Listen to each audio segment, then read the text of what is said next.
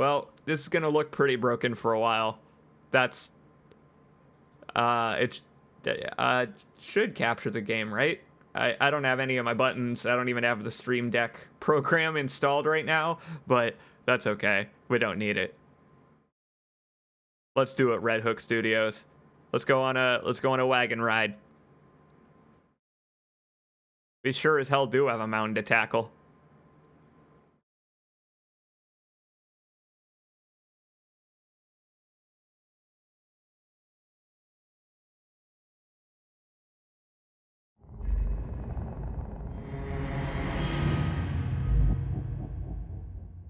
Red Hook Studios. I guess they got rid of the word studios in their name. It's like how Dunkin' got rid of the word donuts. Even though they still sell them. Don't worry, Red Hook still is a studio that makes fantastic video games, both of which were Darkest Dungeon, but the good news is Darkest Dungeon 2 is turning out to be about as good as the first one. From my experience.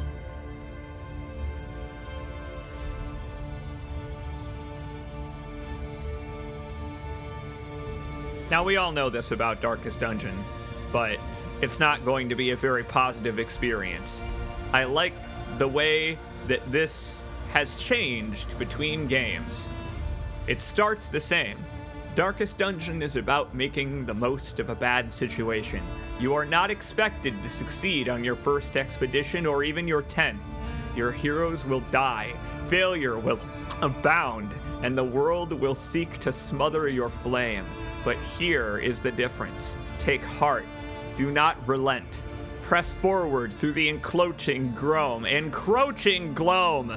face your fears. Redemption at last can be found within the dicey depths of the Darkest Dungeon. You know how it all goes. I'm all kinds of fucked up, my friends. I'm just so fucked up. It's been a whole hell of a few days, and it's nice to play something familiar. Maybe I'll learn to read again as we go. That's a skill that you're gonna need playing Darkest Dungeon 2, which is already visually a fantastic successor. Since I last played the game, it's updated significantly, but it kept a lot of the profile progress I made. They found a way to reconcile that, so that's kind of cool. I am starting a new game, but simultaneously starting with some skills and classes unlocked that you don't normally begin with. I'll show you why right away, but in case you don't know what Darkest Dungeon is, it's an RPG, squad-based dungeon crawler where you get into battles and assemble your resources along the long and broken road on your way to inns where you can heal your character's stress so that they don't hate each other and take out their anger on one another instead of the enemies. Darkest Dungeon 2 is even more so about making your heroes into friends, and I think that is kind of awesome. I think that's really awesome. We'll explore that system as we go. Game music's a little too loud. Yeah, I know it is.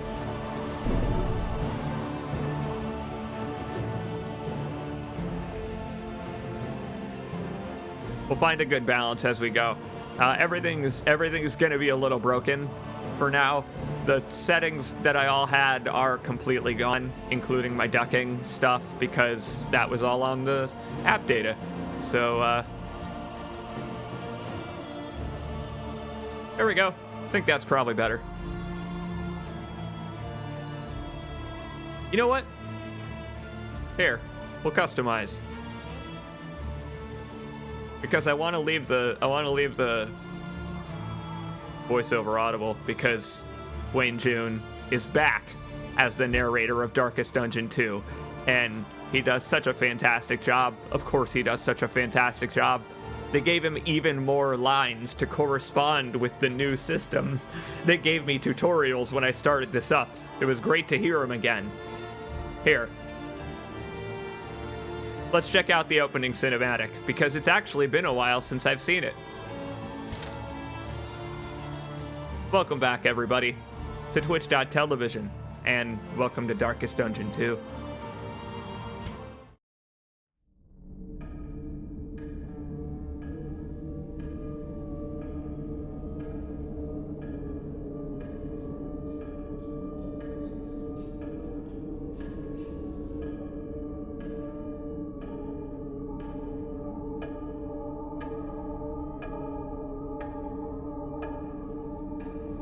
It's still right twice a day. Sometimes more often if it ticks at the right time. Sometimes it's right 3 times a day. Ruin has found you at last. My protege, my friend. Our calculations were correct. The ephemeral equation is unbalanced. The Earth spins on a strange and terrifying new axis. And everywhere, unbridled consequence. Just punching a dude right in the face. Land of failures past. And yet, you must ride out into it. Unafraid. World in chaos, huh? Take this. It is hope. The very last of it. It is yours now. You were bold once. Be bold once more. Free yourself from this suffocating stillness. Fix your gaze on the horizon. And face the fearsome truth of the darkest dungeon.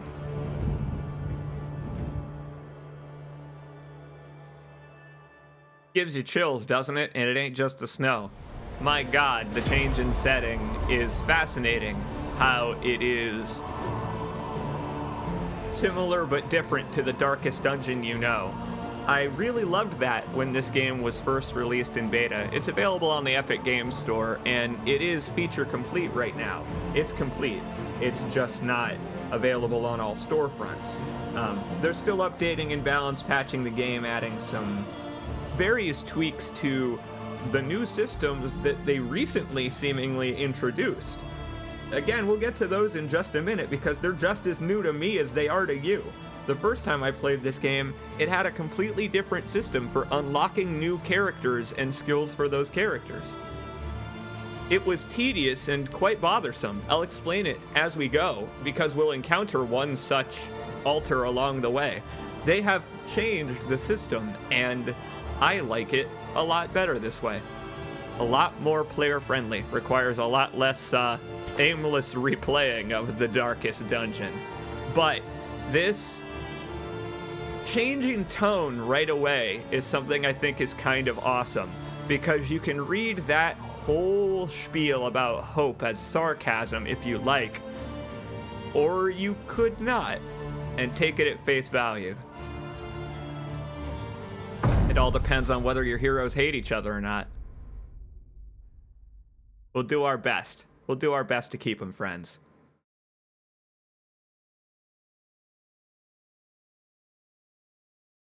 I like that we're a friend of the narrator.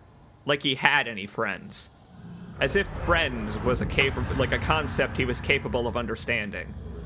The narrator from the first game? Yeah, right.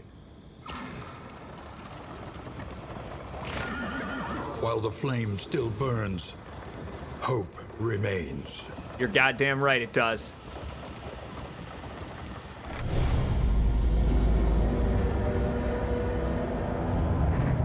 The seat of your denial, perched precariously in the murky gloaming. Now, so unlike all of the other 5 million streams of Darkest Dungeon I've done 2 or 3 of and then stopped, Darkest Dungeon 2 is structured differently. You do not start a new hamlet every time your characters bite it. All of them. No. You start back here at the crossroads and pick a confession. Presumably, after you beat the game, you unlock a new confession with new multipliers and modifiers and all of that and so on, but I haven't gotten there yet. Who the hell knows if that's even in yet? Point is, it's a rough road. It's a rough and bumpy road, but it's a different structure from the first game's rough and bumpy road. And I really like traveling along this maze-like path better than the dungeon crawling of the first game. Like hell am I in denial. You have cowered in your crumbling denial long enough. Yep. Who doesn't love the word gloaming? Look at all that gloaming around us. Interminable faculty socials became something of a delight, knowing we'd abscond to a quiet table and lose ourselves in riveting discussion and passionate debate. Passionate debate. Yeah. The crossroads. A place between places. Abscond from failure, regret, guilt, loathing, disgrace. We're headed that way. I love that they don't show you the direction that you're headed. I love that every part of the sign include. What is that? What does that one even say? Does that one say fame or shame? Probably. I love that every part of the sign in the background, except the direction you're going, is listed. So, my friends, Darkest Dungeon 2 has a completely gorgeous art style. It's a beautiful game. 3-dimensional models of the characters that you so loved. They're all back, all of them. I don't know if there are any new ones, but what a gorgeous video game it is. And it plays its cards right off the bat with the art style. Like, it translated so well to 3D. So utterly well.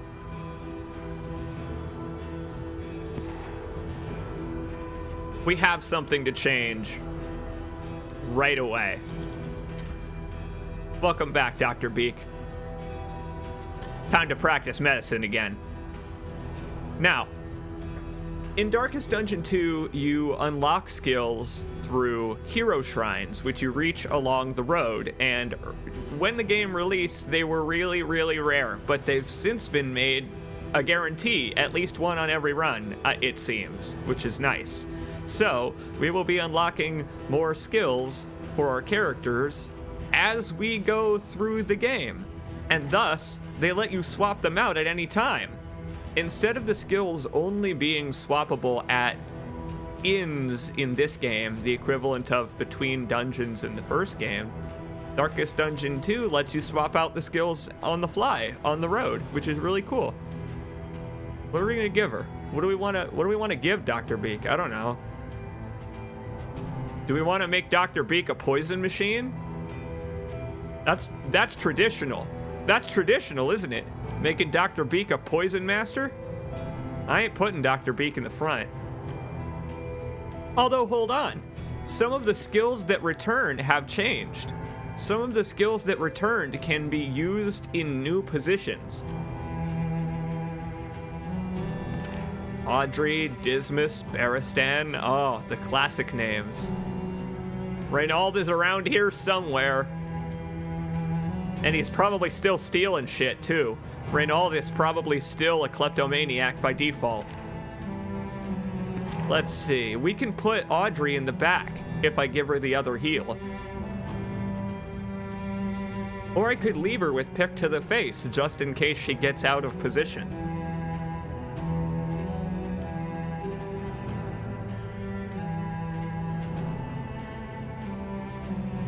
It's a fun thought. But we can rearrange our party at any time as well. We'll go with the classic setup to begin with. Slips unseen into the catacombs of the mind.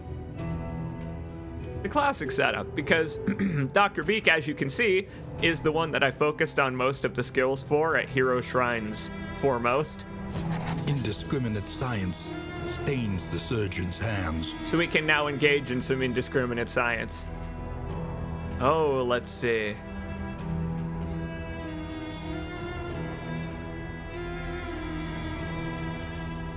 Literally, the skill indiscriminate science is quite interesting. Just the idea of a character having to be buffed to be healed more. 10% healed per positive token. That is such a fascinating one. Combines well with other buff characters, or you could buff them yourself with emboldening vapors or something and then heal them. Really cool way to use what few turns you have in this game's combat. You know what? I have an idea. I think I'm gonna put Dr. Beak.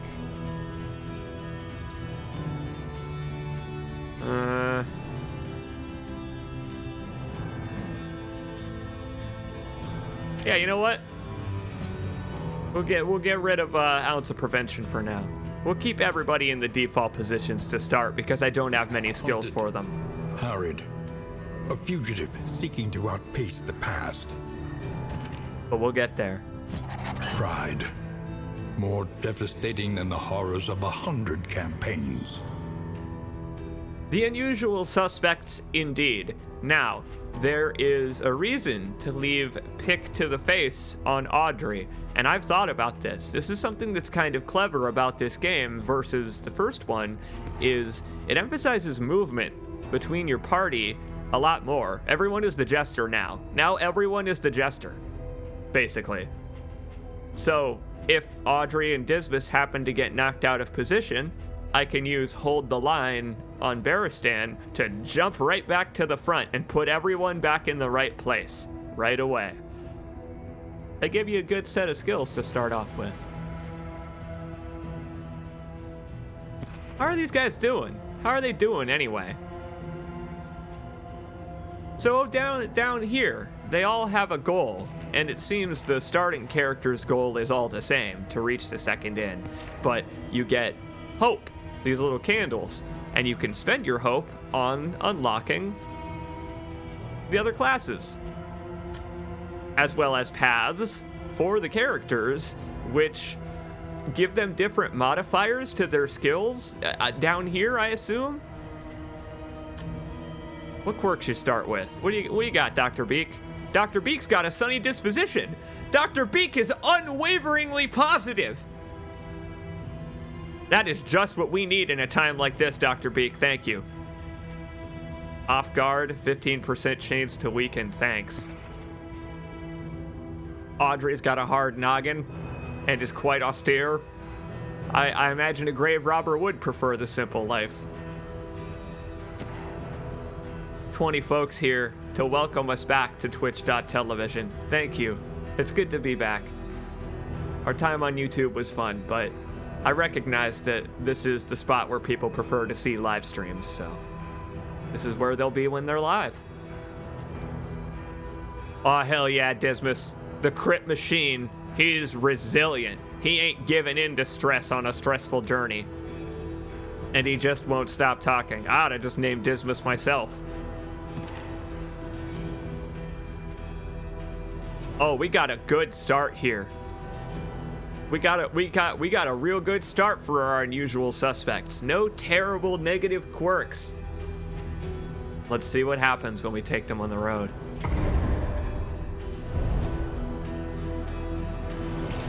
Welcome everybody to Darkest Dungeon 2.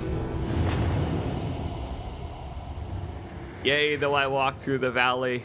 Onward once again, though all the world's horrors bar the way. Word up, Coolio. Oh, that looks like it's running like shit. Hey, is that running like shit for you folks? Are you folks getting lots of stuttering now that we're actually in it? I may have to turn off VSync.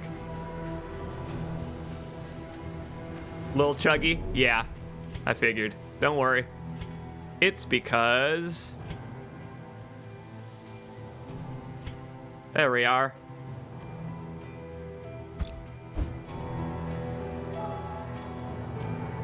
Ah, still chugging.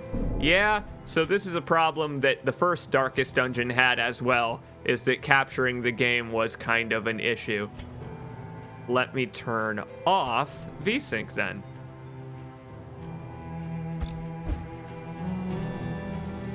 There we go. Problem solved.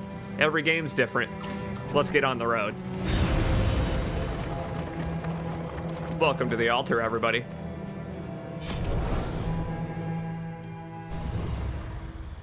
Yes, so in between runs, you can spend well, I guess the last thing you do before a run gets started is to head to the Altar of Hope. And some of the stuff you can spend your hope candles on applies right away. Some of it applies in later runs. Hello, Hellion.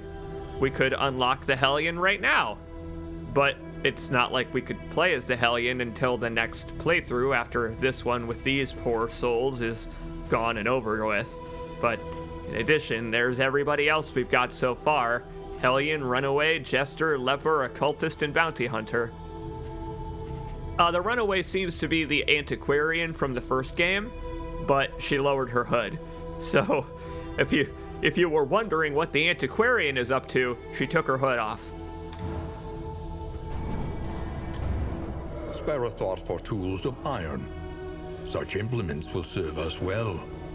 This is a fantastic idea, and was part of why I supported this system as a method of unlocking things.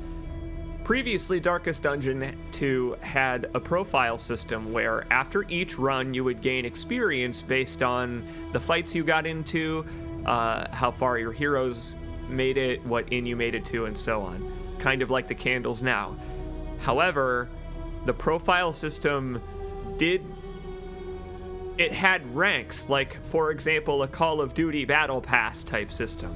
So trinkets, characters, certain skills, skins for your stagecoach were all lumped together in one list that you would unlock playing the game over and over and over and over and over. And it would take, quite literally, about 150 playthroughs of Darkest Dungeon 2 to unlock everything. And that's a little silly. This system's a whole lot better. Especially because it gives you the items right away, the first time you unlock them. New instruments will help us diagnose the world's affliction and overcome it. Damn right it will. This place is melting. This place is melting like it's a Disco Elysium painting. Oh, we'll make an impression, all right. This one would be real good on Baristan. Or Dismas, even. Anyone with Riposte. Turn it into like a super Riposte. Unless this is Dodge. I always forget if this is Riposte or Dodge. Hell, if it's Dodge, it'll be good on Audrey then. But yes, it gives you the items right away for the run you're about to start, which I think is really awesome. Because it means that you just... drop of sanity in a sea of madness. Get a slightly different start each time that always feels just a little bit in your favor. Just a little bit.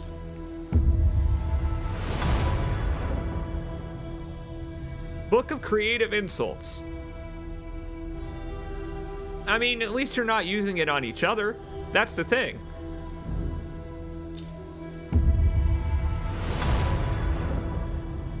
Work table loom? I don't know how you're gonna fit that in the stagecoach. That is not gonna... You are only going to be able to use that when the stagecoach is stationary. Otherwise, you're gonna get needles in your eyeballs. I don't know what woven items are, even.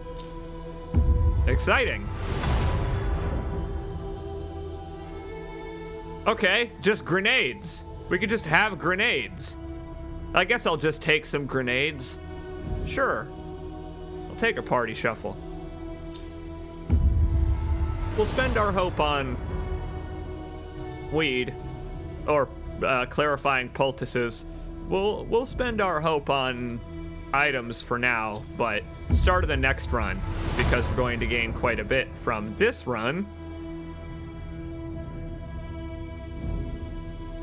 We'll spend it on heroes. Hearts and minds will carry the day. Until it is done, in whatever manner it happens to finish, yes. Now this one is interesting. I don't know what this does yet, this screen. We can give our heroes memories, but they'll forget the memories if they happen to die during a run. And so it is a fascinating risk-reward system that I don't even have access to yet.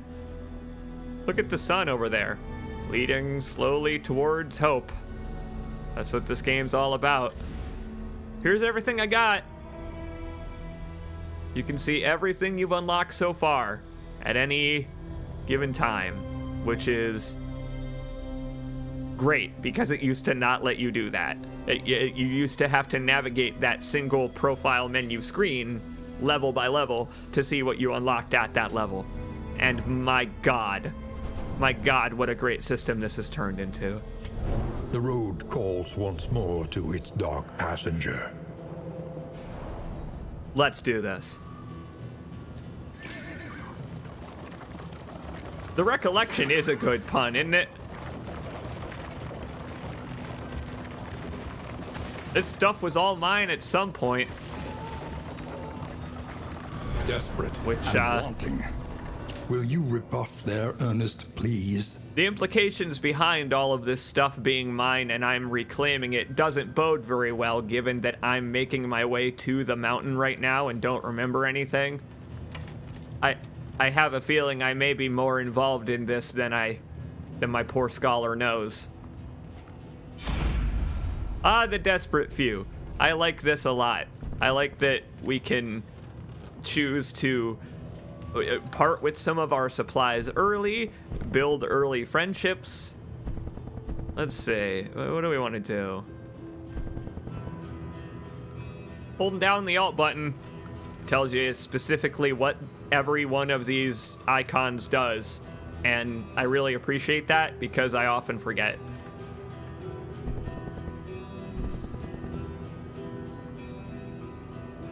Well, we didn't start off with too much in the way of actual supplies to use in combat, so hope is contagious once it catches. Yes, indeed, Dr. Beak. Let it spread. Abandoned or forgotten. It is ours now. Poison resist. Very good. That's fitting for Dr. Beak. She knows all about it, I guess. Okay. At the next inn, we can apply this to whoever the hell we want. But speaking of combat items, yes, we have our grenade. You seem like a man who knows his way around a grenade, Baristan, the man-at-arms. God, I just can't believe these models look so good in 3D. It translated so well. Wait till you see the animations.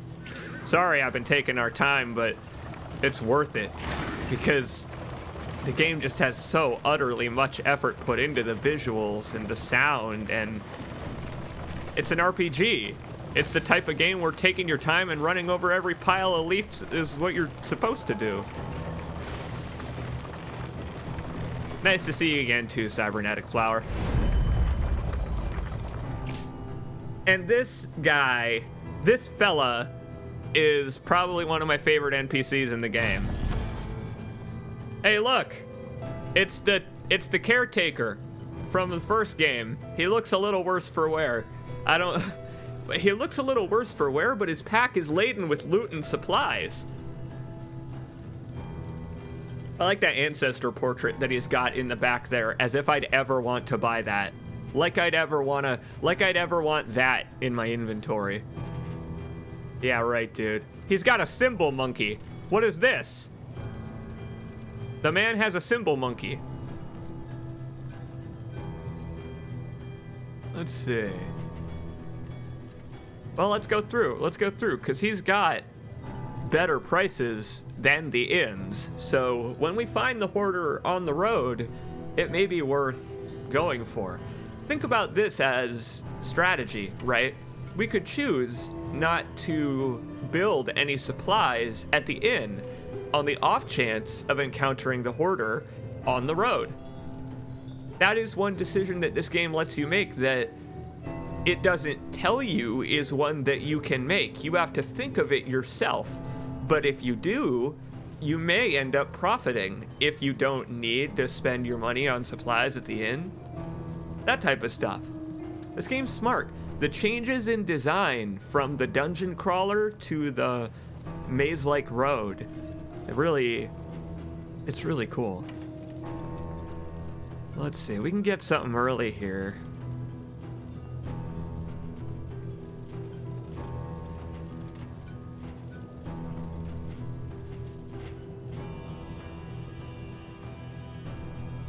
You know what? This sounds damn good. We're gonna put this anchoring charm on Barristan. I want him to be responsible for rearranging the.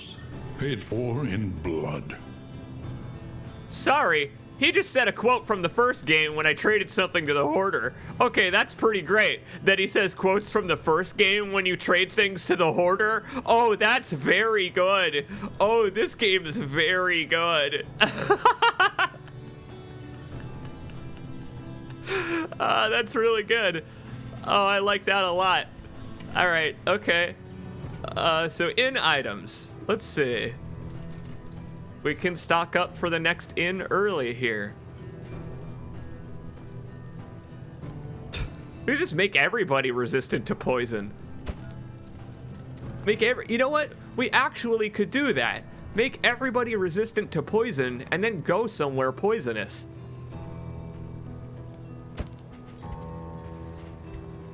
Stagecoach upgrades. I will grab one of these. Now, increasing the stacking for flapjacks is very important. That's actually quite important to do. Flapjacks are a very healthy breakfast. Location scouting, I'll take it. We ain't going in blind. Pleasure doing business with you, my friend. Oh, Dismas even calling the guy out. Yeah, Dismas, you would know. Okay, let's get everybody kitted out. Thank you all very much, by the way, for just hopping back over to Twitch like you have. I realized that all you had to do was click the link that was in the tweet that normally comes to you, but I was afraid because swapping over to YouTube from Twitch didn't work out so well. Swapping back, it worked out pretty well so far. It's really good to have you here. Now, the Book of Creative Insults has got to, that's got to go to Barristan, sadly. What? Oh, that's an in item. That's not a trinket.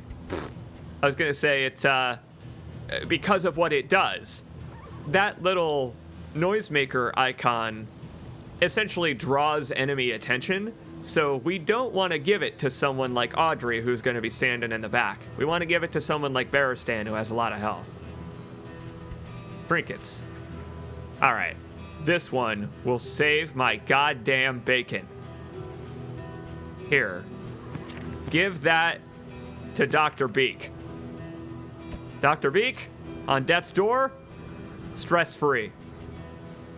She's used to this by now. Yeah. Huh.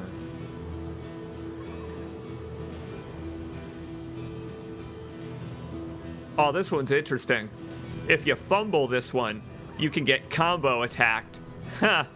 So that little skull there with the blue flame indicates that you are susceptible to combo attacks by enemies that are capable of them, which do a lot of damage and fuck you up real bad, whatnot. So we should not give this to whoever goes first. All right, Barristan, all yours, buddy. Enjoy. Now, I think this is dodge and not riposte, right? Let's find out.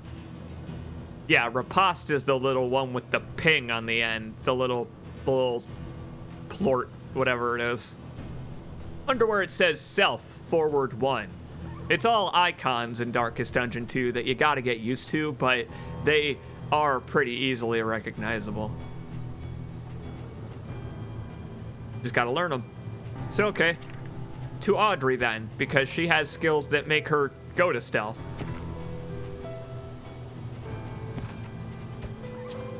And the last trinket goes on our buddy. Let's hit the road. Oh, they sure did put in an aggro system. Oh, you can make enemies hate you. You can make enemies really hate you in this game. Take a deep breath, my friends. It's a long road.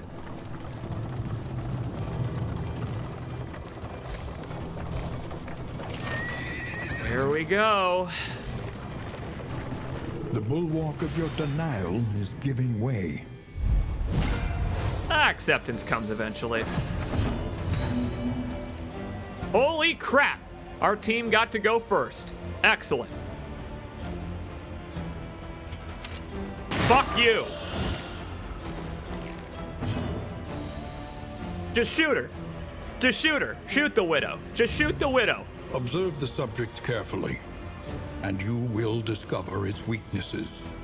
This game is gorgeous. It's a beautiful game, and you can middle click on anything to learn the very specifics of its skills, what they can do, how they affect you, and why you should target the widow first.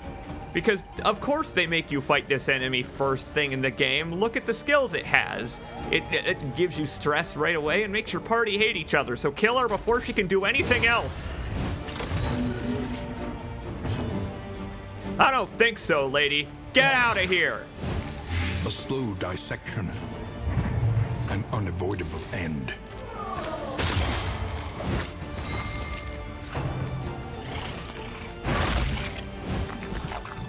Yeah, joke's on you. I prepared for just a scenario. Watch what's gonna happen to you on the next round, asshole. I'll get you back for that.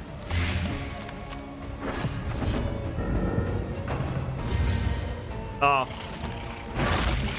Again, they love to nibble on poor Barristan. He's just so tall, is the thing. He's tall and imposing.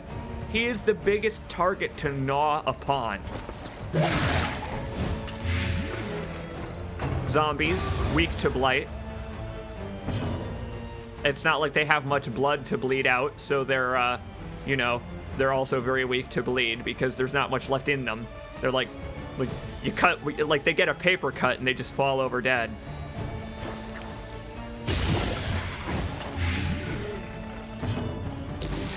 All right, so what was that about holding the line? Love isn't always on time, motherfucker. Woo! I remember how to play this game. Gone. Let it die. Let it die indeed. Good job, team. Well handled. Push on to the inn. Rest and resupply await you. Yeah, so combat in this game is fantastic because the pacing is based around your speed of thought. You can stop as often as you want to strategize. You can take a look at the turn order and hover over every single enemy and plan out your supplies for that whole turn right at the very start of it. Or do what I just did and say fuck you to the enemies and shoot them all until they die. Because sometimes you have room for that. The fire is lit. The table is set. The inn awaits its favorite guests. It's frequent guests. Frequent was the word that you were looking for there. Greetings, my good lady. This lady is from the first game as well, I believe. I think this was the lady that manned the cart where you bought antiques or something like that.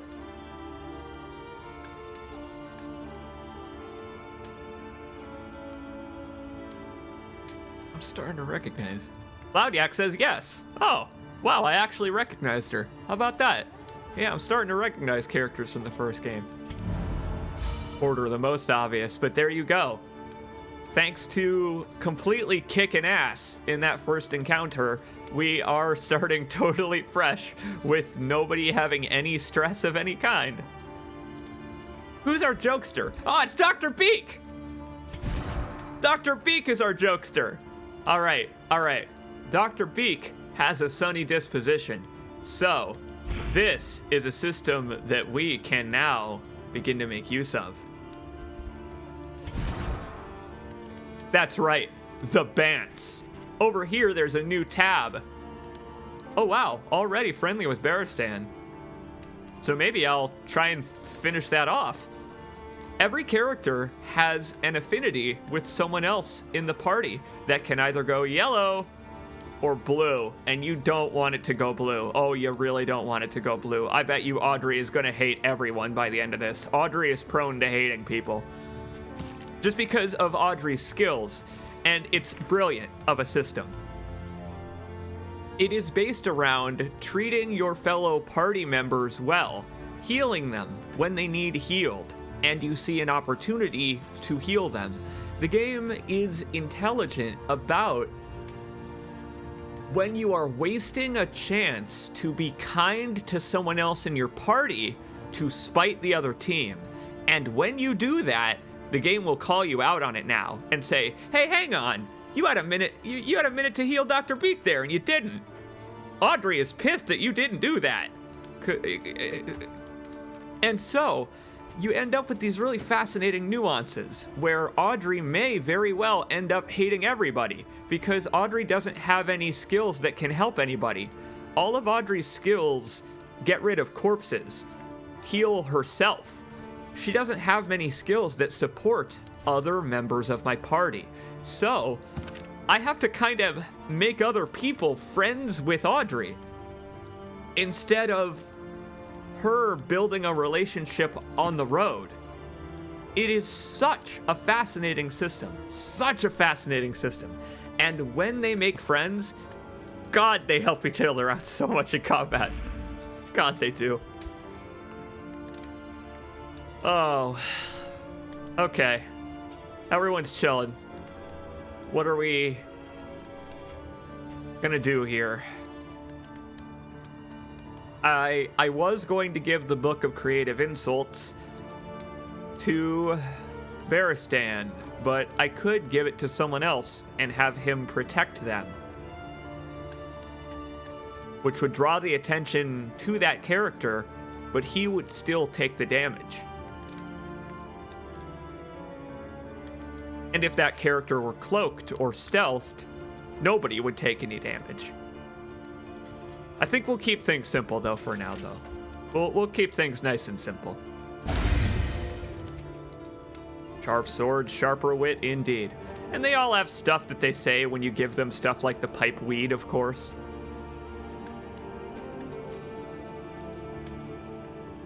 Ooh, here's something we can choose before we give anyone anything else.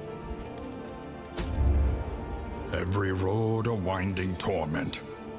Every turn bent on our destruction. Yes, indeed, but don't worry. I think I've appropriately prepared. Now, the sprawl is blood for the blood gods, skulls for the skull throne, but the tangle actually may be where we directly want to go, because I've bought all of those poison resists. This could turn out well. Probably won't, but it could. And I love that potential about this game. I love that potential when you're sitting here at the inn and you could make a dozen different choices before you set out on the road, all of which are valid and could help your run just as much as they could hurt it. Because after you make those decisions, it's down to how you fight in the combat, your strategy in the combat. All of this stuff will help us prepare for that, but in the moment, we have to think. And I really like that. Everyone's got pretty much the same blight resist except for Dr. Beak. Dr. Beak has better blight resist than everyone else. Excellent.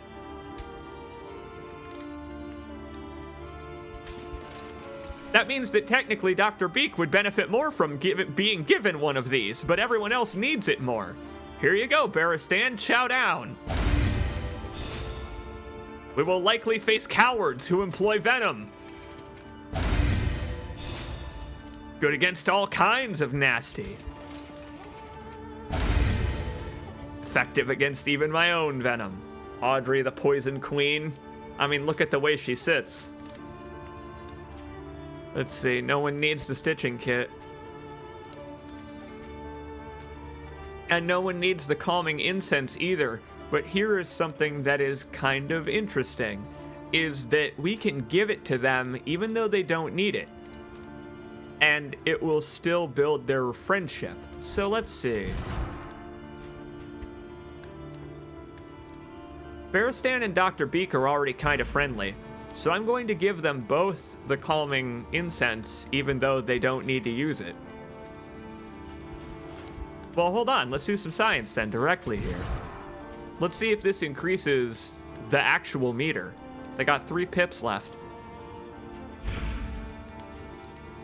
We'll see what this does, because it's not like we're going to have room to keep it all the way until the next inn. Strange the effect vapors can have on anatomy. I'm more knot than muscle. Yeah, I believe it, buddy. And what do you got? Didn't help them become more friendly, but I bet if it had healed their stress, it would have. Fair enough. Stun resist. We're gonna get that on Dr. Beak, because I do not want Dr. Beak to be stunned. She's our healer. Stabilize those humors. Listen, practice, improve. Yes, indeed. Mastery is an interesting new system in Darkest Dungeon 2, kinda, where the trainer from the first game has been condensed into a per-run upgrade system where getting in scraps, getting XP for our heroes, will no longer make them, you know, heroic, legendary, etc., till they can take on the Darkest Dungeon or whatever. Now, we can just level up single skills per run, and this is awesome because it's terrifying. I never ever know what to level up, because you'd think the obvious choice would be Dr. Beak's heal. But check out what it would do if I upgraded it. If the character is under 50% HP, as a requirement to even use this, it will now only heal 25%, which is like 2 to 3 health for most characters. So you don't want to rush this upgrade, because it won't help you. It'll only heal 2 to 3 more HP per person. And you can only use it 3 times in a single encounter. I mean, they did a great job of making it so that everything is just a little useful to level up. Everything is just a little useful, even if it's making Bearstan do more damage than everybody else. This game is so great. I agree. I really agree. I love that the combat is only a small part of it. These decisions that you make to lay out your characters in preparation for the combat are just as big of the part of the game. Makes the combat itself feel more punchy almost, actiony in a way. It makes the combat feel more like a payoff to all of this setup. If we upgrade Dismas's pistol shot, we can upgrade it into a stun, which is fucked up. That's fucked up, Dismas. Dismas's pistol shot becoming a stun is awesome. But it won't help us now, because what we need to do now is focus on, I guess, survivability. Some early damage wouldn't hurt either.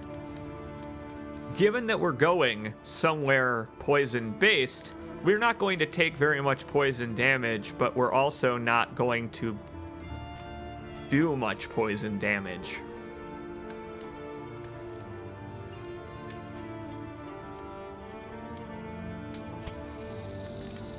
So yes, we will focus on utility, blinding the enemies. And in fact, we could get a good early combo going here. Upgrading Blinding Gas just now gave me a 33% chance to deal that combo status I was talking about to enemies. And if I go back to Dismas, I can then give him that pistol shot and use it to stun. So if I happen to blinding gas an enemy, I can just end their turn right then and there. Okay. Risky, but we're focusing on physical damage anyway. Your coach must be maintained if it is to carry you where you must go. The Wainwright, where we put on our stagecoach items. Let's see. I don't know what it means by woven items. Perhaps bandages. Perhaps bandages is what it means by woven items. Although, this could be also in items. Okay. So not just poultices that heal you in combat, perhaps.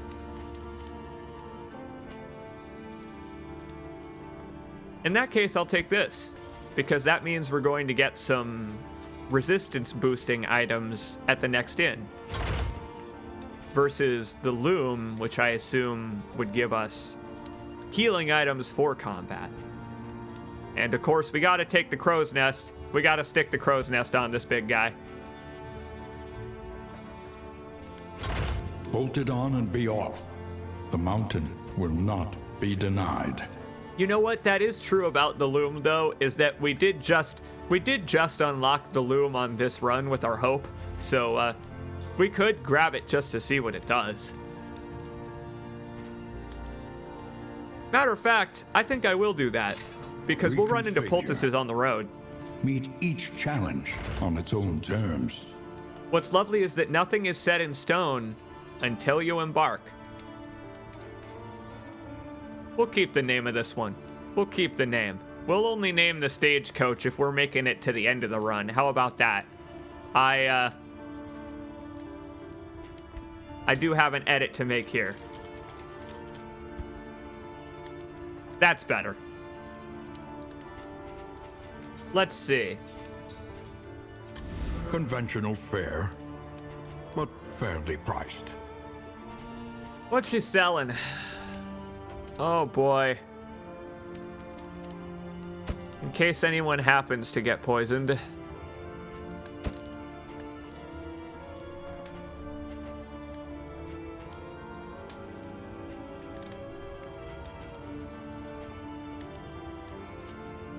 Buy this, it could come in handy, because one thing that's kind of important about the game is positioning, and if you have a corpse in an enemy position, then someone like Audrey will be kind of screwed. If there's a corpse in position 2 or 3, Audrey can't really do anything. So I'll give that to her. I'll give it to her right now, so that I don't forget. Here, Audrey, I would love to give it to you. I would love to give you the item. Baristan, you can have the anti-venoms because Dr. Beak can already heal poison. Oh no, never mind. Those go to Dismas. All right. Let's hit the road, for better or worse. Apparently, we have been instructed to visit a creature den. The Tangle is our first destination on the road to the mountain. And I honestly don't know what to expect, but I'm gonna guess the enemies are gonna try to move me a lot. We planned for this. Remember, we planned. Where are our folks? Where are our folks? There they are. Take a deep breath, everyone. Preparations are complete. Let's get on the road. Mud and rain. Resignation and death. This land is truly barren. Sounds like a great place to build up some experience as a hero.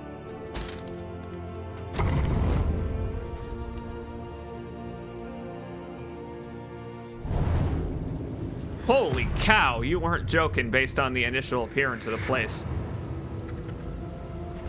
War rewards only resignation. Well, so this is Metal Gear Solid versus the End levels of Dismal. Fitting that both Dismas and Baristan are here, yes. Alright, Lair, Resistance Encounter, Oasis. let's take a look at the map. We need to visit the creature den in order to accomplish the goal for this path to the next inn, this maze that we've been given. So, I guess I'll aim for it. I guess I'll aim for it. Green paths, I believe, are guaranteed to not have an enemy encounter, or have been at the very least, scouted. Blue ones, who the hell knows? Looks like all we have to do is head left. All right. We'll keep the map up.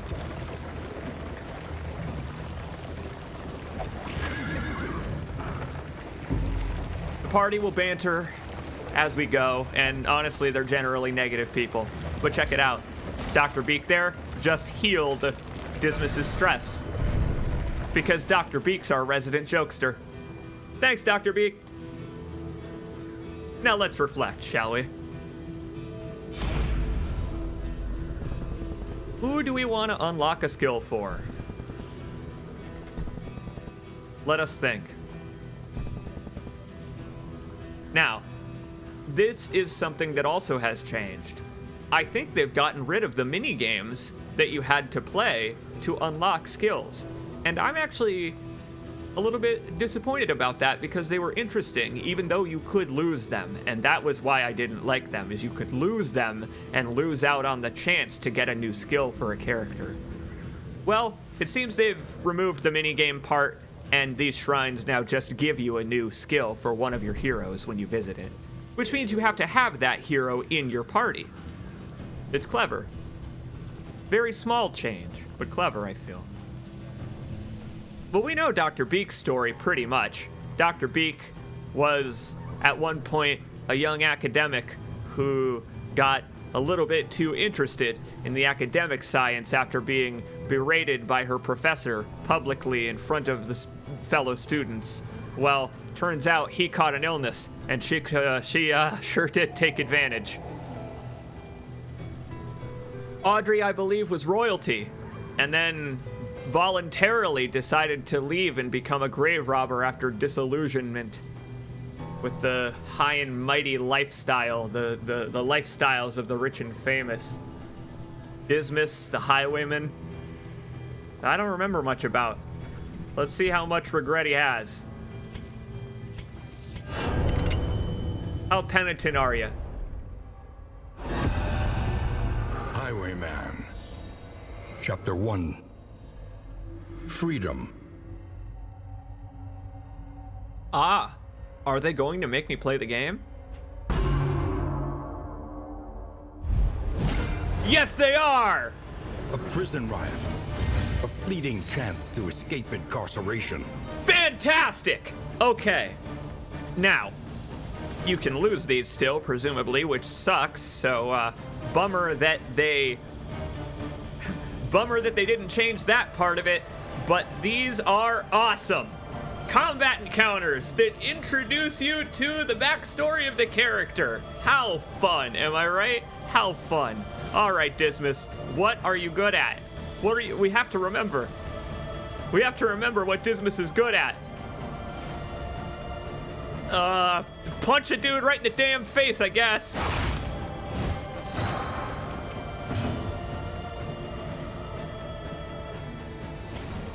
Yeah! Sweet kung fu, dude!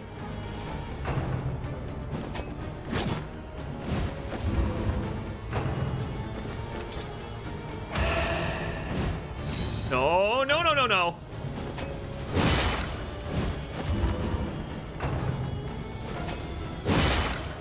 Thank goodness there's a bunch of debris to hide behind.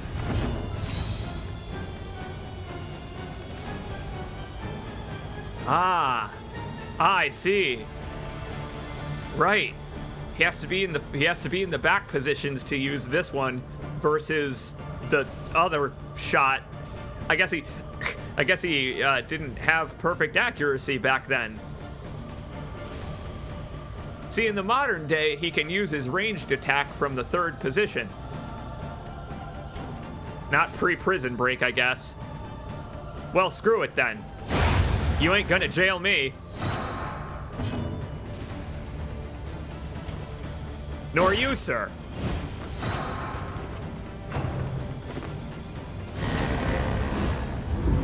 I kinda have no choice here but to get knocked all the way back to the back. Huh.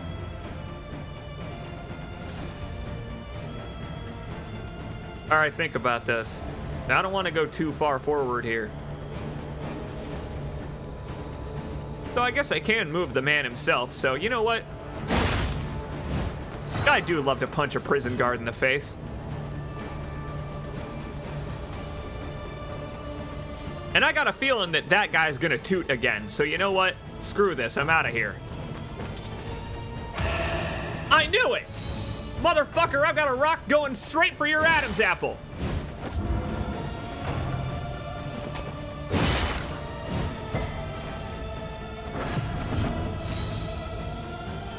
Oh, I love this. I just love how the game emphasizes through these challenges how hard this world is to survive solo. What a shitty world this is. Bam!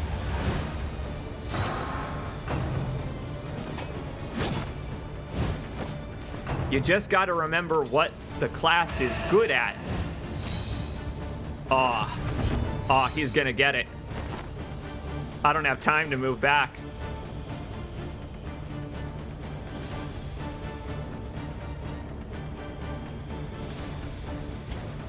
Go for a crit? You're the crit king, Dismas.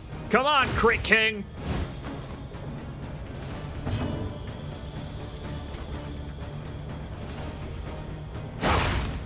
Not a kill. Oh, well.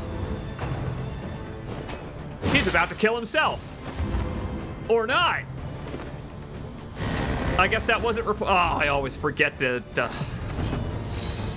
There I go, forgetting the icon for riposte again. Thankfully, if you hover over them, it'll tell you. All right, well, this is unfortunate.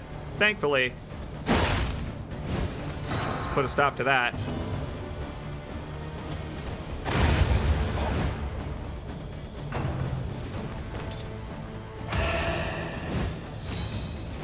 You know, you're a real thorn in my side, my friend.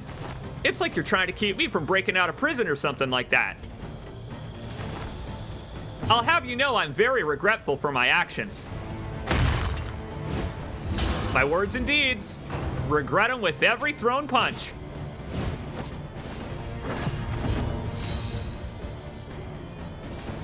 Yeah, back here, the long arm of the law can't even reach me. Don't worry, I'll come closer with my long arm. Oh, no, he doesn't have the gun yet. Sorry, that's not till after this. Maybe I'll take one of theirs. Nice crit, Dismas. He would be a fugitive, a hunted man, but a free one nonetheless. Awesome challenges. Now I'm glad they kept them. Before I was frustrated, but with the way they have made it easier to unlock heroes and the way that shrines are now guaranteed to appear, don't have a problem with it. I bet that it is now guaranteed that a shrine appears on every stop towards the mountain, even. I would assume, given that it was the first thing we came across. These alternate skins are awesome. I hope that you someday are able to unlock these alternate skins for the characters by completing their backstory.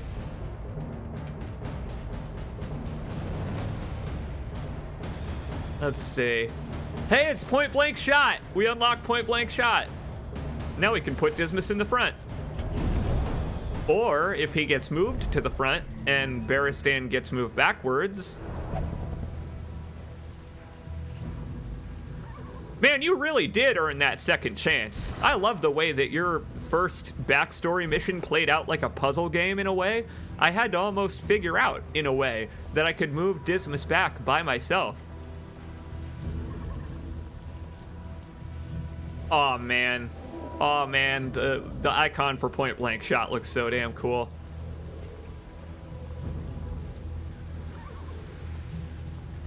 Let's see. We'll take off, take aim. because I have Duelist's Advance. So we can play some classic Darkest Dungeon tactics now. Actually, we've just unlocked the ability to play some classic Darkest Dungeon. What I can now do is Duelist's Advance to put Dismas in the front, and then on his next turn, use Point Blank Shot to move him backwards again. But if that doesn't work, if I don't have time, I can move Barristan back forward and put Dismas back in position. So, there we go. The classic Darkest Dungeon. We're starting off with it. Now, do we want to get in a scrap or go for something? I don't know. Go for the unknown, because we're not going for the lair. That's where boss fights are, and that's scary. Dismas wants to go for the lair. Dismas, you just experienced a flash. Okay, well. The destination of the inevitable is futility itself. Wow. Even the narrator agrees with Dismas that he wants to go to the lair first. We're not gonna do that. You guys are idiots. No, thank you. Not as our very first stop on the road. The flame sputters. You must give hope to get it. Yes, indeed. I think that means there is assistance coming up. Giving in to madness is easier than holding out against it. It's better to have some early Our supplies. heroes. All right, friends. Are we gonna make friends? No. No, we're not. Uh-oh. Oh, we've encountered an issue. Dr. Beak is willing to sacrifice the flame here in exchange for loot. And we don't have much loot, but we're kind of a little too early on the road to worry about that, Dr. Beak. I feel. Yeah, again, Dismas, very self-reflective. Sorry, Dr. Beak, everybody's gonna dislike you a little more. But you can see by the yellow glow and blue glow around the characters how it will affect their opinion of one another to pick these choices. So I want Dismas to pick it, not Barristan, because if Barristan picks it, Barristan's relationship with Dr. Beak will suffer. Sorry, Dismas, you're taking the hit on this one.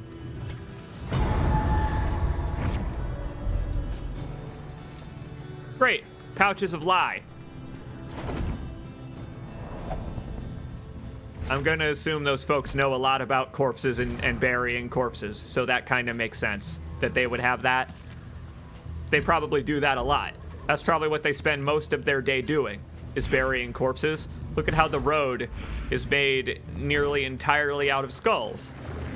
A simple choice. At least it should be. Sadly, it isn't. Push forward. Lamentably, there is no other choice. This is what's kind of awesome. We could go for the Oasis, which will give us buffs for this road, along with healing our stress and keeping us in top shape, but then we wouldn't be able, if you check the map, to reach the creature den. So we actually have to go left here. Venture into the unknown, my friends. And avoid running over everything in the middle of the road along the way.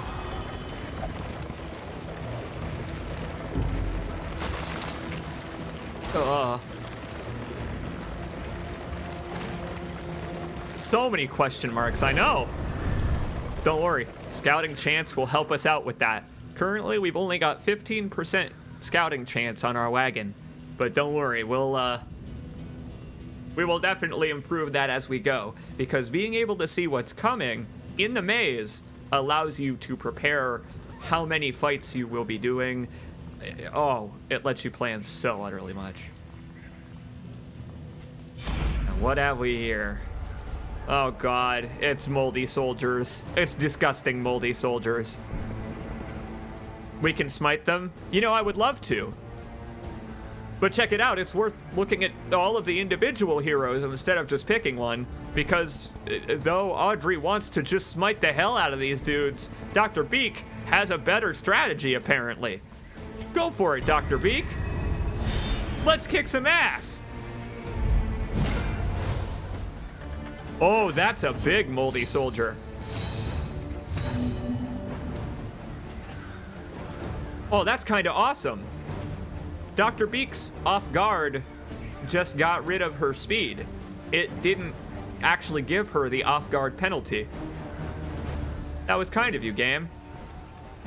All right, well, let's open strong. Let's open strong. What do we got?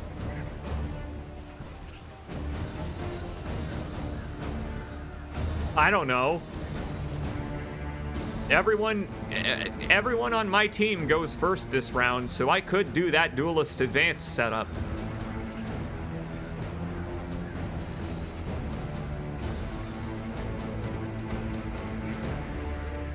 This motherfucker has 2 block and I don't have a way to remove it other than hitting him. I just have to hit him. I kind of want to hit him with something soft, but I don't really have anything soft. At this point, my strategy is that's kind of lacking. These two are gonna hit it from the back, so we'll have these two focus on the front here. Here, get rid of this guy's block so that Barristan can hit him. You, Dr. Beak, can blind these fools.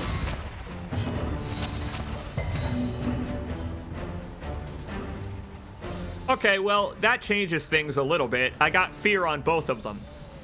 Okay, hang on. Well, that completely changes my strategy. Now I don't actually have to move Dismas backwards.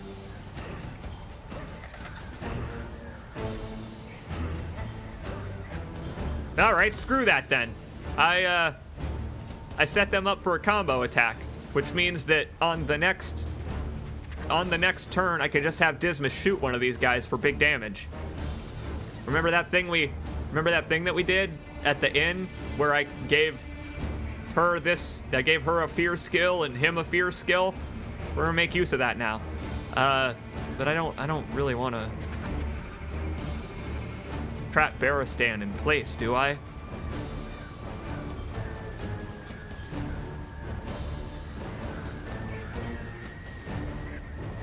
Yes. I'm gonna trap Barristan in place so that nobody can move him, because I think that's what this guy does. I'm pretty sure that's what this fella does, is he just says, hey, fuck you, you're going to the back, slap. That ain't gonna happen. Problem is, I can't attack these guys or it'll get rid of the combo, because, see, combo just adds crit chance normally. So I have to keep hitting this guy in his stupid face. Go ahead, everybody. It's your turn. Enjoy. Atropos.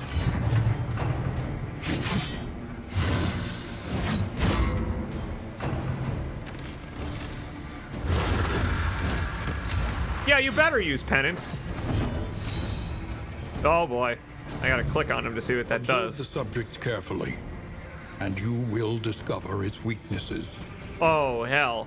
All right, well, I don't know what that gave him the ability to do, but I'm gonna guess it's these two. All right, that's fine. He's the one that has the blind chance, so I'm gonna wait on him.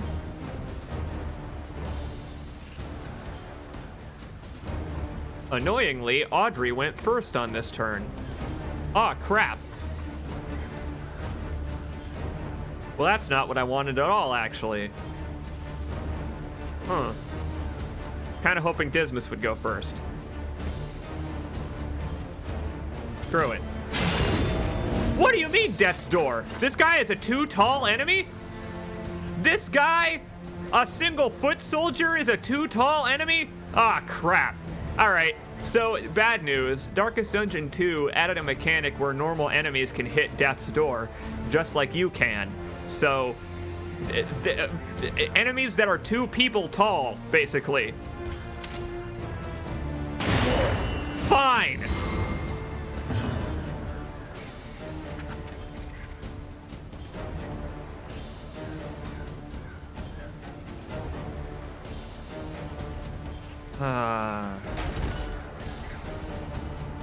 Fella's got big move resist. He's got real big move resist. Baristan, what's the chance on your move resist? Or your move the target forward or backward or whatever you do. I don't know how to see the chance on it. I don't know how to see the chance to do it. Maybe it's just always. He just always moves whoever backwards like they deserve. I think I probably should just hit this guy and kill him. The thing is, he may end up on death's door again and just ignore my death blow. Early results are encouraging. Agreed. All right.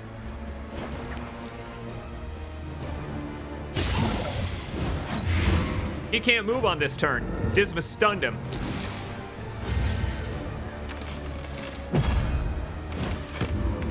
Uh-huh. And he's still got the combo. So on this turn, I'm gonna shoot him again. Oh, I do so love being vindictive against... well, maybe I actually shouldn't be vindictive against these guys. It kind of seems like they don't deserve their fate.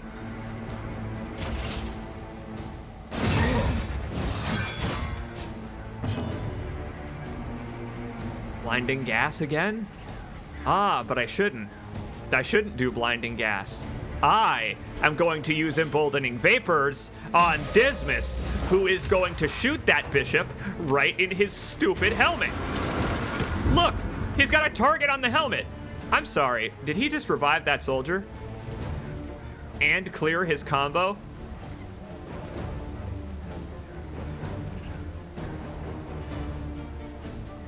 Okay. All right, well, that's one of the it turns out that that's one of the powerful skills that he has, is to just revive a motherfucker. All right. I'm gonna shoot him to stop him from doing that ever again. 11 damage, thank you, Dismas. Thank you, Dismas.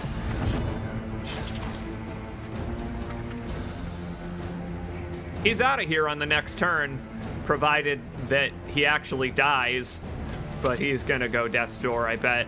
He's gonna go death's door. Oh, this one's getting drawn out. I didn't realize that this fella had the ability to just, I don't know, revive enemy combatants. That throws a real monkey wrench into my plans here. It's okay.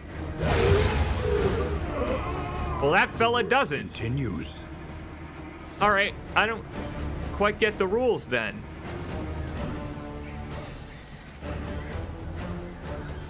Does everything have death blow resistance then now? What can we learn upon closer inspection?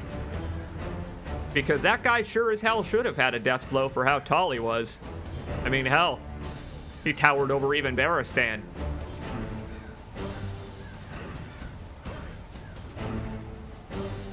Apparently everything's got death door resist now. Huh, not just big enemies. So I guess that death's door stat on the right there is its natural chance to, okay. It works the same way as it does for us now, I guess. Which is unfortunate. That's real unfortunate, but fair enough, game. Even the playing field, I guess. It's just that I had a boss survive 5 death blows in a row and then kill my entire party on one turn earlier, and that kind of stunk. Well, I guess at this point I can just hit the motherfucker. What's he gonna do? Hit me back? Sorry, Dismas.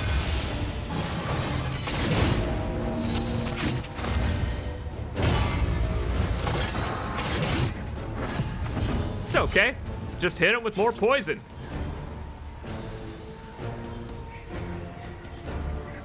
Speaking of poison, we really gotta fight some enemies that poison me. These ones are all doing bleeding, which is great because I don't have any bandages. Oh boy.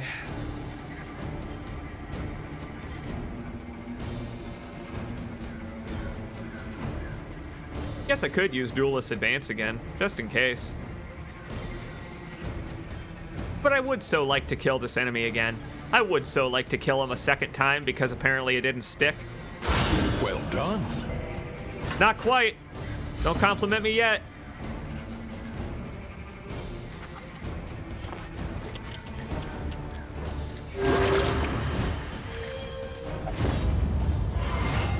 Making friends. Taking names. Alright, so this is a problem. This is a big problem. He's not poisoned or blighted anymore, because I kinda expected that to kill him. And now he's got riposte. Good luck, Audrey. Yeah, whatever. See you in the afterlife, buddy. Probably sooner rather than later. What a nightmare.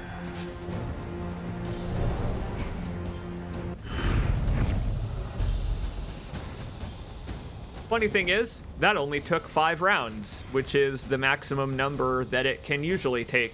So we actually did manage to clinch that out in the default number, even though layers versus road battles don't have a turn limit. They can just go on and on and on till your whole party dies, because there is no retreat in this one. Well done, everybody. That didn't go too bad for having a few weird twists in the middle of it, like discovering that everything can resist death blows now. The loathing festers. Easy enough, I'd say, says Audrey. I mean, she took a sword to the face. Or to the hat, maybe. Maybe she took a sword to the hat. Had to add another belt to it to keep it tied on. All right, bleeding. Bleeding's gonna be a problem.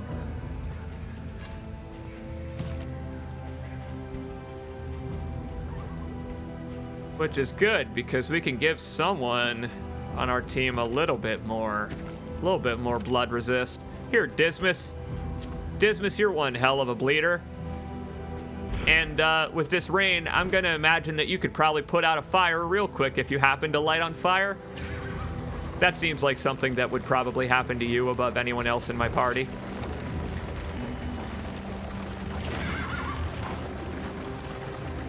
Order's on the way. And yeah, sadly, damage over time effects no longer get rid of corpses automatically in this game. If something dies to a damage over time, I suppose I get why they did that, but I wish they hadn't changed it, because it was a really useful mechanic that added a lot of potential strategy to your His fights. attention is unfocused, as though he is in 2 places at once. Same here, bud. That's what it's like to have ADHD. Welcome back, Hoarder. It's good to see you again. I'm poor though, so I don't have anything really give you. All right, bandages. Bandages kind of seem to be the name of the game here, honestly.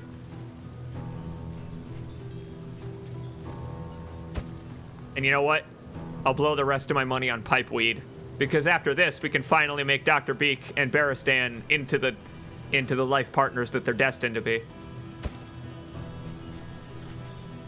Anything with that little yellow diamond underneath the description of what it actually does means it also automatically increases your relationship.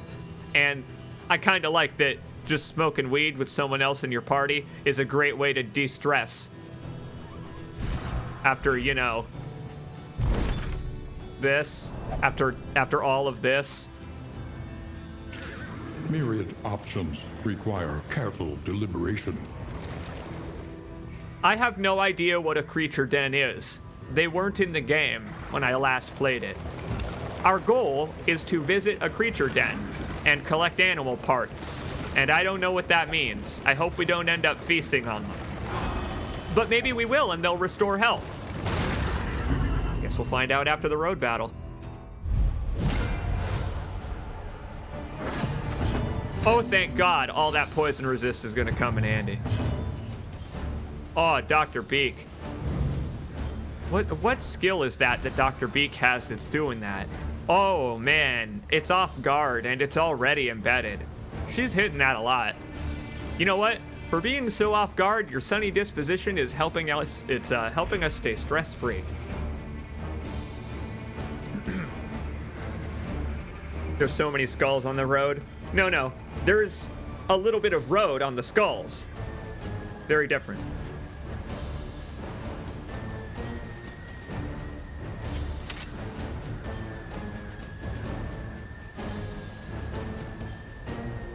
Could do a tracking shot and then stun on the next round. Who's this guy? Who's this lost soul who's just faster than everyone else in my party? You there. Yeah, you. I'm talking to you. What are you... You're just gonna randomly give people in my party a disease? Now this is handy. Being able to actually zoom into the enemy and see which positions it can attack with each of its attacks. You couldn't do that at all in the first game. I don't think there was any way to even do that in the first game. But now, in the middle of combat, you can see what attacks will affect what positions, even on the enemies. Like, only Dr. Beak and Audrey can be poisoned by Filthy Morsel here. Meanwhile, Barristan and Dismas are about to get IBS. They're about to get the runs. They're about to get syphilis. Good luck, guys.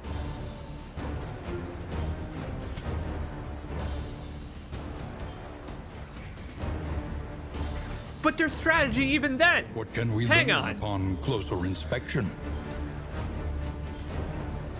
Hell, I could keep this guy from using either of these.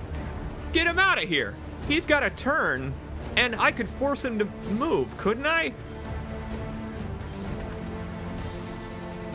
I can't because Barristan's... Oh, that's a shame.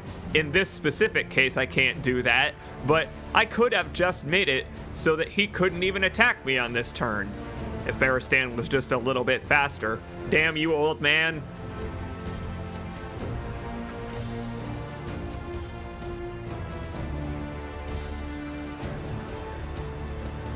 Well, he's gonna survive no matter what I do on this turn then.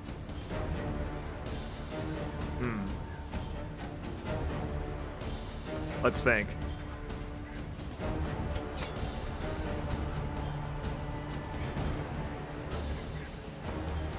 So Dismas and Audrey can attack here, which means that no, he's got pretty good resistance to blight.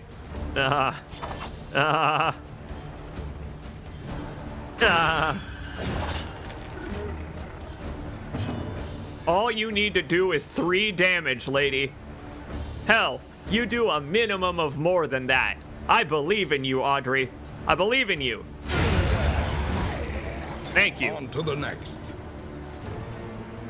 All right, so now 3 zombies in a row are about to give us all syphilis, so... who are we defending here?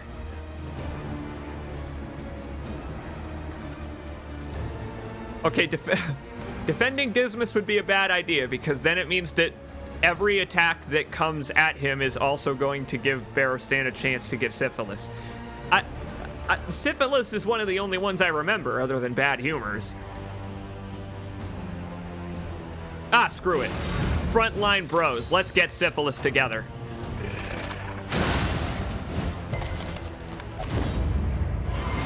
Hell yeah. And look at that, closer companions because of it.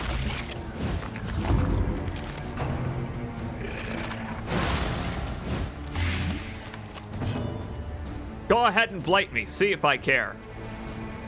I literally prepared for exactly this scenario.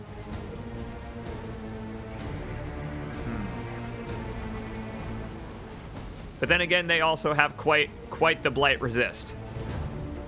I think Dr. Beak is going to be buffing everybody else in this particular fight, which is okay, because she goes last.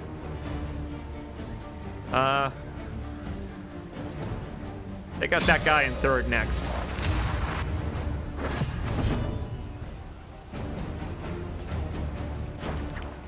Oh, Okay, well, try to stun the guy in third then also. Let's add insult to injury. Yeah! Yes! Perfect! All right, so this poor fellow is about to be buried 8 feet underground because 6 was not enough. My God, he's so screwed. My God, he's so screwed.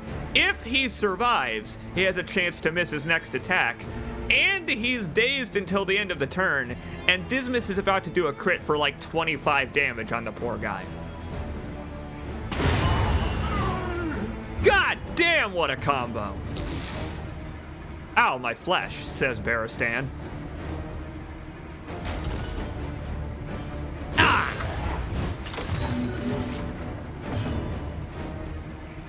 I think all they can do is shamble forward when they're back there, so we'll just keep hitting them from back there.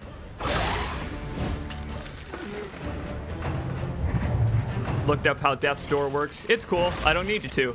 I assume that everything has a Death's Door status. These enemies had a little dash line for their Death's Door, so I assume that means that they don't have one. See? These guys have a little 2 dash lines, which I assume means they don't have a Death's Door percentage. And they'll just die always when they reach 0 HP. Alright, I appreciate it, though. This is the kind of game where I want to find that stuff out for myself. I'm thinking about Dr. Beak's turn here, because Dr. Beak is in a real bad spot to do anything.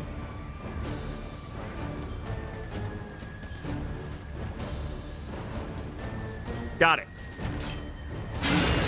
I'm gonna hit that second guy with Dr. Beak, which will kill him. We may be able to kill him with everybody else. That guy's gone. And you know what? Actually, hey, thanks to Barristan there. There you are, my friend.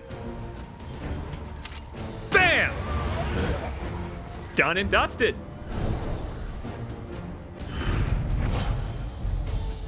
But yes, over the time since the game came out, they have made systems like that quite a lot easier to intuit, which is wonderful.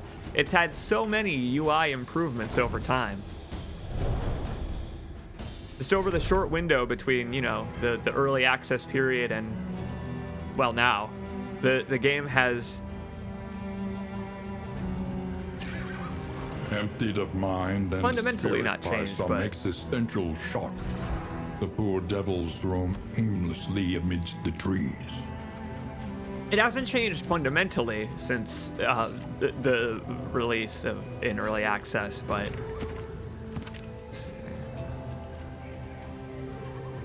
thinking about adding that noisemaker.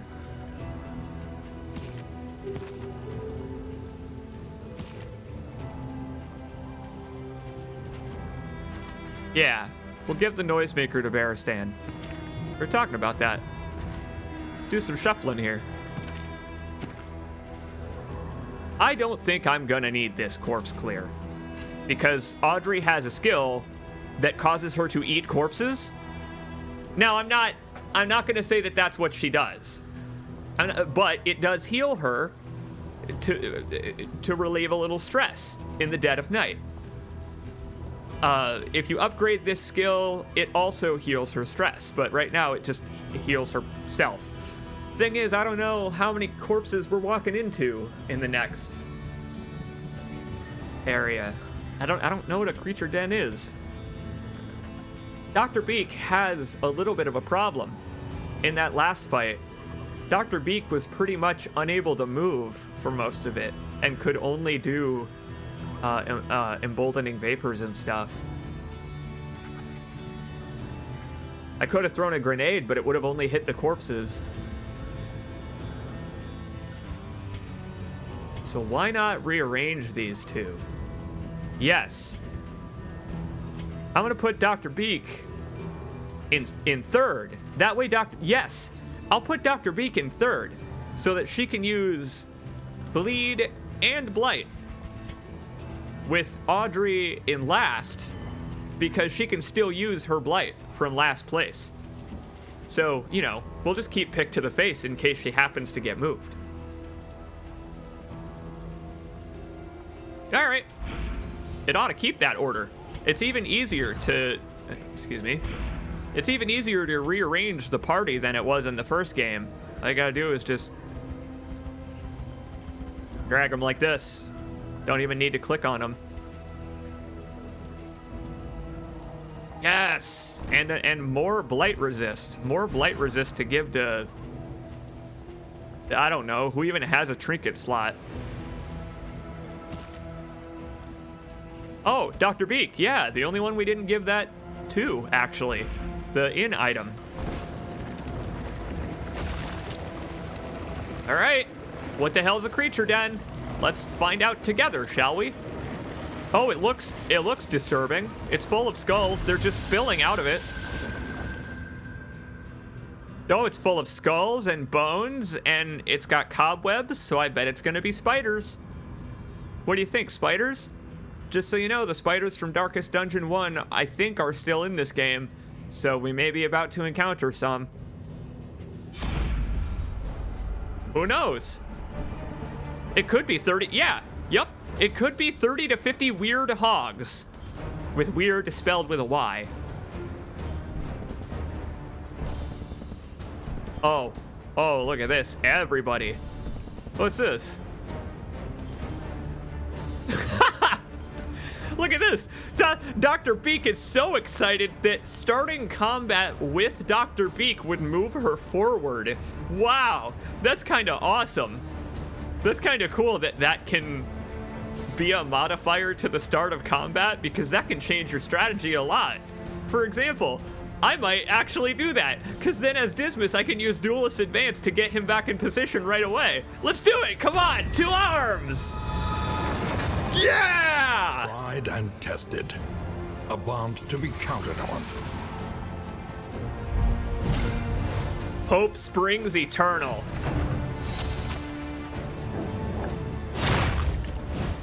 Ah, I see. That moved them, not us. That is even better.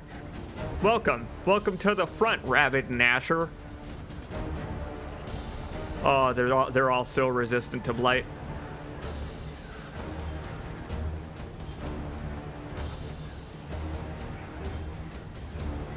Okay, these carrion eaters are disgusting. What can we learn upon closer inspection?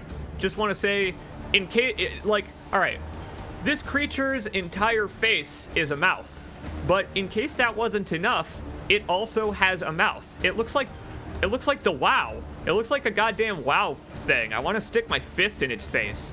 Hey, Dismas, do you still have that sick judo chop that you did back in prison? You know what? I don't have much more choice here. I'm gonna soften up these carrion eaters first, because I bet if I make these dogs into corpses once again, because they're already 75% of the way there, these things are just gonna eat them and get health back. Yeah, I'm gonna guess that as much as it sucks, I have to leave these carrion eaters alive, or excuse me, I have to leave the dogs alive, rather. Don't get confused on the names.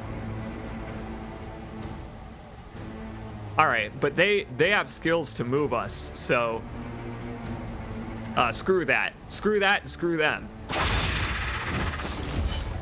Oh, look at these wiggly boys. Look at them. Ugh. Oh, you're dead on the next turn, my friend. Just so you know. Or this one. You could be dead on this one. No, I'm not gonna do that, because check out what will happen. If I leave one carrion eater alive, the other carrion eater is going to eat its corpse and get health back. So I need to kill them both on the same turn.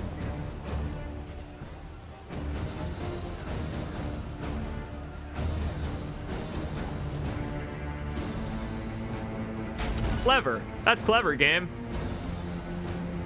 All right, this'll lock Barristan down, so this is worth doing. Oh, I punched it right in the skull. Oh, that felt bad.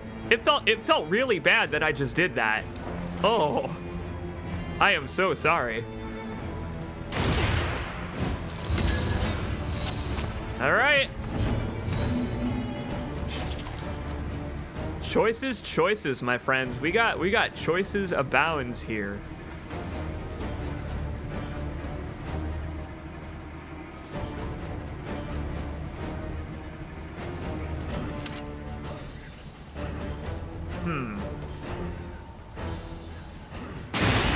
Nice.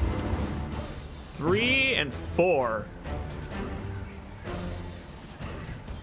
Crap. That means Audrey can't kill him.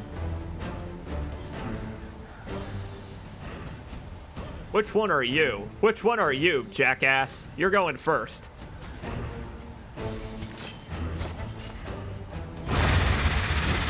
Perhaps unnecessary levels of violence against that specific carrion eater, but again, I really wanted to take them out on the same turn. I didn't trust that as far as I could throw them! So there you go, my friends. Dr. Beak and Barristan are buddies. And so Dr. Beak just got a free heal from Barristan, even though he's not a healing class. He just emboldened her spirit. Because he's a cool old man. He knows himself a motivational speech. Rad, dude. Yeah! Oh, and they attack together, too! A drubbing they won't soon forget.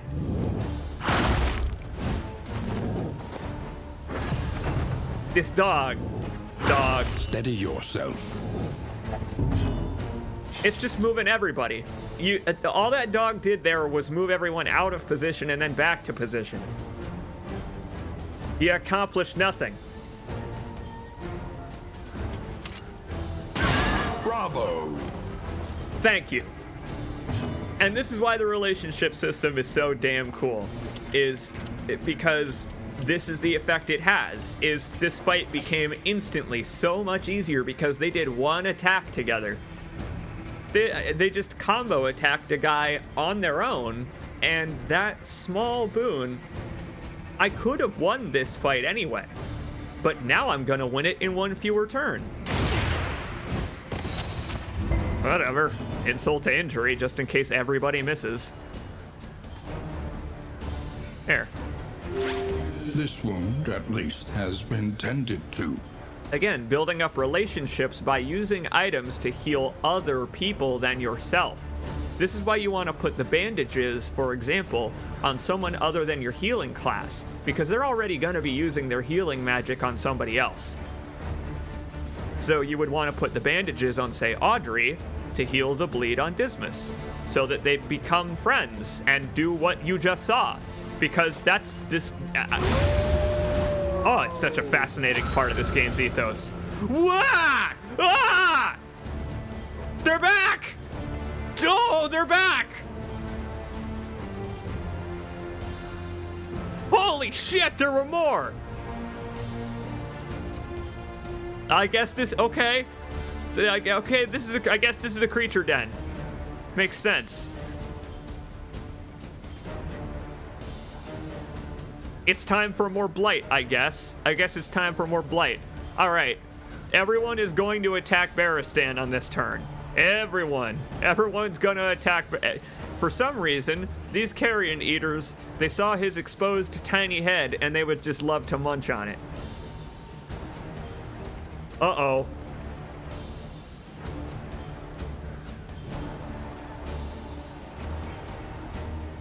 Well, just hit the bastards then, I guess. Well, just hit the bastards. What more can I really do? I guess it's not entirely unexpected. Just to have a second round on this game, I guess. All right. Let's set up point blank shot then. Fine. If you're gonna be that way, game, I'll be that way too.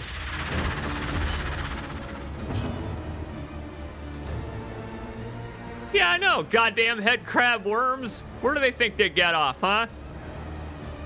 There. Ooh. Okay, well... Okay, well, point blank shot is going to be a little bit of overkill now. There. On enemies that have shields, which, you know, obviously prevent their damage, you generally, I've found, want to use debuffs on them. Oh, that riposte didn't get rid of his shield? Okay, this is turning into a bit of a mess. Chow down, boys! Alright, well fine. We don't want to use point blank shot then. Bam! I suppose. Please stop moving my party. Everything in this fight just wants to move the party.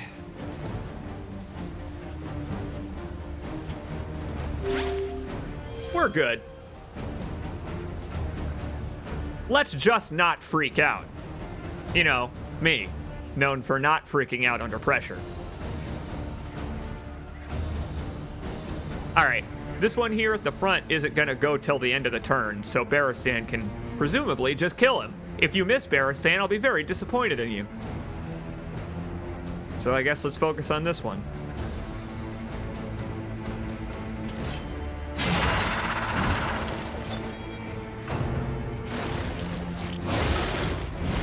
They do a lot of damage too. Thank God I got Barristan here to absorb all this, because 4 to 7 per hit and all 4 of them get to go. Ugh. Hell, he's still not gonna go. This guy doesn't get to go until the very, very end of this round. Eat it. Hell, he's only got 1 HP. That means I'm gonna have Dr. Beak kill him. Fine. That means everybody else can focus on... I don't know. Buffing. Or anything. Bolstering.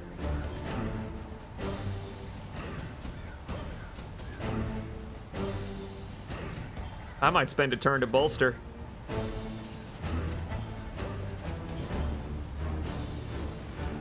Or defend, rather.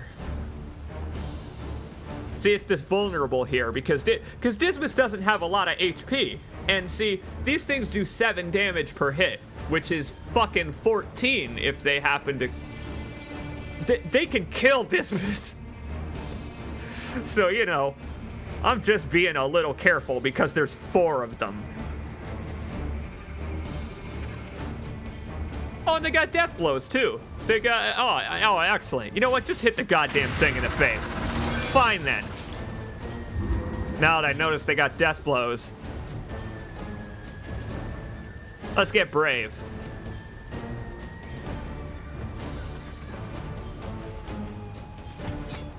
Get out of here. I ain't even giving him a chance. You know, at least these fellas can't give us diseases. It could certainly be worse.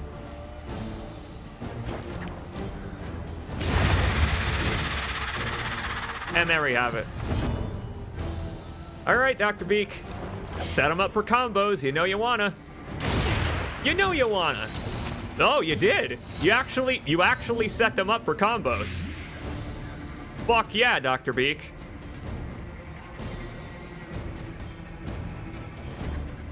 It's a shame that whole point blank shot thing ain't gonna work out this time, though.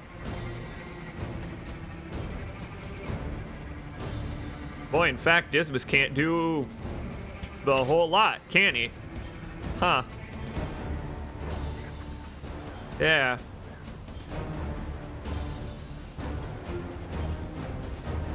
I could have him use it anyway. I guess I could have him... I guess I could have him use it anyway just to blow off some steam. Keep Barristan from having to move back to the front. Alright. There. Get that corpse out of here. Blow away that gravestone. Audrey just got a boner. Audrey just wants to drink some absinthe because she saw that happen. She was like, oh, hell yeah. We're clearing corpses now, too? This sucks. Oh, this guy's gonna be a problem. Why, he's just got so much HP.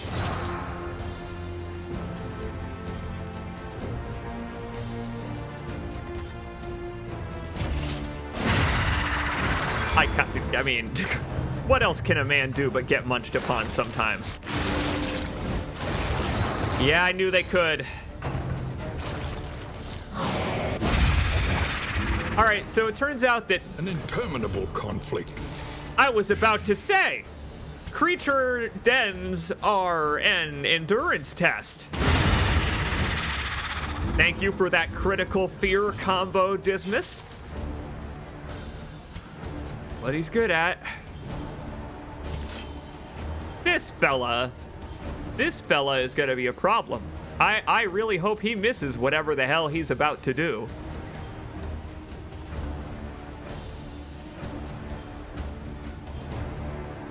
He's got too much blight resist to do anything else. Aha! Finally, Dr. Beak can actually heal someone. And thanks to, what do you know? Welcome relief from caustic agony. Thanks to the anti-venom, Dr. Beak can do 2 heals in 1 turn. Occasionally worth it. Wow, it's a good thing I did that too. Remember that whole thing that I said about this motherfucker being capable of killing Dismas? He would have just did it if I hadn't healed Dismas just now. Holy shit, it's a good thing I did that. Hey you, stop it! The worms should be food for the worms, in my opinion. Better served that way. On a goddamn plate. You ever had grilled roasted insects? A little help in A little bit of barbecue sauce on them? You should try it. You're delicious. You're absolutely delicious once you get rid of the carapace. What a prick! Cut down these nightmares and blaze the trail to your redemption. Oh man, wow. Take to the inn to heal all diseases and gain mastery? Okay, so slightly worth it then. This peculiar secretion would help cure any syphilis we had, were we to gain any from that fight. Got a couple of anti-venoms out of it at the very least. Oh. Well, that fight got wiggly. That fight got real wiggly for the enemies and my party. 30 folks here for the inaugural Twitch stream. The loathing abates. We're at 0 loathing. Hey! That'll actually be handy for the entire rest of this then. Nice. Up there in the top left is a thing called loathing, which is basically just a general modifier on the enemies. It's a chance for them to become even more of a pain in the ass. Or, as they would put it, even more badass. It makes them more badass. It makes me more afraid to be alive.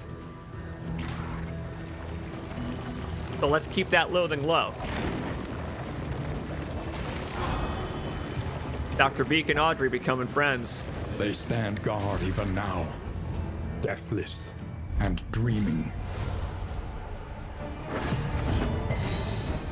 Well, if what they're dreaming of is a way out of here, I've got one. Hell, I've got 4.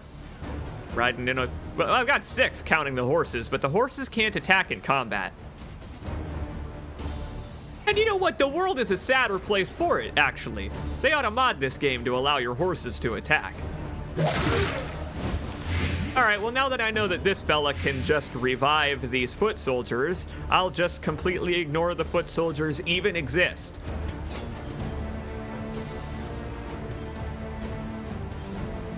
We'll just pretend the foot soldiers aren't here. Unless I have a way to stun them, but I don't.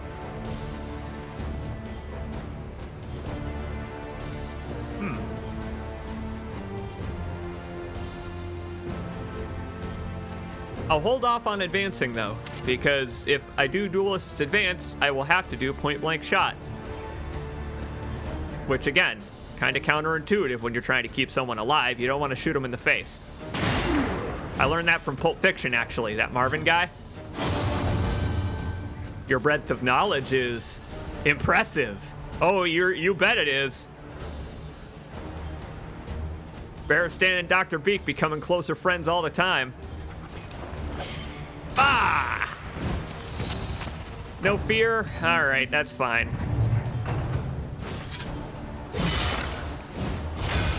Joke's on you! I did a whole live stream full of atrophic cuts. I played like 5 rap songs in a row to a Returnal stream once. Here, they don't have too much move resistance. Let's get them out of here. Go away.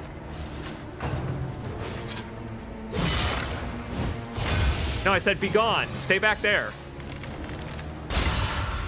Oh, the blood came like right out of his head on that one. That was a direct hit from the bishop.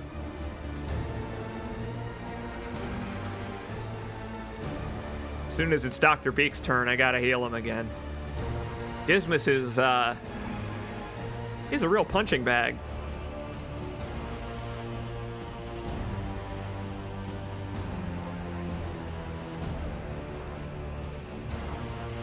You know what?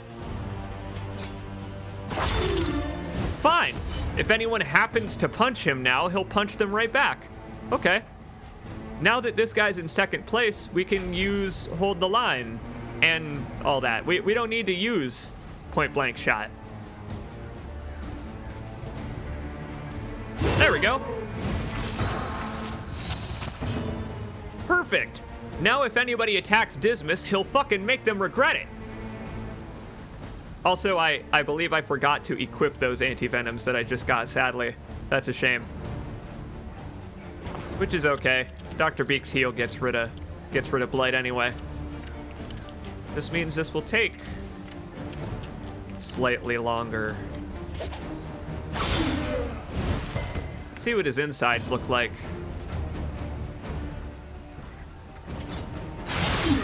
Very good. Although, death blow, is he gonna get it? Is he gonna death blow? Let us hope to finish this quickly. Why, yes, he is.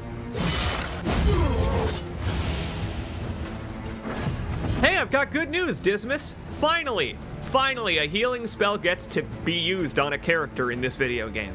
And I am really impressed, honestly, that they managed to make there be so many and so varied other forms of healing that you usually don't even need to use. For example, Dr. Beak's heal, or if the Vestal was here, the Vestal's heal.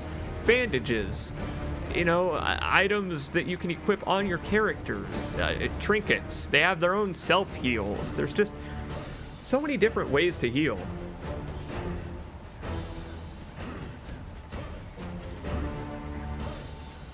Well, screw this then, fine. If I use Duelist's Advance, he doesn't move forward. Oh, that's so stupid. Holy shit. I just realized the dumbest strategy ever with Dismas. If I lock Barristan in first position with his move that immobilizes himself, I can then just use Duelist's Advance without advancing. So I can just set him up for infinite riposte. Now if anybody at all attacks Dismas, they ain't gonna have a good time afterward. There's not really any point in doing that, but that's pretty funny.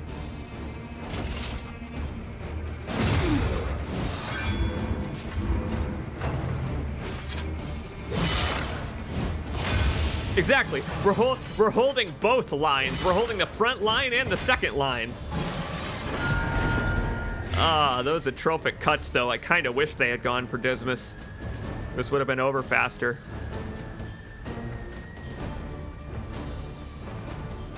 Think about it. Audrey can't use pick to the face, which means I shouldn't, Ah, hell. Oh, that's tough, actually. Huh. I've landed myself in a conundrum. I don't think Audrey has a way to attack this guy in the front. Oh well, whatever. She can still get rid of this guy in the back.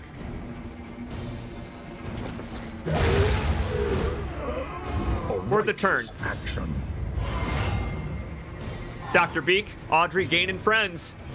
Remember I said at the very beginning of this that Audrey doesn't have very many skills that make friends with other party members. You kind of have to make friends with her. And so that's kind of what's happening here, is other characters are making friends with Audrey by her doing things in combat, and they're like, wow, that was cool.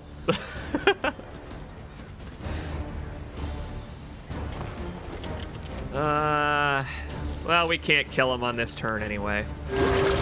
Get ready to get attacked. Welcome relief from caustic agony. Yeah, nice riposte, Dismas. Enjoy your rest, Evelyn Cringe. Evelyn Cringe is a wonderful new username. I like that one. Thanks for stopping by. And thank you to everybody here for the inaugural return to Twitch. It is sad that moving to YouTube didn't work out. I hoped it would because I liked having things in one place, but I understand the downsides of streaming on YouTube. It's not there yet in terms of discoverability. And someday maybe it will be there, but it isn't there yet. And that's okay. In the meantime, we're having the same fun, just on a different website.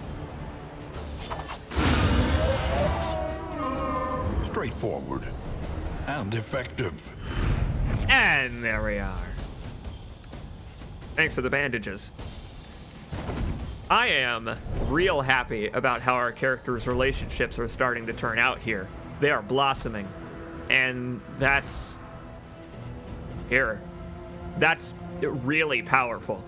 Dr. Beak and Barristan have the respectful trait. And it's so cool how the system has expanded from just reaching the maximum stress level and then either getting a perk or oh god, what are they called? I don't remember what they're called when you reach maximum stress and something happens to you. Affliction, that's what it is. Your affliction. There are positive afflictions now. Yeah, they turned, virtues are what the good ones were called. Thank you. Virtues have now been made into the bonuses for having a positive relationship. So, if your characters get stressed out and dislike each other, they will get afflictions. And if they do like each other, they will treat each other well and get virtues. Oh, Dr. Beak and Audrey are almost there. They are gonna have some pipeweed together once they get back to the inn. Hang on. Let's see if we can give anybody any combat items here. We want to give someone those anti-venoms. Audrey, we're gonna give Audrey the anti-venoms, and then if Dr. Beak gets poisoned, we will heal Dr. Beak, and that'll seal it. That'll make them buddies.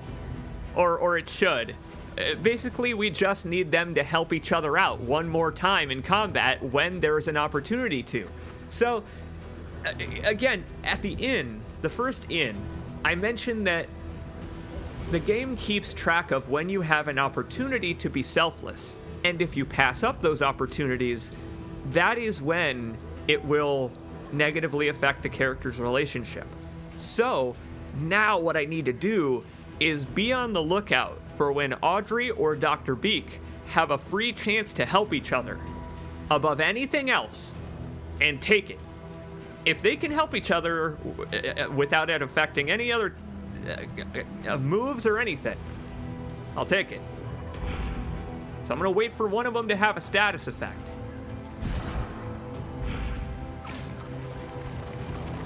Oh, I love it. I love this system. Stop, wrong button. Sorry I keep pulling up the wrong UI buttons. It's just, Slightly different system than the first game. Hard to get used to. Hey, what do you know? Oh, Ted Anderson with the classic CJ reference reminding me to equip my trinkets. Joke's on you. All my trinket slots are full and no one has syphilis. Who's next? Shall we continue with Dismas? I mean, we saw Dismas's prison break on our first shrine, and what do you know? A second shrine. So yeah, I suppose there is one on every leg of the journey now, which is nice. It's a very good change. Before it was a totally random chance. All right, Dismas, you're free. Let's see what it's like to be free. Are you still gonna have to judo throw? Chapter 2. Laying Low. Yeah. So, this is something that's kind of interesting about the backstory is in Darkest Dungeon 2, is that they interweave, in a way, with the, comics that came out for Darkest Dungeon 1. Where I have to wonder if these take place before or after Dismas became a highwayman. Maybe Dismas is about to become a highwayman. Maybe this, cause that's I got a feeling that's what this is leading up to. Is that's not gonna go so well for him. Harried by a pursuing garrison, he took refuge in the fetid canals of the city. Concealment took its toll, and soon he began to see himself in the furtive, scurrying pests that formed an unfortunate portion of his meager diet. Jeez. Freedom, once so fondly imagined, had become a vortex of degradation. Oh, poor guy. I think I might be on the money. That sucks. Whoa! They only removed some of them.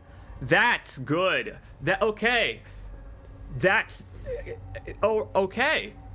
As a compromise, I like that a lot then. That they only took out perhaps the ones... Maybe they went through and took out the ones that were too inscrutable as puzzles and kept the others that were introductions to the character, basically.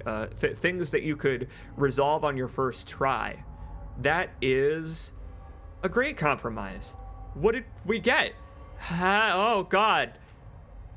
Oh, yeah. Again, based on what the narrator described him doing there, I'm gonna guess that this is the process of Dismas becoming the highwayman, not atoning for becoming the highwayman. Like, this is the part. We're playing the part right now where he's the penitent thief. This is the part where he becomes the thief that needs penitence. What the hell did he do before? Oh. Nothing, I guess. I guess that's where his namesake comes from, huh? That's where his namesake comes from. Justice is seldom seen on the road.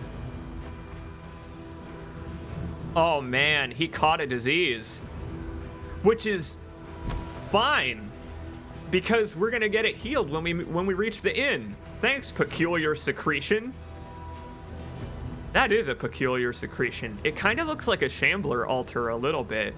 Or the creature itself. The altars just kind of look like little red hook symbols.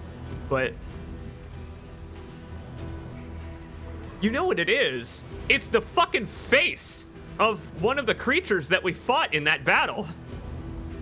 We just took its head.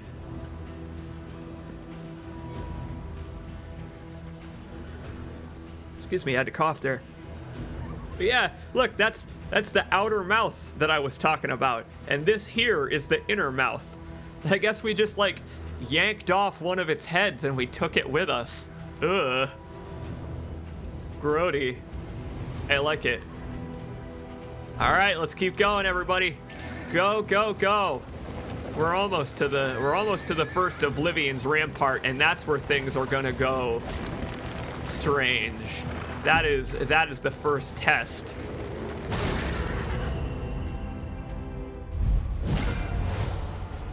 Look at that guy. What a hulking fellow. All right.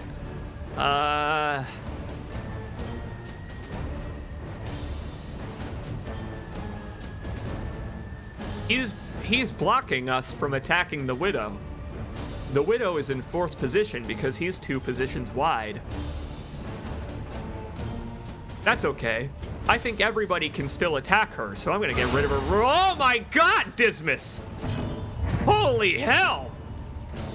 Alright, so it turns out that recollection that he just had, it put him in a certain mood. Really reminded him of the olden days, all of this rain and struggling to survive by opening the veins of the destitute. Yeah, I can see why this would remind he and Barristan of old times, huh? Holy shit, Dismas.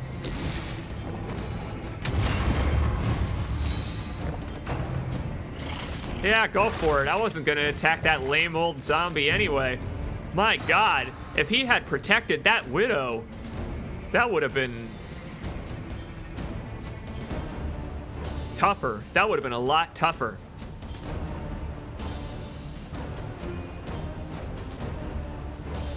No one really needs defending here. No, but I'll do it anyway. Because this way we can get Barristan down to the point where someone can heal him. Here, if Dr. Beak happens to take a hit. That way it'll come to Barristan instead. Yeah! Keep blighting him. Don't hit him. Whatever you do, don't hit him. He'll freak out. That's all I really remember about this enemy. Is that the more damage you do to everything in this fight, the more he loses his patience. I mean, he's got a permanent status on this enemy called Protect the Child, so let's not attack the child, why don't we? Alright, well...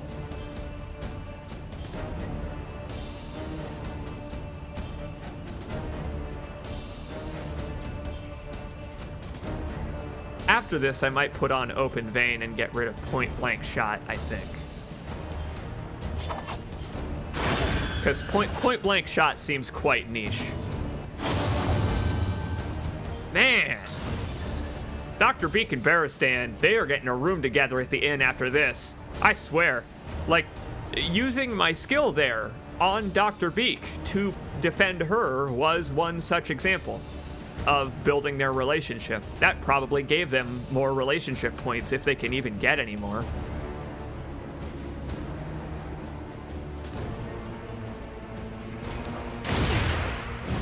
Fear? Nope. Shame. That's actually a shame. That's a huge wasted turn. Oh, because he can do that. Alright, fine. I'll just beat a motherfucker with my mace then.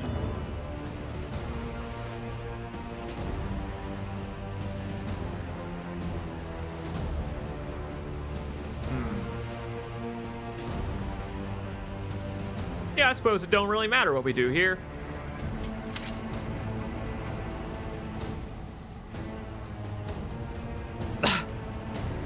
I've thought of something really stupid that we could do with Tracking Shot, though.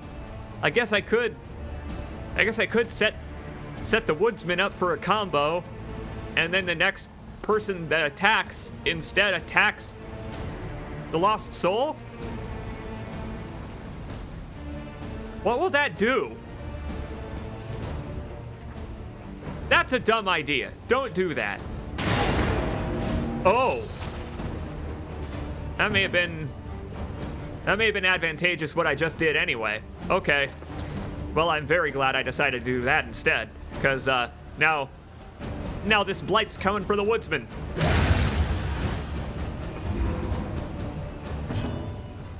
Alright, it all works out in the end.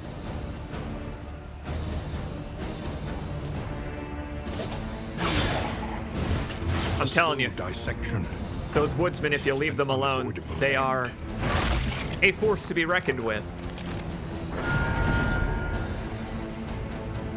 They just start freaking out. If you leave them alone, they just start freaking out and attacking everybody. And there we have it. Cut down these nightmares and blaze the trail to your redemption. I'm trying. Really hard, actually. I'm trying really hard. It's going pretty well so far, but let's not count our chickens before they reach the next inn. Because that's where the hatchery is. Incubator there. But then again, given this game, it's probably an incubator for some kind of, like, I don't know, horrible betentacled creature. I guess the only question is how many tentacles, ain't it? An academic study, full of the forbidden and the forgotten. I love that everything in this game has now incorporation of both symbols.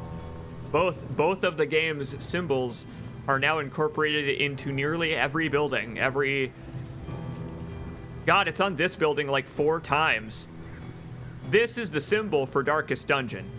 You know, the stress indicator, and then the little tiny torch at the bottom. Notice how it's also there on the door frame. The symbol for Darkest Dungeon 2 is a lit torch. It's this little Y shape up here at the top. It's kind of awesome, in a way, how they just turn stuff that already would be shaped like the symbol, like an archway in a door frame, into the symbol by adding the little spikes that it has. It's just kind of awesome how designers can do that kind of thing. Being good at art is pretty rad. Yeah. Speaking of which, it's time to touch the unknown. Who doesn't love touching the unknown? Holy shit! Everyone wants to touch the unknown. You people are idiots. You're complete fools. Oh no! They're getting full of themselves. They're actually all. This is now a Scooby-Doo mystery. I have no choice but to touch the clock, and they're all going to become more friends from me touching the clock. There is just something about clocks. All right, Audrey, go for it. Really, I mean, what's the worst that can happen?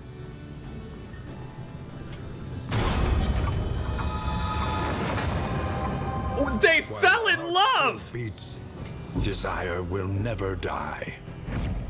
Ah! Dr. Beak and Audrey fell in love? That's the best case scenario!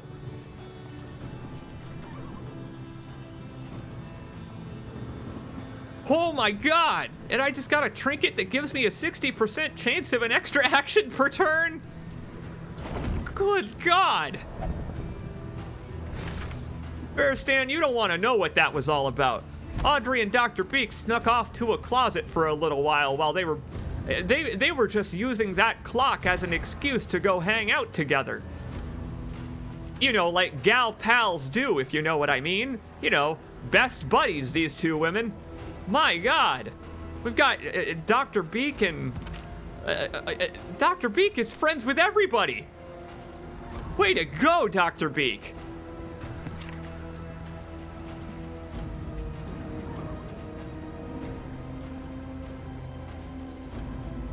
This one's brutal.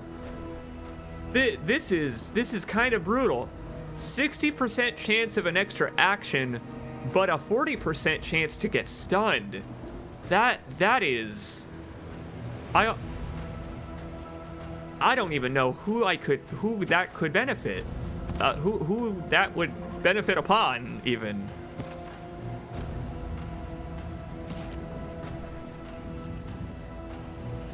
Hey, thanks for the well wishes, Kalashtar. I appreciate it. And believe me, this is one VOD worth catching if you can't catch it live. I appreciate your honesty. Thanks for stopping by. So a 40% chance to be stunned is...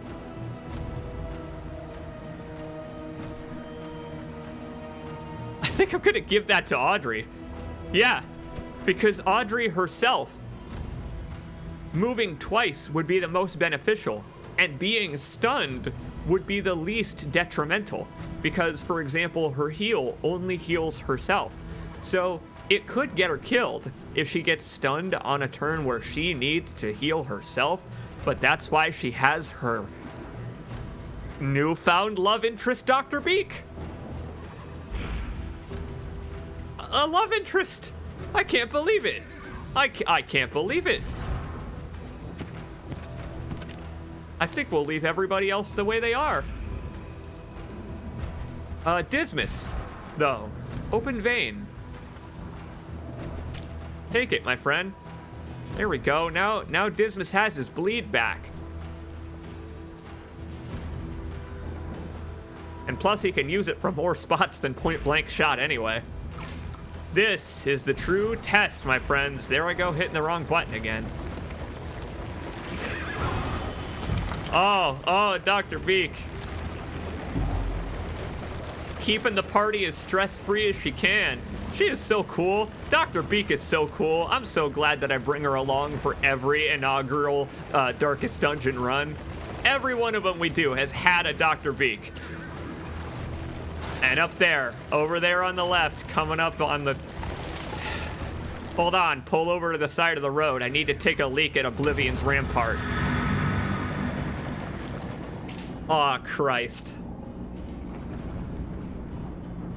All right, make or break. Here we go. Once again, check it out, both symbols. There's the first symbol, and then there's the second symbol. Hell, the second symbol is even in the broken windows, which is cool. All right, so Oblivion's Rampart, at the end of every area, you have to fight at least one round of cultists, because they are the ones who are doing, you know, this to the world. I don't know the story of this game, but I'm gonna guess that we're the ones that are responsible for it being this way, but the cultists, I'm going to assume, are keeping it this way. So let's stop them.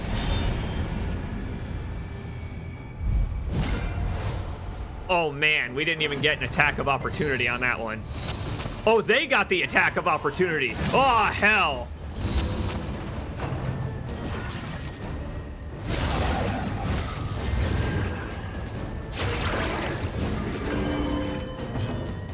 All right. Now cultists are hard to fight. They're real tough.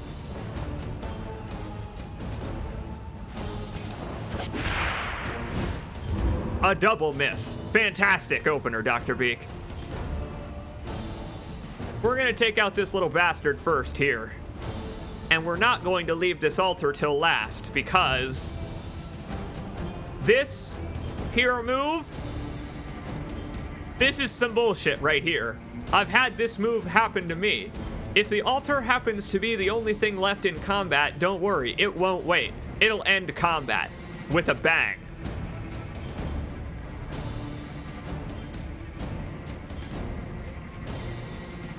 Yep, we're running out of light. Oh man.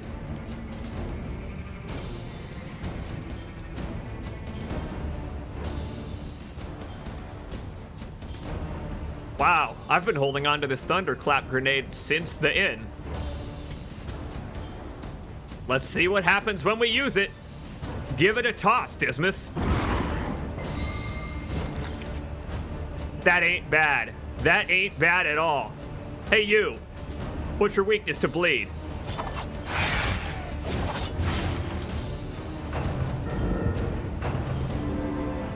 That stun chance helped. That stun chance helped, but this one is...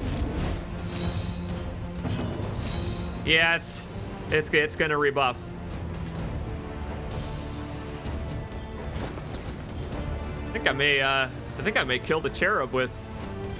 Oh, but he heals. Crap. Well, whatever. Pile on the status effects anyway. Override his heal with Blight and Bleed. And hey, look, Audrey got to go twice. Very good.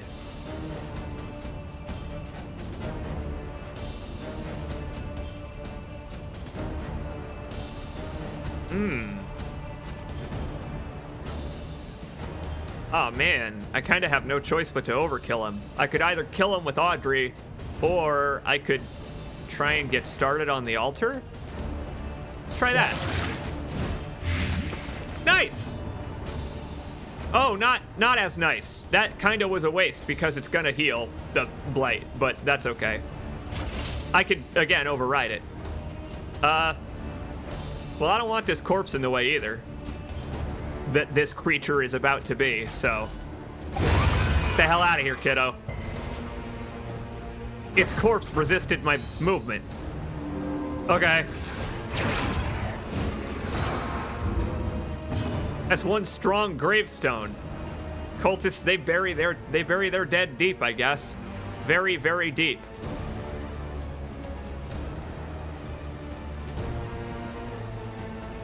I guess I could just try shuffling again. A breakthrough. You're telling me! Thank God he didn't get to the front, because then he would have done that explosion that I mentioned. But, okay. That helps.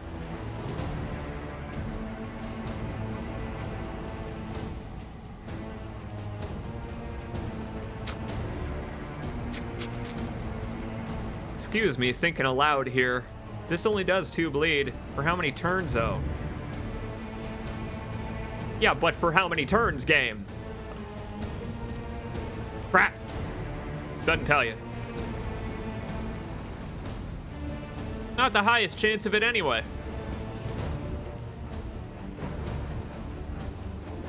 But it'll hit him. Thing is, I want to apply bleed so that it has both bleed and blight. That way it's not healing anymore. 3 turns, wasn't it? All right, let's give it a shot. Ah, resisted it anyway, but 3 turns would have been worth it.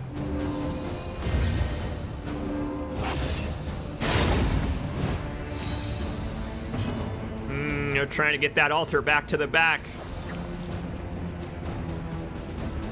Successfully, I might add. Pricks. But at least they're not attacking me. That's the thing, is they have 1 more round of healing, so there's no point in attacking them right now.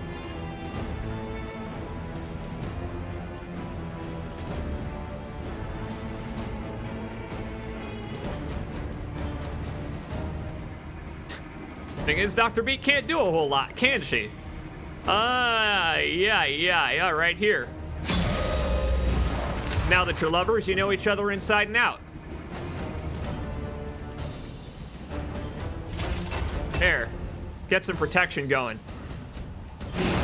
Because I absolutely know they're gunning for Dismas. He's going to be gunning for them right back. He's the only way I can really physically damage these. Because they can just use their heal. Unless I get rid of this fucker. Get out of here! Back to the abyss with you, you weird, stupid Gribbly. She got to go twice again. Oh boy, am I glad that I equipped that on her. Oh boy. I can kill this thing now. Out of this house!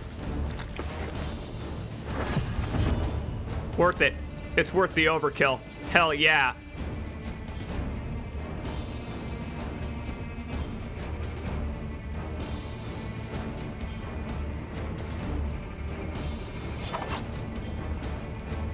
Again, the more we can override the healing, the better. But I think...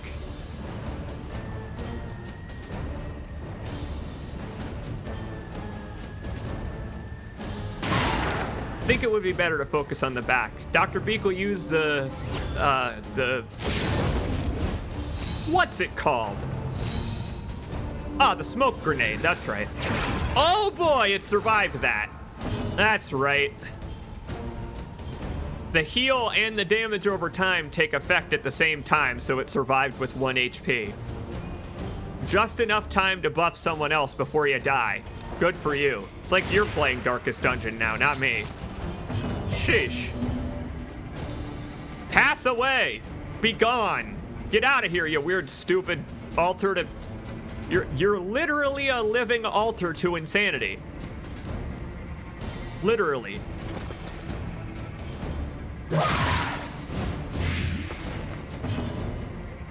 My My God, she's a blight machine! She does everything!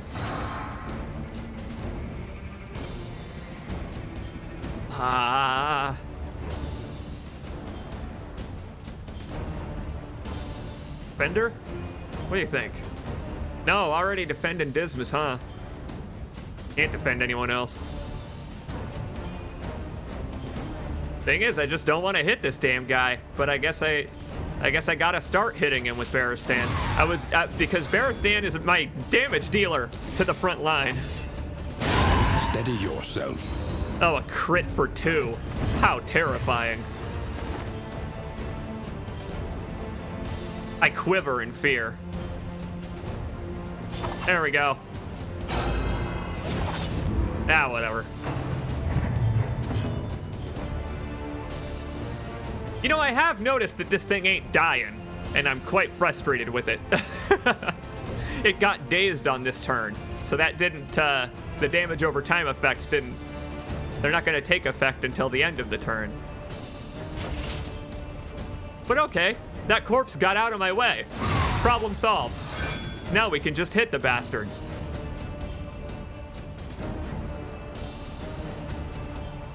Or keep blighting them.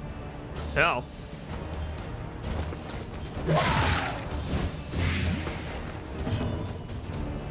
Unstoppable, Audrey. My God. Audrey and Dr. Beak are a hell of a combination together. Yeah, use Nocturne Commune. See how it helps you next time you take damage over time. Oh! Those crits they're dealing, by the way, are part of the reason that I'm scared of the cultists. Is because if I hadn't prepared so well for exactly this fight, we would be having a much harder time. Now, I don't need to attack him again, because he's got 6 goddamn blight that he is going to have to endure over the next 2 death blows he'll survive. The bastard.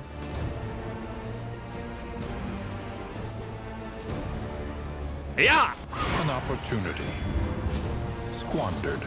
Once again, Dr. Beak is friends with everyone, narrator, so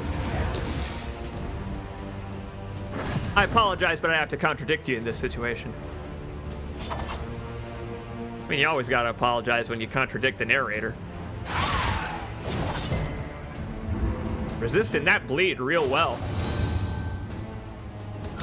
Like they don't want to die or something. Dr. Beak getting a chance to dodge and everything. Finish him off.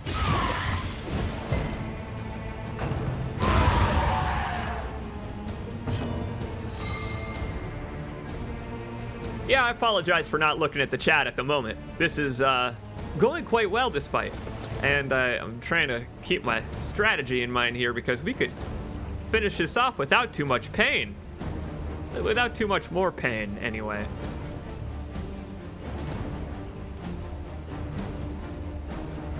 There's nothing else that can heal this guy. So, in essence, if I blight him, he's done for. Steady yourself. It's cool. We got bandages for a reason.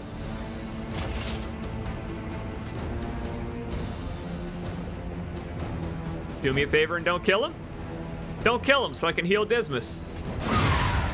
Some ye old Darkest Dungeon strategy. Some of the oldest strategy in Darkest Dungeon. Just passing the damn time until it's time for your healer to go.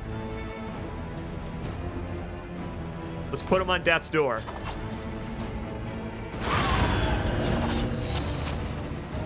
And then just ignore him. We're gonna put him on death's door and then just ignore him. That way I can heal Dismas. Wow, nobody is at 5+ stress. Huh. Okay. Fair enough then. Some extra defense just to build friendship points. Here you go. Have a heal, my friend. At a critical opportunity. Has been tended to. Farewell, Oblivion's Rampart. Unpleasant in the extreme. This work is noble and necessary.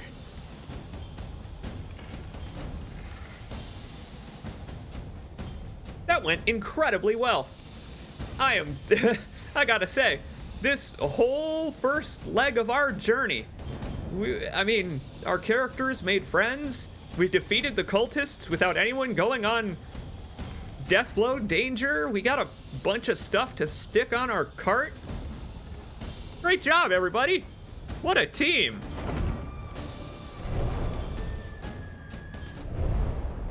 Look at that. The loathing couldn't even abate any further. Precision, poise, a successful operation. Yeah, Dr. Beak would be the one to talk about operations. The loathing literally cannot abate any further than it already has. At last, respite within reach. Back into the darkness the cult goes.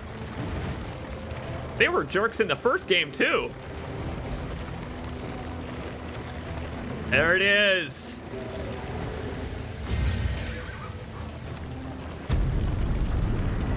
The promise of safety.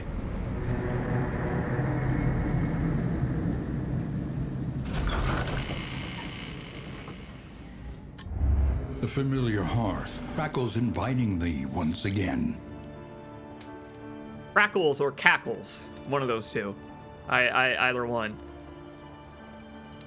Never noticed the fella has a cat on his shoulder. I don't know. I don't know how that details escaped me. The number of times I've run into these folks. Welcome to the Keening Well, everybody. What have we here?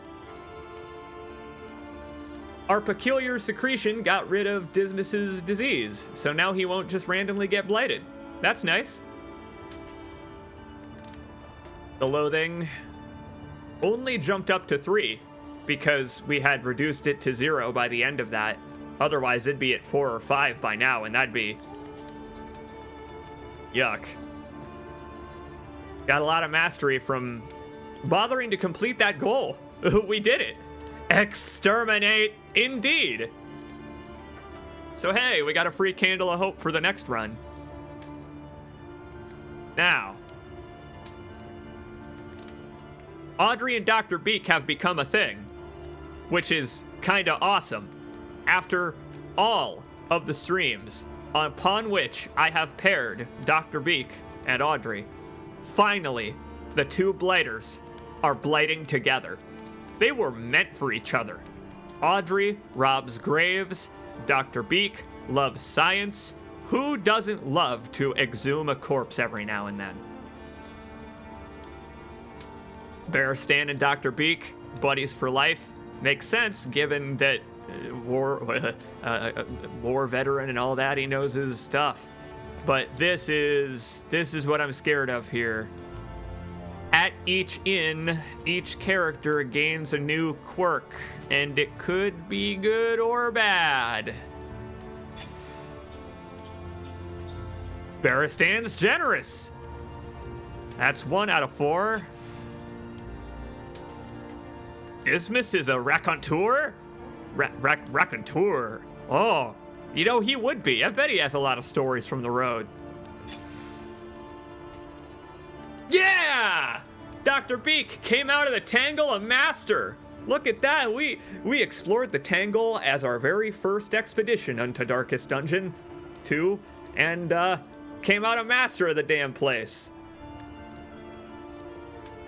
I just saw Organ Trail. I love it. Thank you. Thank you for noticing my title pun. I was very proud of it. Holy crap, Audrey! Slayer of the Cosmic! Okay, well, if we encounter the Shambler, I'm gonna blight that guy all damn day. Literally a Slayer! Whoa! That's... Audrey is actually a god killer. She ignores death blow resistance now on cosmic enemies. So, any cultists, any gribblies that we encounter, anything with the cosmic enemy type, I can use Audrey to kill it and override its death blow if it has one. Oh, hell yeah! Hell yeah, Audrey! And I will take that alter currency. Thank you. Holy crap! Rest up, everybody. I am visiting. Precious relics remind us of a time before the end. The Provisioner. So that was a pretty short one. That maze, that path was it didn't lead us down too many alternate fights that get you the baubles. So fighting gets you relics. More rarely you get baubles from those encounters that you have to delve into instead of just fights on the road. And baubles get you slightly better stuff. For example, this indelible bouncer's belt. It's kind of cool that trinkets have ranks now. There are vague, distant, and I don't remember what the rank is between distant and indelible, but there's one more. There are ranks of trinkets, so they're not all static, and it adds just a little bit of variety in a way. We'll take a look at what we have.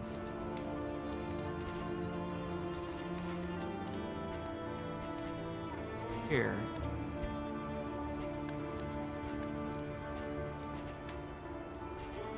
Our coach is almost full. We were making use of pretty much all of our resources on the last trip out onto the dangerous world of Darkest Dungeon. It ain't just the Darkest Dungeon anymore.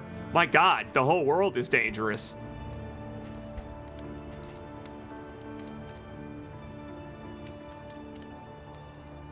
We could give this to someone.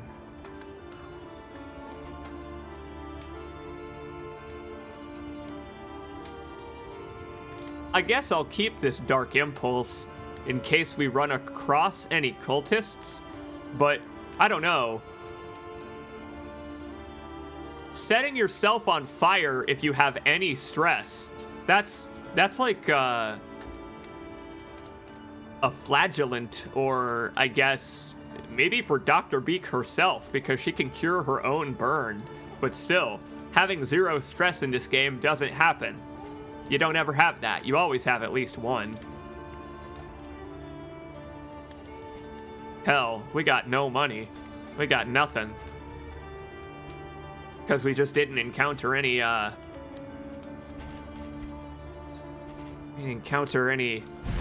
spots that really gave me any. Spent my money at the hoarder. Let's see what everybody's holding on to.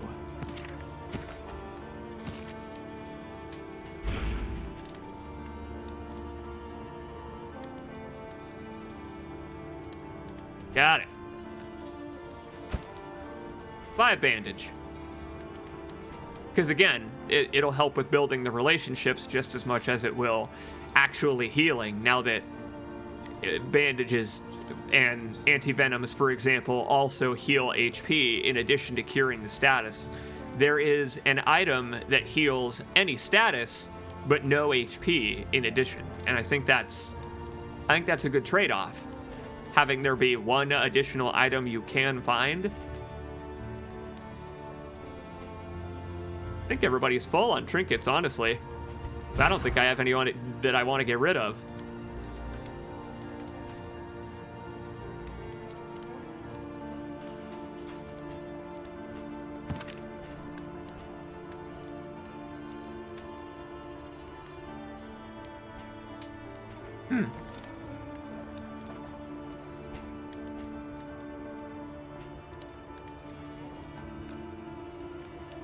This one wouldn't do us much good on her, does it? I don't think she has any skills that... Yeah, Audrey doesn't have any skills that are relevant to this trinket. I was just kind of carrying it, I guess.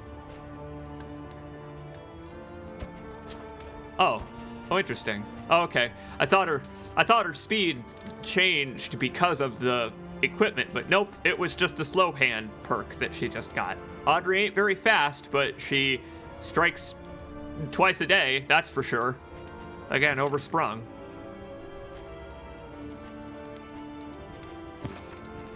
Aha!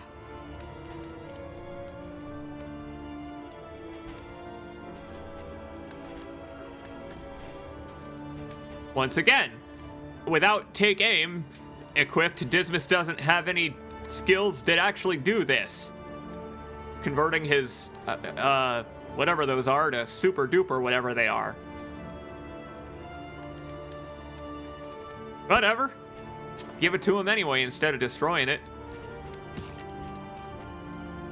May come in handy. Because I don't think I want to buy any of these.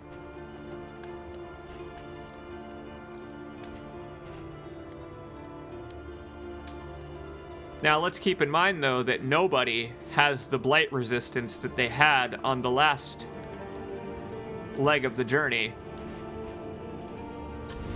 Experience, however painful, is the greatest teacher of all.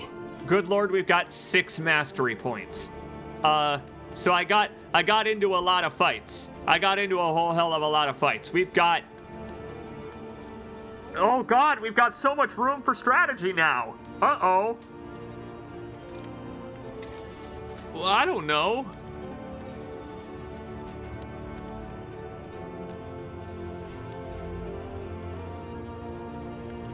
All right, let's go through and see if anybody else can set up a combo. Let's do that. Anybody else got a move that sets up combos besides Dismas? Currently, only Dismas can set up combos. Or, excuse me, Dr. Beak, rather, is the one that sets up combos. Right there. Blinding Gas is currently all that sets up combos, so let's see.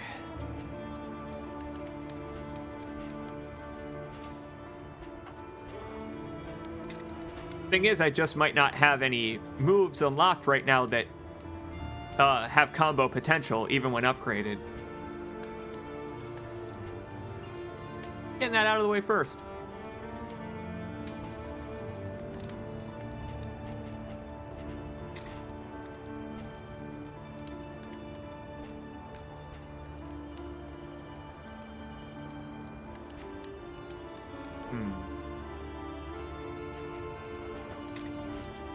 Yep, nobody. I don't actually have any skills or characters right now that can set up combos besides Dismas. So any combo moves that I get have to be either incidental or set up by him. So I have an idea. Let's give him a way to capitalize on his own combos. Damn it! I mean Dr. Beak. Dr. Beak has to set up the combos, and he's the one that knocks him down. So I'm going to do what I did for Dismas for the other 2 characters and give them a way to knock them down. Excuse me. That's the one thing about the UI that is a little confusing still, is you do have to read and remember what is inflicted on the target per move every time. I've found. You do have to, like, it only takes a second to read it every time because they're all little pictures and icons, but it's not the kind of thing that you can just remember, really, because every character has like 8 skills that all can be upgraded to do something different.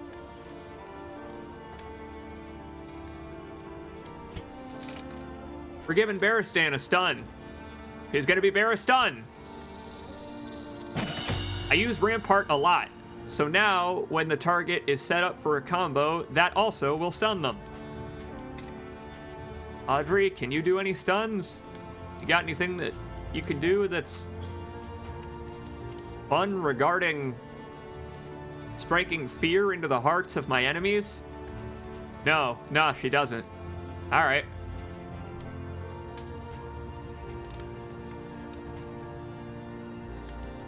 We will improve her blight then, considering she does it on every single damn turn. Every turn! Audrey does blight on every turn, sometimes twice a turn.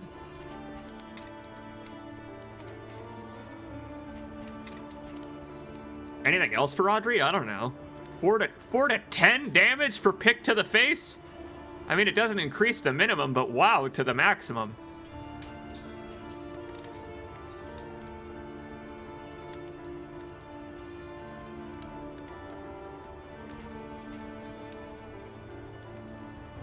All right, got it. Thrown dagger. Thrown dagger is worth upgrading because it ignores enemy shields and defense.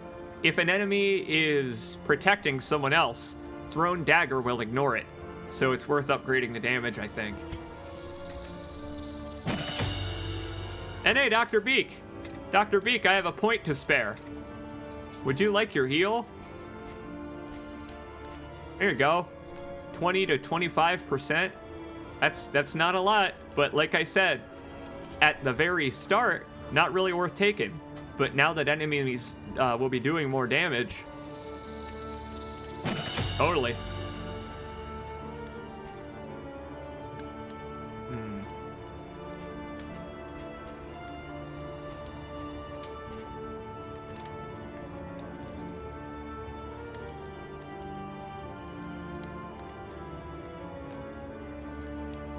Genuinely thinking about Ounce of Prevention, because it could...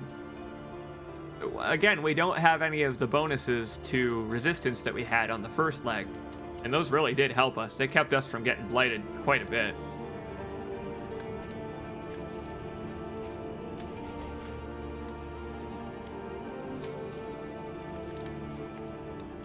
Ah, you know what? Speaking of blight, we'll focus on blight.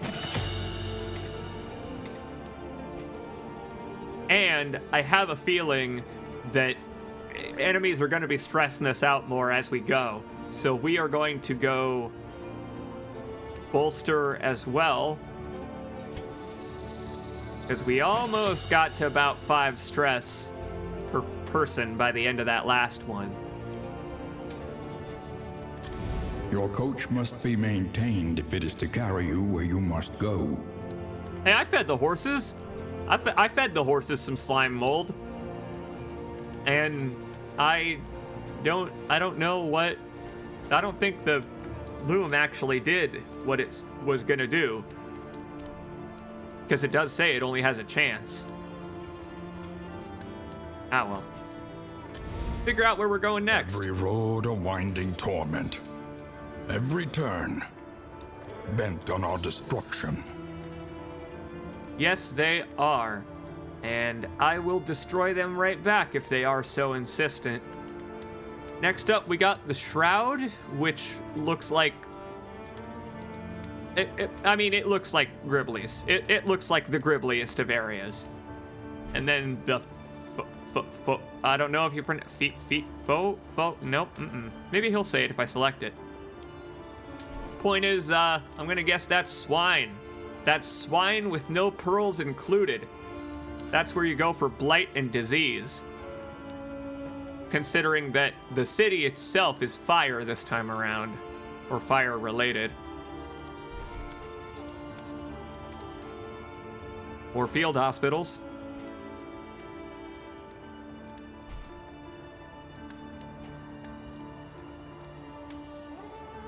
Oh boy. Boy, you want to get into some fights. If we head to the Shroud, there'll be some.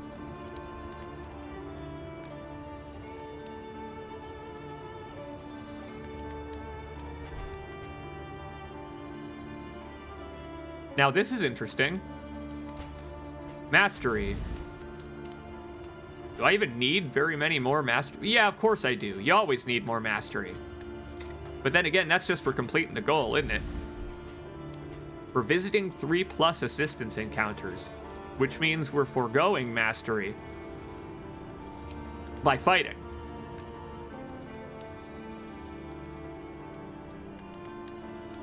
And that's right, Mr. Max Wheels. We are, in fact, back on twitch.tv. YouTube streaming just didn't really work out in varying ways we've explained so far. And so we're back to what we know and love. Well, I don't love Twitch, but I love Darkest Dungeon. I really, really love this game. Before we decide where to go, let's heal up our party. Mentally, emotionally, I mean. Check this out. The true downside of fighting cultists is that they ruin your relationships with your party by snuffing out your torch, by making everyone bitter at each other for not healing one another or protecting one another because they get to go 2 or 3 times a turn and you only get to go once. But we managed to maintain our relationships here. We could potentially make Dr. Beak friends with everyone. Hey, Dr. Beak, you and Dismas want to smoke some pipeweed together? Here. Chill out, my friends. Relax. To the max. A steadfast companion for the long road. Yeah, that stagecoach has to park sometime. There we are. Almost there. Just one more, and Dr. Beak will be friends with everybody. Dr. Beak's unwaveringly positive disposition really actually did help out. The banter and the relationship system in this game is great. You can see it. You can see it in effect right here. Dr. Beak is friends with so many people. Compared to Dismas and Baristan and Audrey, who are only friends with Dr. Beak. They're not friends with each other. They're friendly. But that's more like acquaintances than anything, don't you think? This is great. All right, so let's see what else we got. Movement resist. Yes, please, give that back to Baristan. You are not knocking him out of place. Drums guide formations and maintain the line. Even he knows.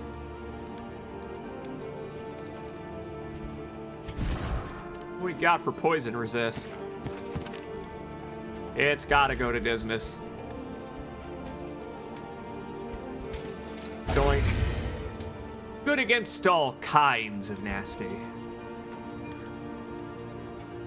I honestly don't know if we're going to encounter much fire, but I've been holding on to this since the first inn. I guess I should decide where to go before I dole that out, because we may not encounter any fire here. It seems like the fires burnt out of this place a long time ago. It seems a lot more wet, moldy, some might say musty. An area you can smell.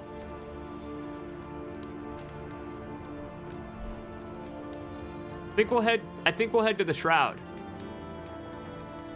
Although, perhaps we shouldn't.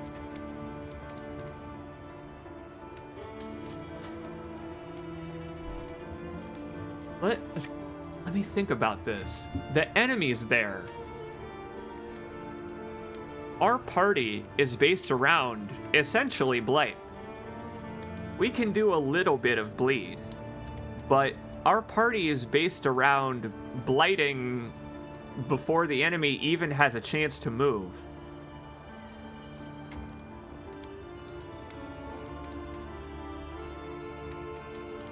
Thing is, I don't remember if the enemies in the Shroud are weak to blight or strong.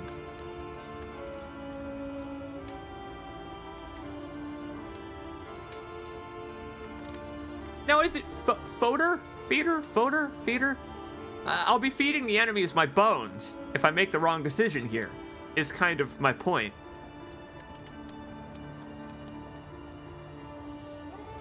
And this is kind of why I like this decision-making process. You have 2 paths, but it's better that these are narrower options than, say, 4 different dungeons and having access to 30 different heroes at a time. This formula is so great. You know what? No time like the present, I suppose. Let's try it. We could get some assistance encounters in this one, or specifically go for them, which will, I'm trying to think of hospitals, the desperate few, all of those various methods of building up supplies. The farms and fields of our kingdom, overrun with putrescence and rot. Rot indeed. Rot implies strength to blight. Damn.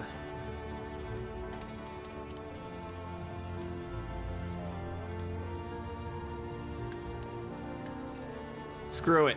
Let's not obsess. Dismiss, I've got a question. How hungry are you? Because you did just get your disease cured.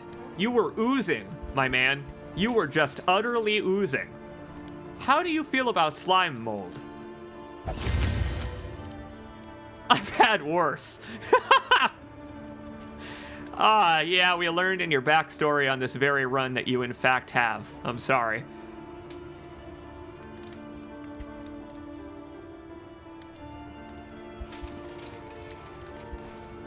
And he's the squeamish one, so we can't heal him again. Shame. That is a shame. I was gonna do that and leave Barristan on low health. Oh, they're both squeamish. Wow, neither of them can use the stitching kit. Huh. Alright, here, Dr. Beak. Pat yourself up. Yeah, it's your speciality. It's what you went to school for.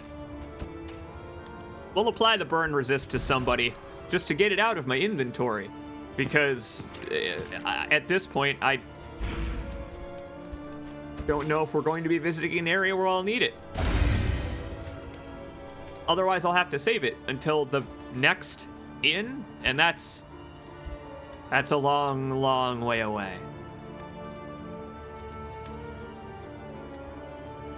Bead bag. I got no idea who to give this to.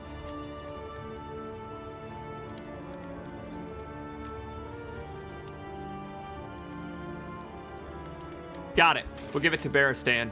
Because if I defend someone... Alright, check out this logic. Check out this Darkest Dungeon logic. Barristan has a skill where I can defend another character. So he will take the attack first. And if he takes an attack meant for another character, but has the speed bag or whatever, he will then dodge that attack. So he can block an attack meant for someone else and then not take any damage from it. Reflexes are the first and best line of defense. All right. Now, I am going to get up real quick because it's been about 3 hours. Can you believe it? Not yet. It's been about 3 hours, but we're going to keep going into the evening with more Darkest Dungeon 2 in just a minute, my friends. Welcome back. Welcome back to twitch.tv. This game rules. This game is so utterly much fun. I got Alt-Tab. Don't have my Stream Deck set up because of that operating system drive crash thing. So, we'll head to the BRB the hard way.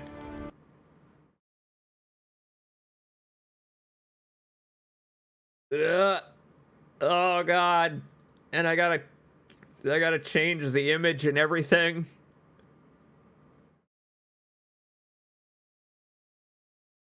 Oh, there we go. All right, my friends. I will be back in just a minute for more of Darkest Dungeon 2, and I will be excited to see you there as well. We will continue into the Fodor. Oh God. I don't know what to expect.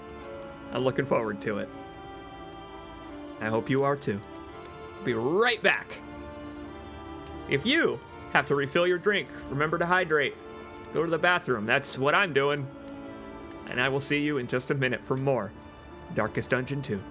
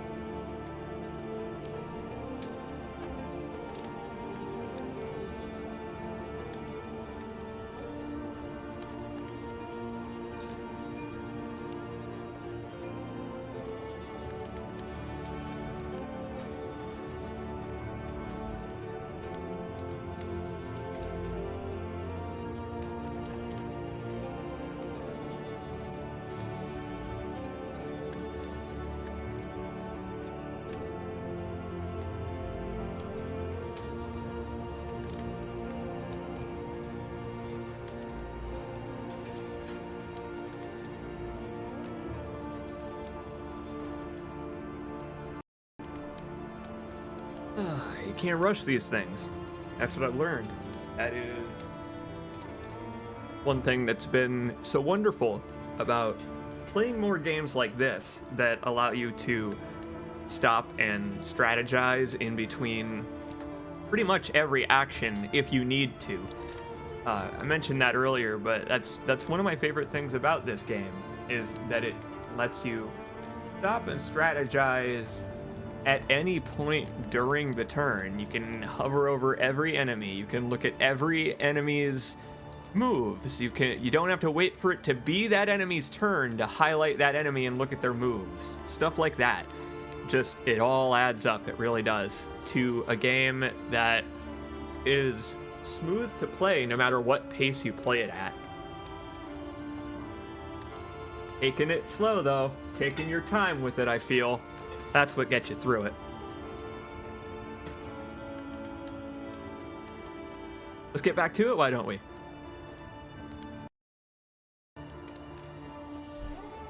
It's more Darkest Dungeon 2, my friends. We are proceeding late into the evening. We are going to the area we've decided is called... You know what? Here, hold on. Hey, Google. Google, tell me how to... Feeder. Knew it! I knew it was Feeder. Feeder. I told you. I hardly knew her. I guess they use a different system of measurement from the rest of these hallowed lands in the feeder. They don't use the meter. All right, well, time to go get beat with the feet stick then. Onward, my friends. They're starting out a little stressed.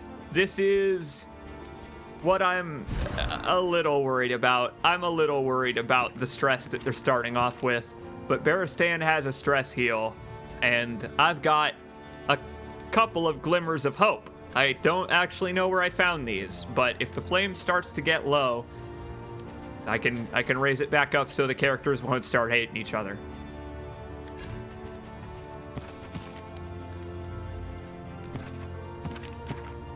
You know what? Take that other bandage from Dr. Beak and we'll give it to Dismas.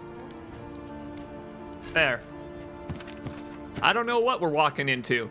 So I am equipping everything on everyone, basically. I've basically equipped everything on everyone, except for the Dark Impulse that sets you on fire if you're even mildly stressed out. I have that in real life.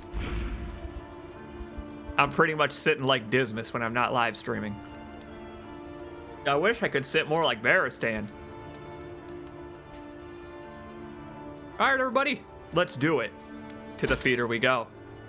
Onward we journey. Even the UI pop-up asking you if you are ready to leave the inn has skulls on it. Whoever did the art for this game did a wonderful job, first of all, translating it to 3D. Second of all, drawing skulls on absolutely everything. Every surface has a skull somewhere on it. It's like a hidden Mickey.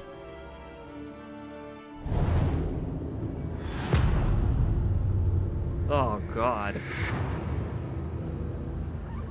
The rancid crop grows unchecked and abhorrent. You don't say. You don't say that it does. Well, let's cull it then. It's time to till the fields. All right, so we didn't get too much for scouting. That's unfortunate. There's 2 assistance encounters, and there's our third. So we need to take kind of a specific path this time. Kind of. Oh, wow. Oh, wow.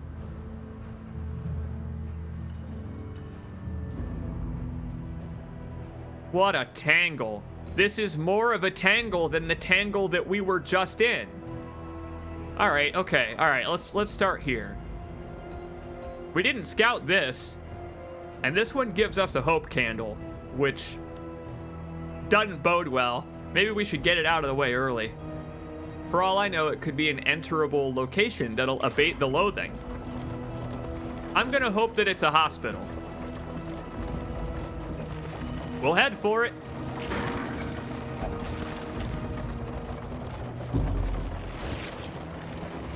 We got this, everybody. I mean, we made it this far. Oh, even the barns have all kinds of horrible eyeballs on them. Oh. Academics cache. How has this changed? They used to give you this at the start of every run. So, I actually don't know how this has changed since early access, or earlier access. Previously, this used to be the very first thing you would encounter at the start of a run, and it would give you some stuff from your previous run, sometimes, in addition to any of the new items you'd unlocked on your profile. And then the rest would just be doled out among the random, supplies along the way. I suppose that's just what this is. This is just a random loot chest of stuff you've unlocked so far. Death blow resist, I mean, if someone gets close, I'll remember I have it. Thanks a bunch.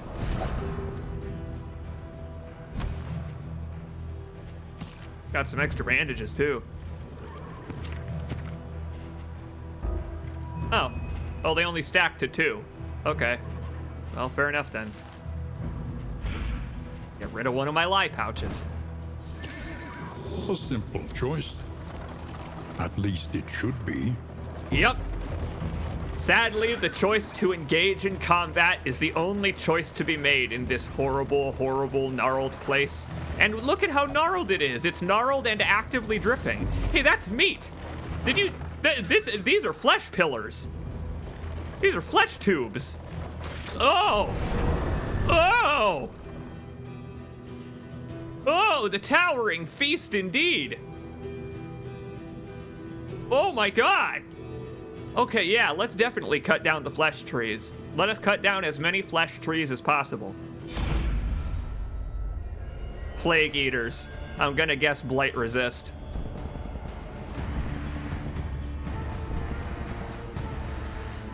Oh wow. Dismas wants to get the fuck out of here. Huh.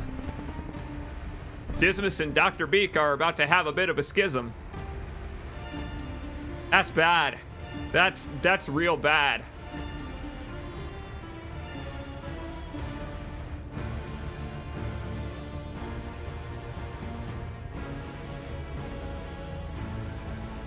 I'm with Dismas, I think. Although, let's look at our map. Oh, look at all those broken roads along the way. And then we'll have to also fight the cultists at the end. Yeah. Sorry, Dr. Beak. I think you gotta know when to hold them and know when to fold them, let's say. It's this big fella. When they give you a chance to retreat from a battle in this game, sometimes it's better to take it. Watchtower. That ought to solve our scouting problems. Everybody wants to go for the lair, but screw them. We're going for the lair later. Sorry, team. They want to get into a bunch of fights because we have a lot of supplies. A sliver of decency. Now only greed. Whoa! Hey, an antiquarian! You can't do that! What? Hey! Analysis is the natural prelude to action. That's an antiquarian that has the skills that the antiquarian had in the first game. You can't do that! Oh, hell. Weak to blight. Oh, wait. This is an antiquarian, so this guy is protecting her. Good. That means twice the chance to... That means twice the chance to blight him.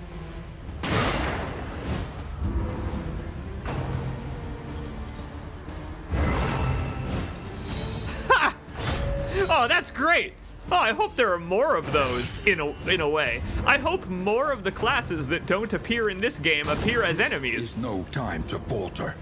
That's fantastic. You're right. Sorry. Now's the right. Live, if only to hold me again. Holy hell, Audrey. They fell in love hard.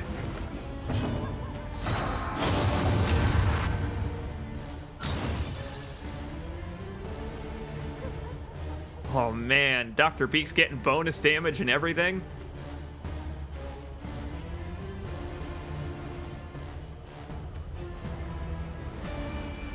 All right, let's think about it. Like I said,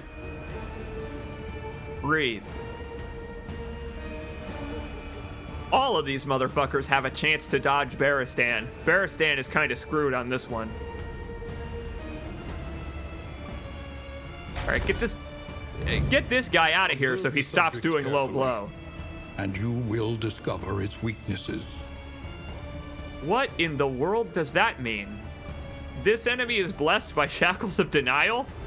I mean, well, he ought to move on to the acceptance stage. I guess I'll help him get there. Holy crap, look at all those buffs. Yeah, you're going first, buddy. To the back of the line with you.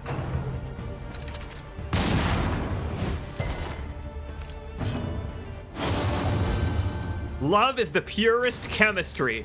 Hot damn, Dr. Beak. That is profound.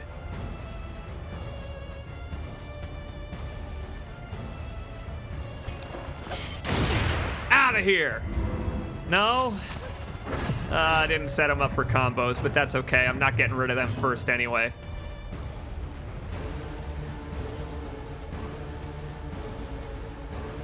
Oh, he's got 30 whole bleed resist because of this weird little crown he has. This guy's gotta be the leader of these losers. Maybe they will falter if I cut him down. I'd love to do that. I'd love to cut him down, or burn him down, or melt him down, or really any of the things that I could do to this guy to make him stop attacking me.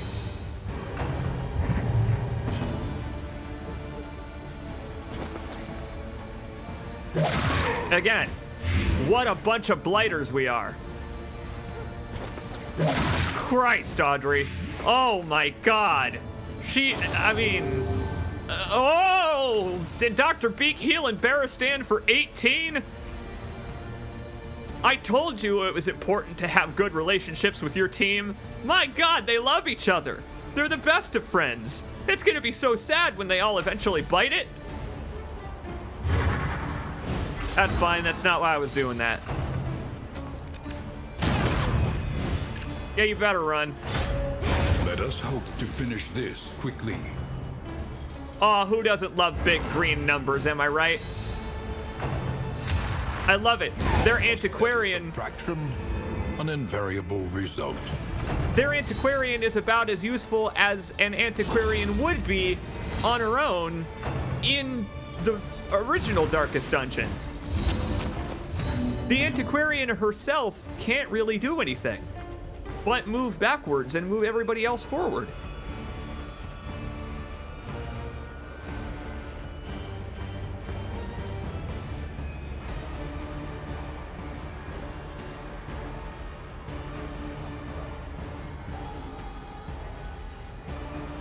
I can poison him on this turn. I wonder if Barristan can move back gravestones. Oh, I can't! Damn! My lord! Dr. Beak is turning out to be such a playa. Just getting buffs from everybody. I mean, good for you, Dr. Beak, but still. Well, they got a chance to dodge this, but this will get rid of their dodge chance. Worth doing anyway. I will say the one thing the Antiquarian is doing here that she did in the first game is drawing this fight way the hell out. That's one thing she was really good at that she's still good at. Ugh. Not much choice. Wowie! This is actually kind of coming down to the wire because of this antiquarian. I'm quite impressed at how they managed to turn a class from the first game into an enemy without changing any of her skills at all. That's actually really cool. I'm really glad I encountered this lady. Ah, screw this. Get out of here, you. What are you gonna do, heal him? I already know you. I played so many hours of Darkest Dungeon 2. Of the first game, rather. You know what I mean? You don't have any healing skills. There. Dr. Beak, you're looking a little stressed out.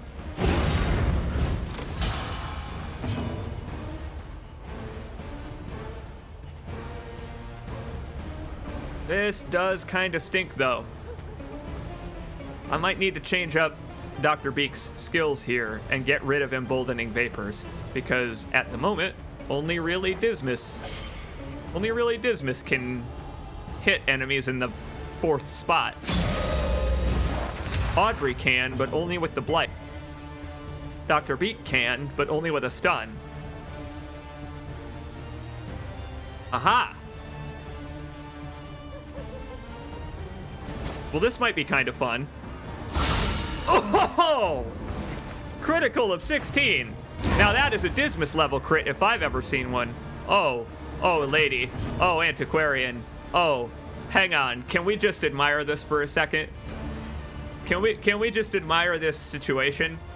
Think for a second how many times you have played Darkest Dungeon and the only thing you've had left is a gravestone and an antiquarian.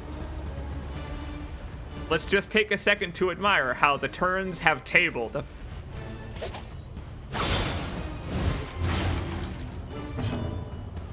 Yes, indeed. Wow, she's got a death's door. She's a protagonist. Good for her.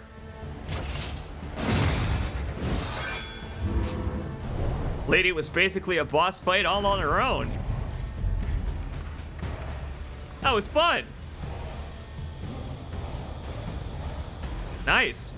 Stacking for relics, not bad. Earn fat loot.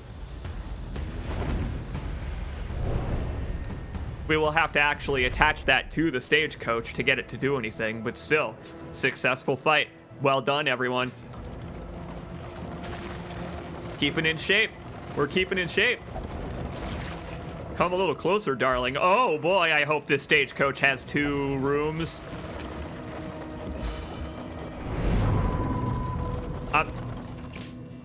Dr. Beak, Dr. Beak, Audrey, get you two. There's not a lot of room in the stagecoach. The whole thing about if it's a rockin', don't come a knockin' doesn't work when there's only one carriage in the coach. Maybe Barristan and Dismas are riding on the top, and Audrey and Dr. Beak are riding inside the carriage.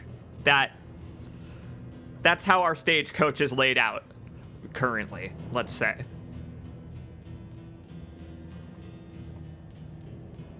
Yeah, I'm with Wazin. The animations, especially for the fighting, are excellent. Like, the idle animations and stuff have so much love put into giving the characters personality as well, but stuff like Barristan, like, dragging his mace with the sparks because it was such a heavy blow, stuff like that, just, it adds so much. Scout me. Scout it all out. Oh, I knew it. Check it out. It's all combat. Oh, Dismas. Oh, Dismas, your intuition was correct. It's all combat. Cool. Well, now let's keep that open, just so I don't go down the wrong path. It gives you a preview of the path to come, This but is no still. place for decent folk. Oh, I love it. I love that tensions on the wagon are rising and falling as they go. Howdy, folks. Here to trade for supplies and cash, hopefully. Hopefully cash. Oh, wow.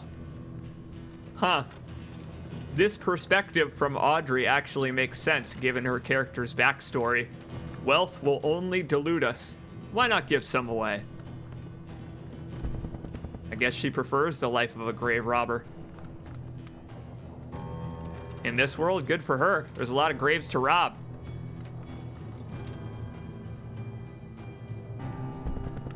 Interesting.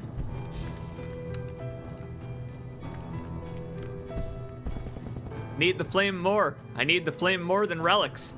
I'm with you, Audrey. Let's do it. An unexpected find. Whoa. Nice. Thanks for the trade. Hey, see, it ain't all bad.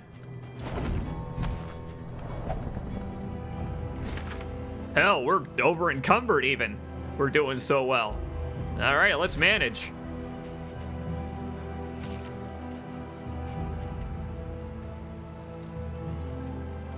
Huh. Here we are.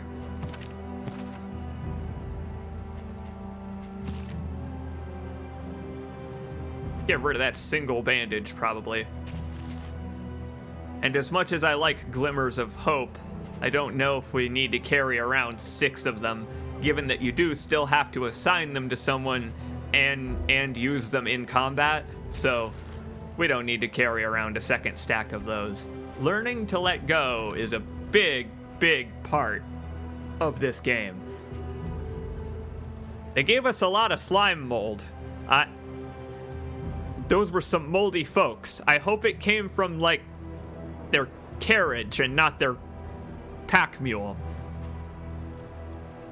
You know, like directly from the pack mule. I'm not eating slime mold off of a camel.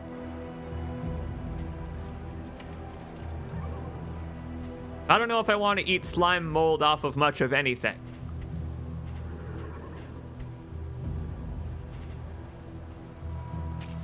Again, we're going to be going for assistance encounters whenever we can here, so we're going to end up with supplies to spare, so we can give up our money if we need.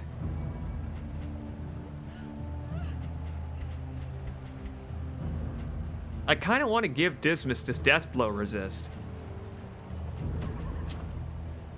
I just got a feeling the guy's gonna need it. I don't know. And this here, this parrying patriarch, I don't really have a use for this. You can't sell things in Darkest Dungeon 2, just like in the first game, so see you later. I'll just leave it on the side of the road. Now it's going to appear in someone else's game. Is it not?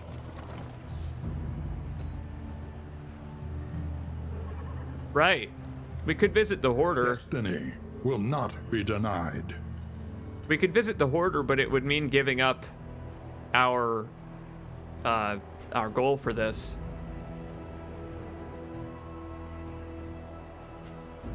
Damn, that's hard. Inventory's almost full. We don't need to go see him. Take the stress, Dr. Beak. It's all right. You're about to relieve some of it on the faces of our enemies. Time for some scientific progress. I've heard it goes boink. All right, I don't know what's going on with this mongrel. What? Mongrels FC for life, baby. No, that would be a football club. MC, motorcycle club, right? Yeah. Mongrels MC for life. Although, I'd imagine this dog probably not a fan of football. Really, none of them are. Focus on the upper body in Darkest Dungeon rather than the lower body with a lot of the character design. Wouldn't play a good game of footy, most of them. Anyway, I was just checking his resistances and stuff. Because he gets to go first. That's the thing, is he's about to bite me. And as much as I love being bitten by a dog, yeah, he can bite me, all right.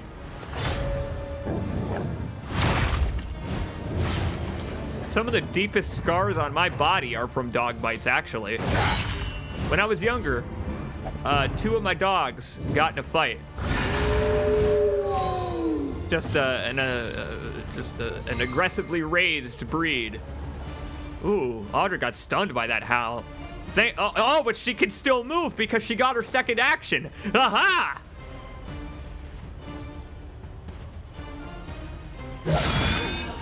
Great work, Audrey. A little bit of flashing daggers on the next turn will take care of both of the dogs at once. Excellent. I mean, it's gonna riposte on Barristan, but who gives a damn? Bravo! Yeah, sure. Crit me right back. See how you feel on round 2, buddy. Dr. Beak is bleeding, but that's okay. It's okay to bleed. Yes, I see the problem now. Okay, I may not have to use flashing daggers then.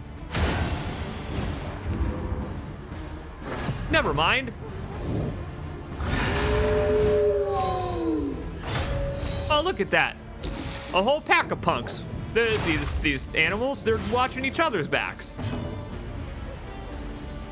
Well, I've got good news for them. They will die together as well.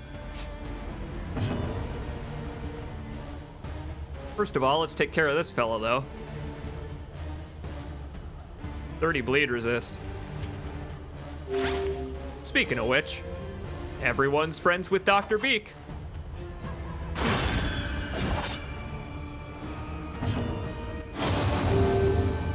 Everyone's friends with Dr. Beak. She's just getting free heals from the whole team now. Once again, your healer supports you, and you support your healer right back.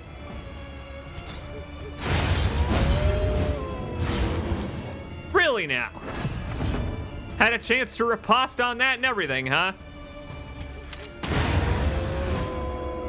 A righteous action. A last gasp. That's what I say. I don't think they stand a chance against the power of friendship. Burning brightly for all the world to see. I'm with him. All right, so it turns out bleeding is the name of the game here. Bleeding is what they do to me, and what I do to them is blight. I just blight them. I just blight them.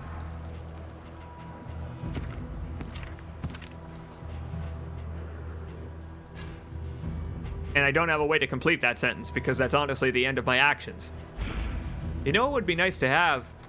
Stagecoach item that increases the stacking potential of bandages and other curative combat items.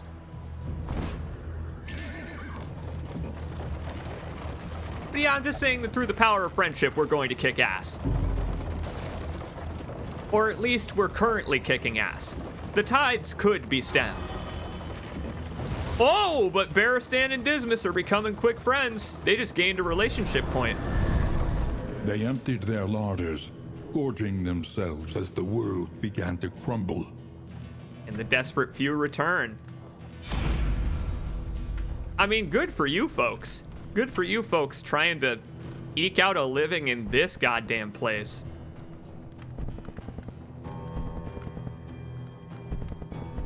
Wow, everyone's in agreement here. Nobody thinks I need my relics. Fair enough. I guess let's see what they can trade us. We're stocking up. Inseparable. Facets of the same stone. Never one without the other. Oh, melee and ranged? They go together like bread and butter. Chocolate and peanut butter. A joke in the laughter. Fantastic. We got another positive relationship. What do we got here? Barristan and Dismas are inseparable. Again, their harrowing lives and their life experience, I assume, is what they bonded over. Tragic, but it works out in our favor. Our damn carriage is almost full. Screw this Dark Impulse. I'm never going to use it.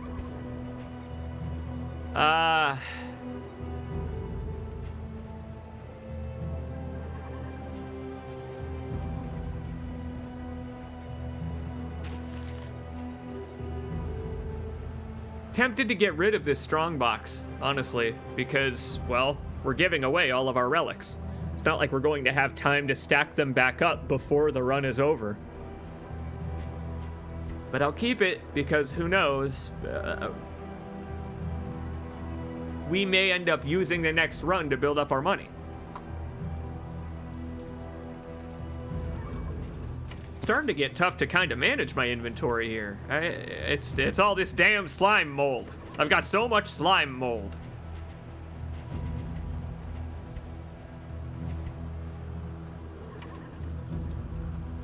You know what? Drop that bandage.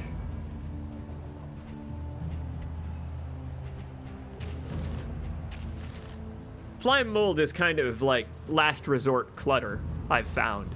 I've found that slime mold is basically last resort clutter. We are going to be managing our inventory quite a bit on this one, I imagine, because we're going to get into a lot of fights, and we are going to end up visiting the Desperate Few a lot. Chance to restock.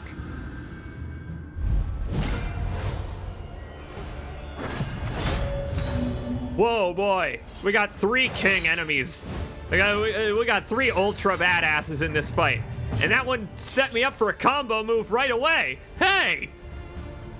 You can't do that. Oh, maybe you can. Maybe you can. Why? Holy hell. We learn upon closer inspection. Shackles of Denial.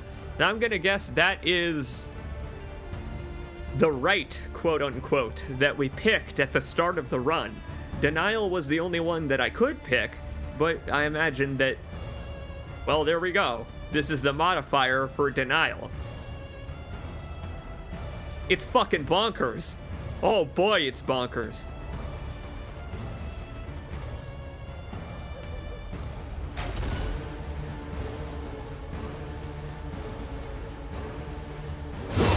Focus on this guy first, because then this fella will try to shoot his way to the back line, and he'll do like no damage doing that. If this specific dude, tries to take on Baristan, he's going to do basically no damage in spite of the combo. So we'll just focus on one fella at a time here, I think.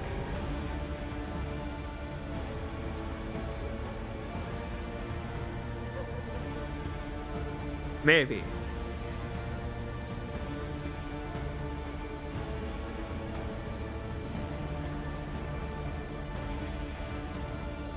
Could use Duelist Advance. Yeah, alright. Hey, that's what I was hoping would happen. There you go. See, he's in the second row now, so all of his attacks do crap. We just need to get these gunners to the front. If we get the gunners to the front and the hatchet men to the back, then we won't have any problems. All their damage will be nerfed and they won't be able to bleed me to death anymore. Well, they got garbage for blight resistance, huh? Have at them, Audrey. Wow. Though that was a hell of a resist, I will say.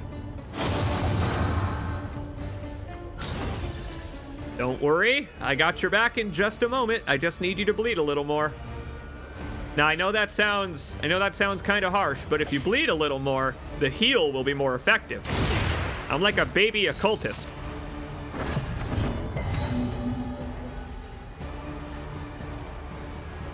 We need to focus on someone else now. That didn't work too well.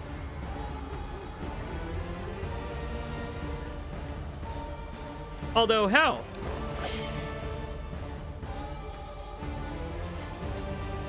I screwed myself. Bummer. I screwed myself a little bit. Because if I hadn't done Duelist's Advance, I could have shot this guy. But Dismas is now out of place to shoot this fella. Whoopsie doodles. Country boys make do. Let's figure this out.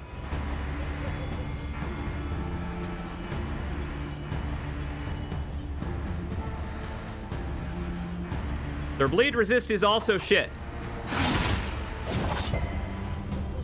And yet, my God. My God. It's like they're trying to kill him or something. They're doing a great job.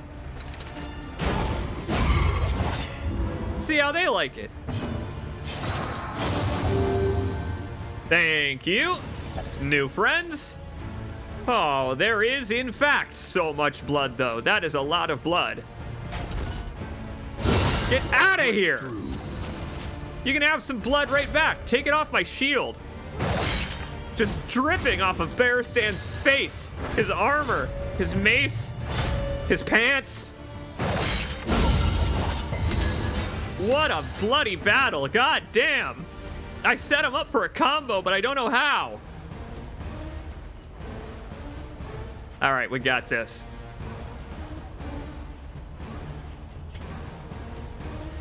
I could just bandage him up to stop the bleeding, because that's some real bad bleed he's got going on.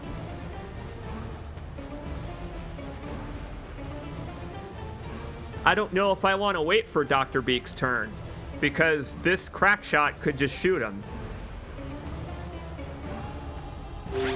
We ain't gonna wait for Dr. Beak's turn.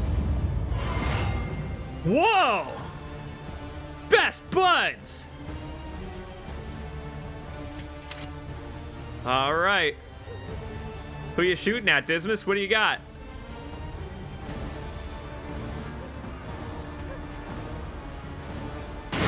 Lucky 7? Not close enough. Well, no. I'll give him credit. Close enough, my friend.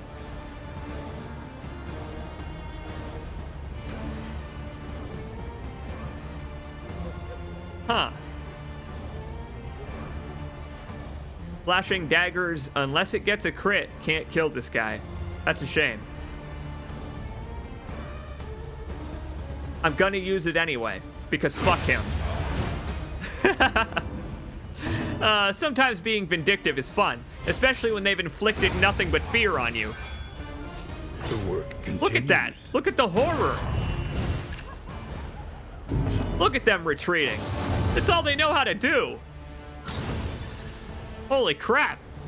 Audrey's falling in love for the first time? With Dr. Beak, of all people?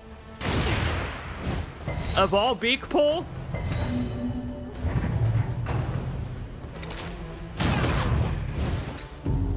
The lovers take Scattershot together.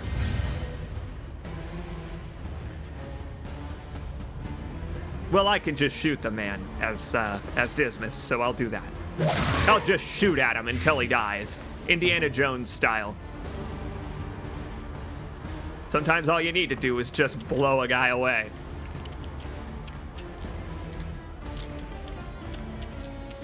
A little help impeccably timed. Oh God, now he's telling Dismas war stories. Oh no. They became friends so fast. I don't know. He can't really do a whole lot here, can he? All right, fine. Well.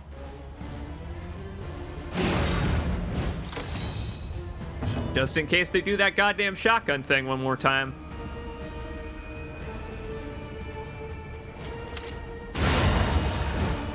I mean, it had to be a critical of 12 to finish him off when he had only like 1 HP. It's Dismas. There's no other option.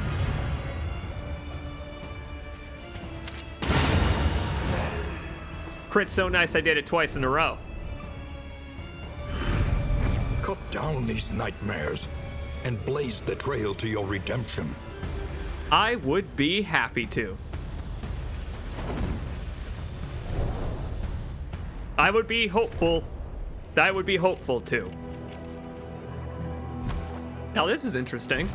We have a whole hell of a lot of this. The medicinal herb that heals any status but no health. I am not really using the noisemaker because, well, Baristan draws attention to himself already. How do I get rid of it? How do I take it off of him? There we go.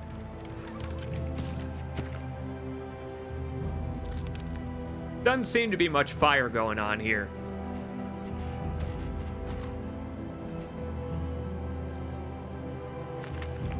Seems to be mostly bleeding.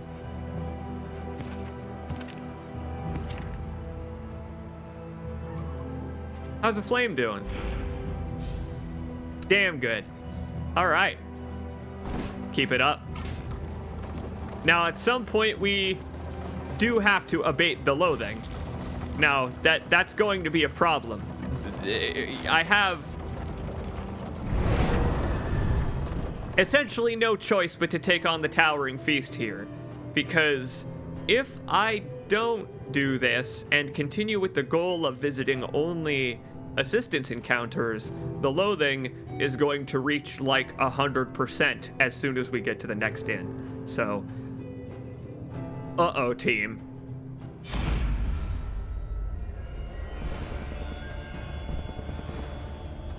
The glare of our torch reveals their weaknesses. You know what? Damn right, Audrey. Let's get to it.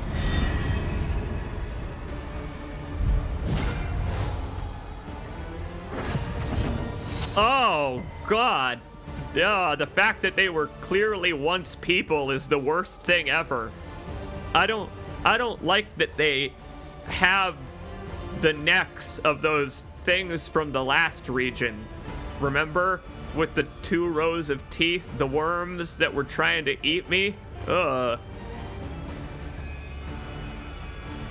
Alright, we got butchers, we got maids. They have crazy resistance to blight. Oh no.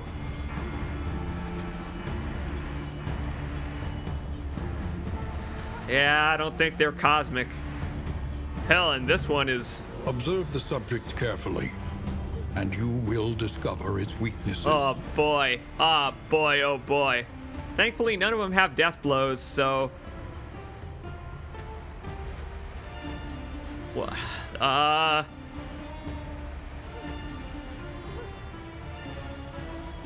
Alright, let's do it. No time like the present. We can't rely on my gimmick for this one. Ooh. Ah, and of course the man forgets his antivenoms.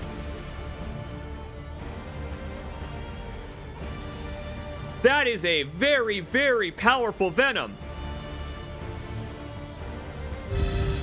That's worth curing right away. Same turn. All right, they're blighting me, it turns out. It turns out they're the ones with blight this time around. Sheesh.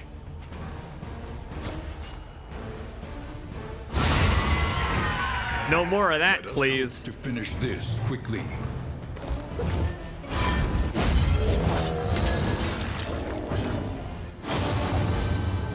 Oh, another story from the wars. You know, Baristan, now's not the time.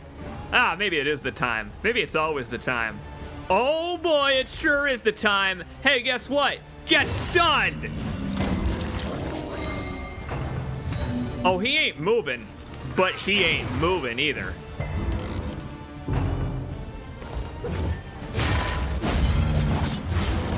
I'm kind of glad I set up that riposte. These things really want to eat Dismas for lunch, which is inadvisable. Look at him, he's so scrawny.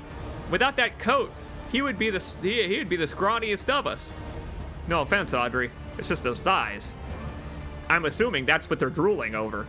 They just see cartoon ham bones like Fred Flintstone. Right, well, so they have a lot of resistance to blight, which sucks, but that's okay. Their bleed resist ain't so good. We could finish this guy off before he can move again, hopefully.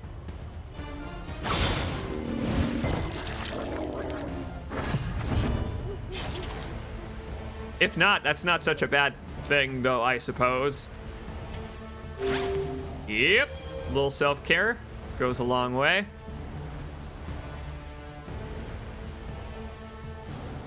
Yeah, fuck it. Duelist Advance worked out well. We'll just bully this guy.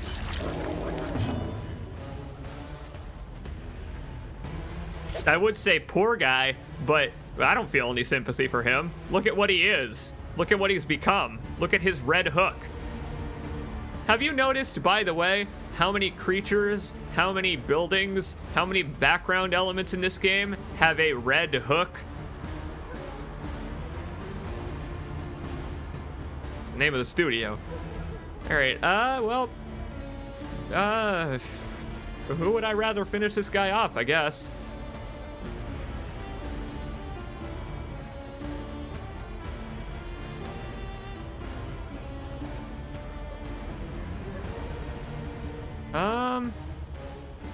I don't know. Who do I want to finish him off?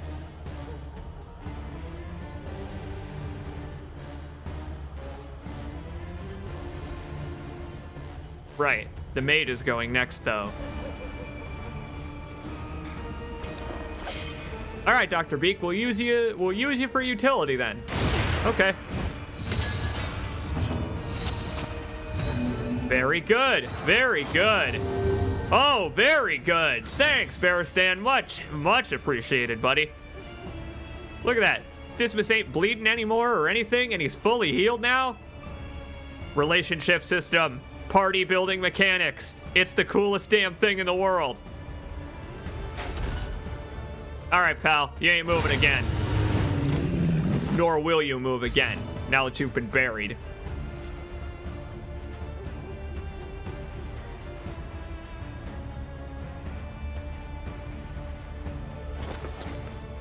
Probably won't do anything. But the damage helps. My God, and she blighted him. Never mind. I ought to have more faith in Audrey. An unavoidable end. She hit him twice for her maximum amount of bleed, and then Dismas just finishes him off with the riposte. Didn't even use up his own turn. And the larval slop misses. Good Lord. Enemy stunned and can't move anymore? Oh Lord. It's almost cruel in a way. I intended these powders for the bedroom, but ... Oh, that's a hell of a thing to say after using emboldening vapors.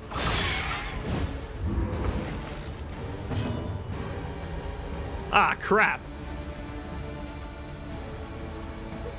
Oh well.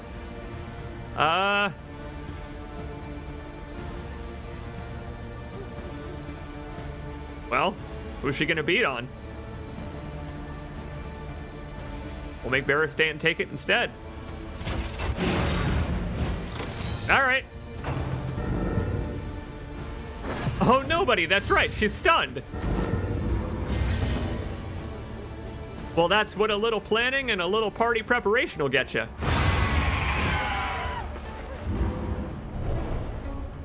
Well done, team. Cut down these nightmares and blaze the trail to your redemption. What is that? Foreclosure notice. This is for Grave Robber. Hey, Audrey, I found something for you. Flashing Daggers has a chance to put her in stealth now? Oh, boy, but the downside.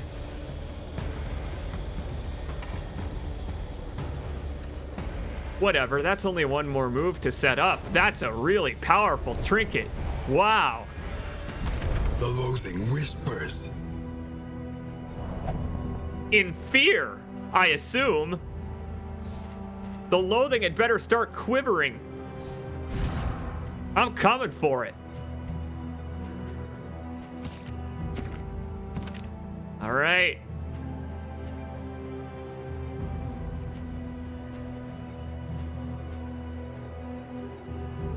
Wow. So, standing in the back row, every attack by Audrey now has a 33% chance to set up for combos. Wow. Damn good.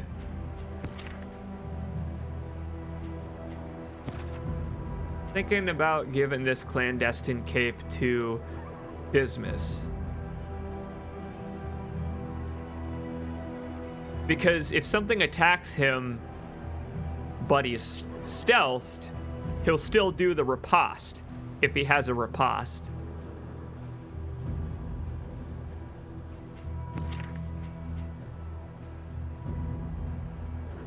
I might not give that to anybody. I don't think the weakness penalty, taking 50% extra damage, is worth it. I think I'll just get rid of that.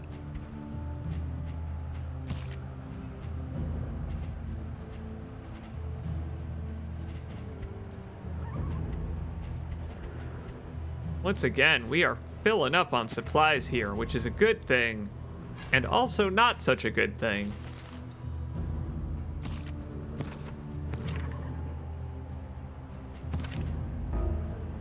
Take that anti-venom back, swap it out.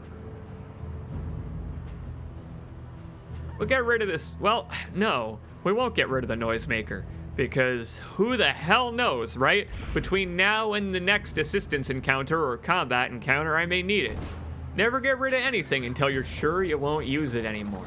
That's a decision that you have to ask yourself kind of about this game, that I like a whole lot. Perhaps you are finding your courage at last. Trying our best here. I bet he's saying that because I'm going for more combat encounters. Eaters, feeding on the tainted crop. Well, I would hate for them to munch on any more taint than necessary, so let's just put them out of business, shall we?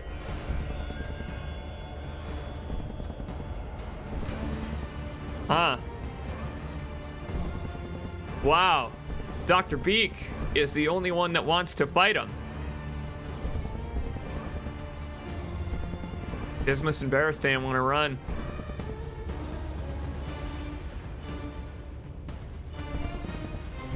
Fascinating. Let me think. How many more combat encounters we got? 1, potentially 2, and then a 3rd.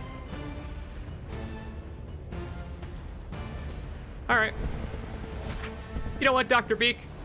I've trusted you thus far. Let's abate some loathing. Don't worry, we'll make it up to him later. Thankfully, if you go overtime on relationship status for your characters, they can lose a little bit before it'll start to drop. What the hell is going on with that creature? That is not what I would call a lady. That is the way that she polished her teeth, though. Not those teeth, those teeth. The way that she polished her teeth is really impressive. Analysis is the natural prelude to action. Because look at how yellowed they are. Oh, the way she flips her bonnet. Her veil. If only she wasn't shaped like a cacodemon. She's like a cacodemon centaur, basically. Where on the bottom, she's a cacodemon. And on top, she's... Maybe she always looked like this. I feel like it would be just rude. Now this guy back here, the Lord and the Lady, this guy, I have no, I mean, he's got eyeball shoulders. He's a Resident Evil boss, basically. Right. Well, screw all this.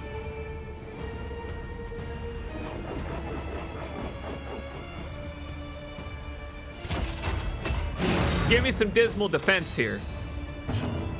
I'm gonna heal Baristan when I can, by basically allowing him to soak up damage from others. So I guess they're just gonna eat this goat. They're just gonna eat this goat to regain HP, so there's no point attacking them until I get their goat. The thing's even shaped like it's got a bunch of dinner plates on it, but they're boils. All right. Works for me.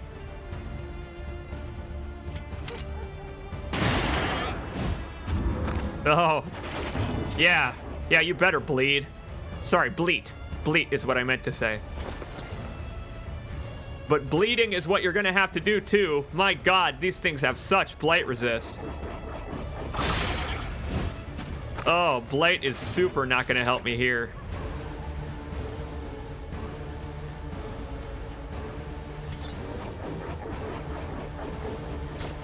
High-end damage, Audrey. Come on, you can do it. Close, but you got the fear. Ugh.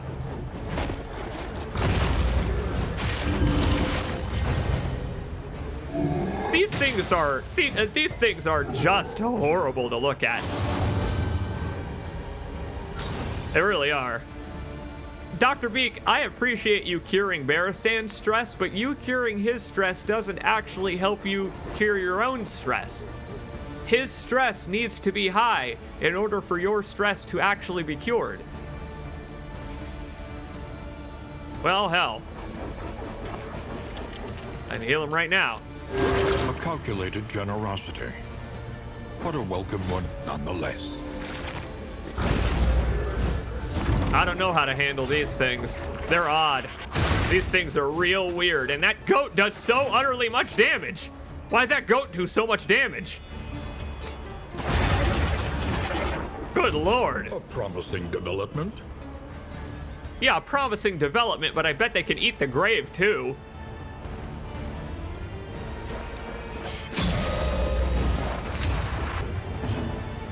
Now you take a hard shot on this lady. You take a real hard shot on this lady. Depending on where she has to stand. Observe the subject carefully, and you will discover its weaknesses. Yes. Yeah, knock her up. Knock her backwards is what I... Use your skill called Rampart to knock her further back in the line. He's like, you got it, boss. Okay, well, I'm just hoping to override her healing is the thing. But the thing, meaning the lady herself, is not... She's not helping with that.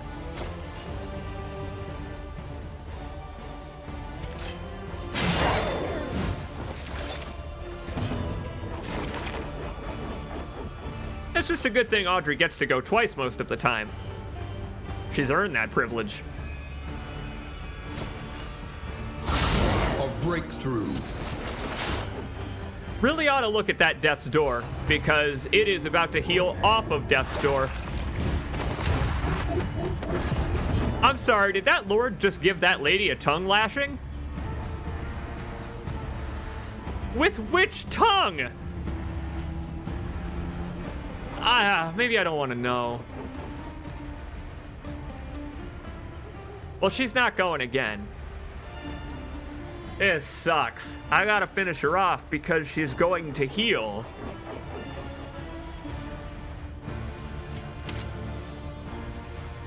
Piss.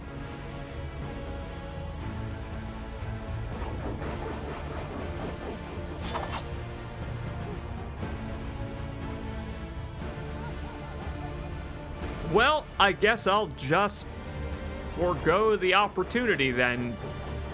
Yeah. Go for it, Dismas. Sometimes you need to take the easy slice, I guess.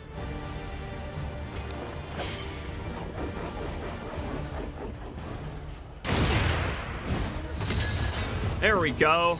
That is what I was hoping for this entire time. Dismas's next attack on this man is going to hurt. Takes 50 plus damage. Combo. Let's see. What can we do in the meantime? Is there even anything? No, not really. Thing is, I don't want to waste my combo. But then again, hell, she might just crit anyway. Audrey may be the new Dismas. Hell, she's got essentially her own version of his shot. Fair enough, Audrey. Yeah, take another shot, why don't you? Of the absinthe, I mean. You've earned it. Thank you, Baristan.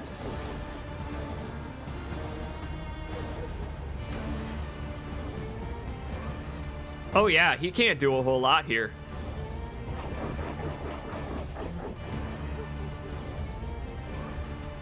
Well, I guess we'll go for stress healing then.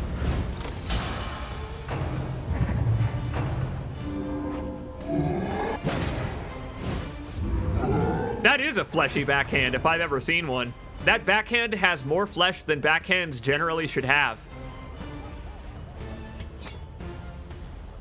Hit him with Duelist Advance again. Restock our... Well, we've got 2 ripostes. Never mind. I'll just shoot the bastard. I wish he was 1 step closer. If he was 1 step closer, I could hit him with Open Vein and start the bleed. But that works too, critting him for half of his entire health bar. Thanks, Dismas. Ah, crap. Audrey? Enjoy a little buff on me.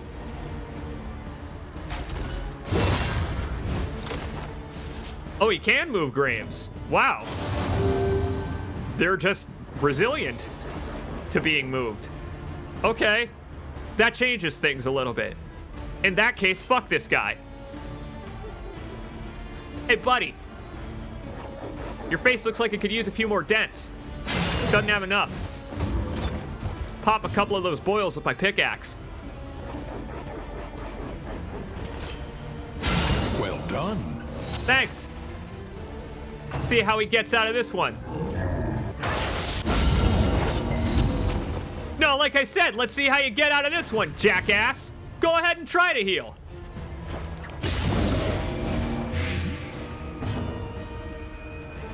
Oh, I love it. Draw it out even more. Makes the victory taste all the sweeter.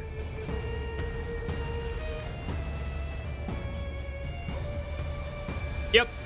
Enemies now have a death's door value. Some of the more resilient ones. If you look in the bottom right, some of them have a couple of dashes instead of a number that indicates that they will simply just perish. But bigger, stronger enemies usually have a percentage to avoid death. Just like you do. Boss fights should not have it. Big enemies, I'm alright with that. Well fought indeed. Well fought indeed, my friends. You're all getting a little stressed out. We'll need to focus on that for future combats. Future combat events. Well, I guess we don't need this then, do we?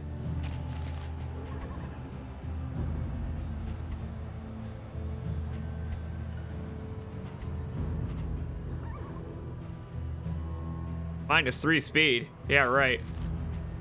I don't think so. We need to be faster than the enemies at this point.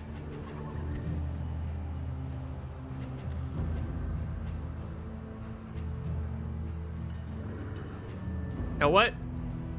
Get rid of this anti-venom. Because, well, I've got another anti-venom. Her name is Dr. Beak. But I've also got these medicinal herbs just in case. Just in case we need to stop, you know, just in case we need to stop on the side of the road and take a break, if you know what I mean. You know, just in case Dr. Beak and Audrey need to get in the mood. All right, everybody. One more assistance encounter. Lost and desperate. They need your help. Just a little bit more inventory management. And then we'll have our skill. We'll have our goal. Echoes of humanity, twisted by hopelessness. We'll get those mastery points. What? Oh. Okay. Oh. That wasn't really an ambush. I saw them coming a mile away, actually. Look at this guy. This guy's like a jester that got demoted. A jester that never made it through Jester Academy.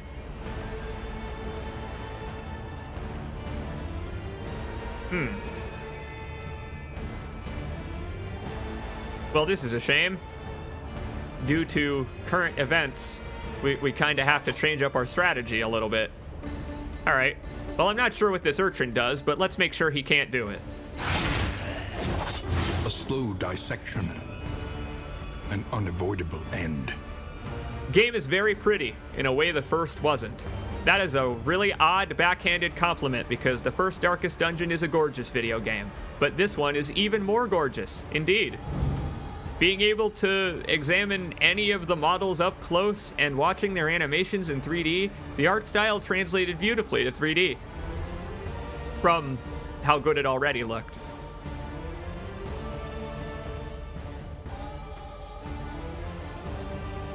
You know, I do like to multitask.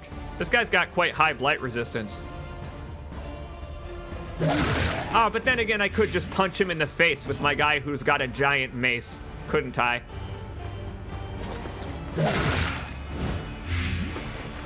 Never mind. I guess there's no need. He's busy making his way back to the front. This moves him forward 3. Oh, yeah. Thanks, Dr. Beak. Holy crap, Dr. Beak did blight. Dr. Beak just attacked with the noxious blast. Whoa. Hell yeah, Dr. Beak. Bafflement and vexation. I guess this is what an experienced team getting to remake a game with 100 times the budget gets you. Yes, indeed. So some folks in the chat have mentioned that they didn't even know that this game had released. It has. On the Epic Games Store. It's coming to Steam in January or February, I think. But if you want to play it right now, it's on Epic, and it's fantastic. You already own the Epic Games Store. Don't pretend that you don't, because you think that it'll make you cooler. It won't. It won't make you cooler to pretend that you don't own a storefront where you can play games like this. I would love to fear and then stun this widow. That would be super awesome. Combo, baby! No, it's only a 33% chance.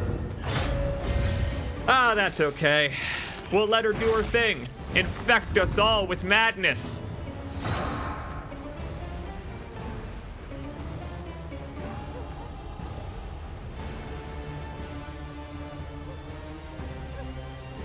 Yeah, that is one thing that Epic didn't ever get better at, sadly. One thing Epic didn't ever really improve upon was letting you know when new games have released. That's one thing I'll give Steam, is that Steam is much better about saying, hey, a new sequel to a game that you have already played is out. It just tells you in your library nowadays. Epic could use something like that. Or send you an email or something, since it's not like people open the client unless they're gonna play a game. See, that's how Epic is different from Steam, is you don't need to I don't have the Epic client open right now. You don't need to have the client open to play a game through it, meaning most people don't open the client to play the games and don't ever see the storefront. Convenient for us, but for the storefront, it means that it's not really gonna... It's not gonna... What is it? You push the baby bird from the nest before it knew how to fly. A simple variable, easily resolved. But that's the thing. Look at the quality of this game, right? With the budget that it got from being an Epic Games Store exclusive. Obviously, that's going to pay off when the exclusivity deal ends and it is available on other platforms. Life is long. Life is really long. That's kind of what I've learned recently, is that life is super long. So waiting a couple more months to play Darkest Dungeon 2 if your scruples align with it, that's totally fine. There's nothing wrong with it.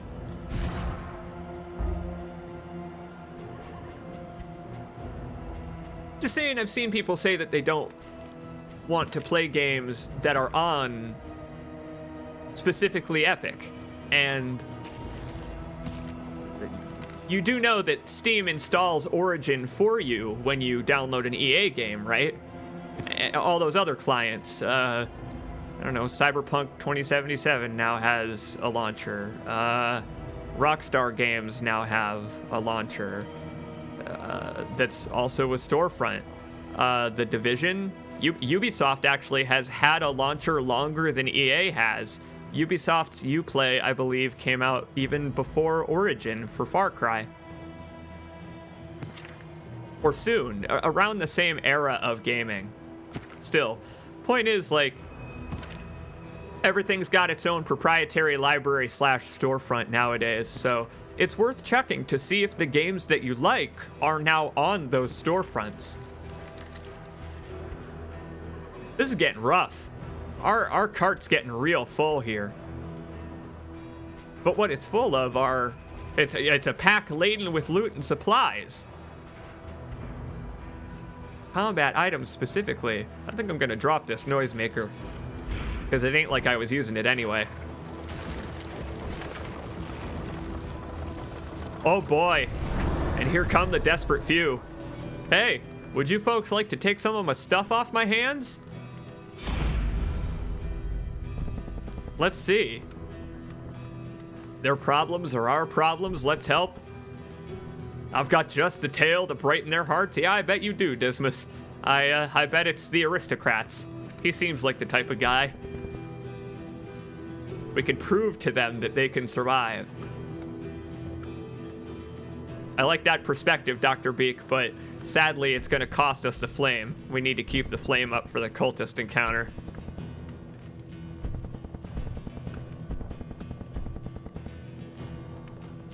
Their problems are our problems. You're the man, Baristan. In this world, wealth is worthless without purpose. JT Jag, you really ought to watch the previous 4.5 hours of the stream at some point, because yeah, we went over the character dynamics and relationships and all that. Dr. Beak and Audrey are currently amorous, so they talk all the time about how they love each other and would do anything for each other. It's great. They turned the virtue and affliction system from the previous game into its own entire character decision-making, relationship-building system. You can carry no more. It's really awesome. And we are full again. We really could use that stagecoach upgrade that increases the stacking. Aha! But they gave us a couple of anti-venoms, which is good, because it means I can get rid of one of these medicinal herbs. How do I want to get rid of the 2-1? There we go.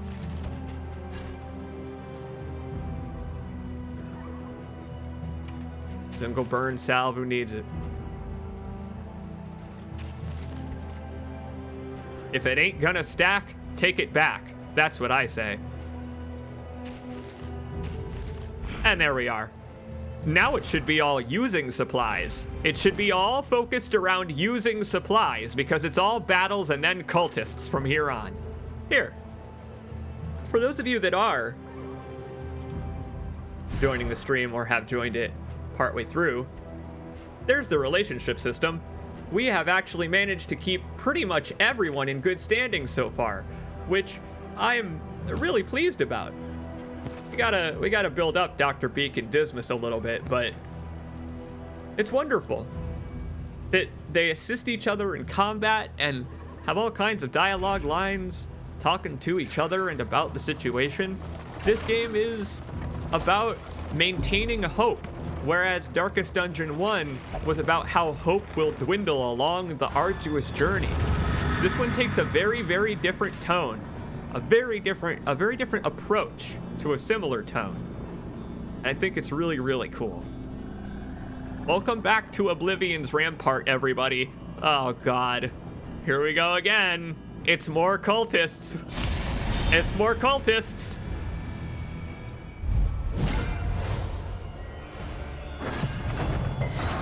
What the hell is that guy? The flesh warps indeed. Minus 50% from all ranged skills. Oh, you dick. Oh, you absolute dick. Ah, but he is so very weak to bleed and blight. Let's not let him get to the back. What is that? What are you? Ah, you're wearing your mask upside down. Put that on the right way. I thought that was a separate thing that it was holding, but it's holding a part of itself. Oh, God. And then there's an altar back here, of course.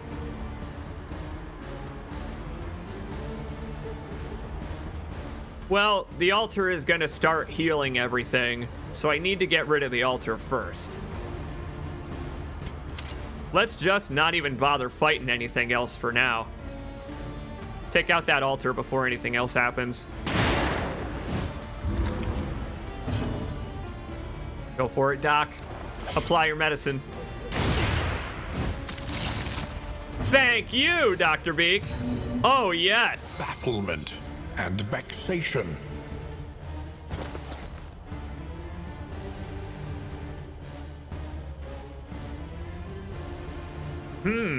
Oh, wow. I could save that for the next turn. Stupendous. Yeah, we're saving that for the next turn. Dismas is gonna shoot this thing on the next turn. In the meantime, it's time to take a giant axe to the forehead. Didn't hurt him as much as I thought it would.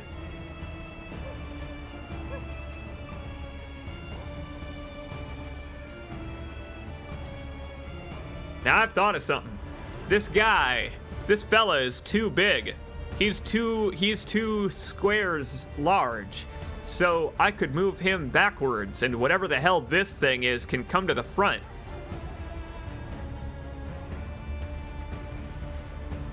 It's got pretty high move resist, though. I don't know if that'll work. Thing is, my only other option for Barristan is to just hit the goddamn thing, so might as well try it. Okay.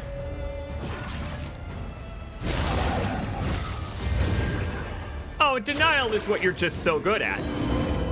Not just a river in Egypt, they say. Anxiety foments insidious fears. Whoa, he's a stressor. Okay, lesson learned. This man is a stressor in life. We'll deal with him summarily. Stop that! What is this warship status? Exulting unspeakable cosmic forces. Well, that doesn't really help me describe quite what they're doing with the cosmic forces. But these are cosmic creatures, which means that Audrey can skip their death blow. If I use Audrey to finish off any of these assholes, there ain't no death blow for them. They're not coming back.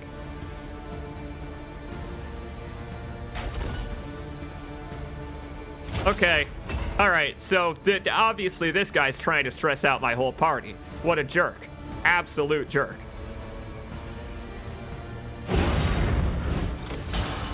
We don't got time for that.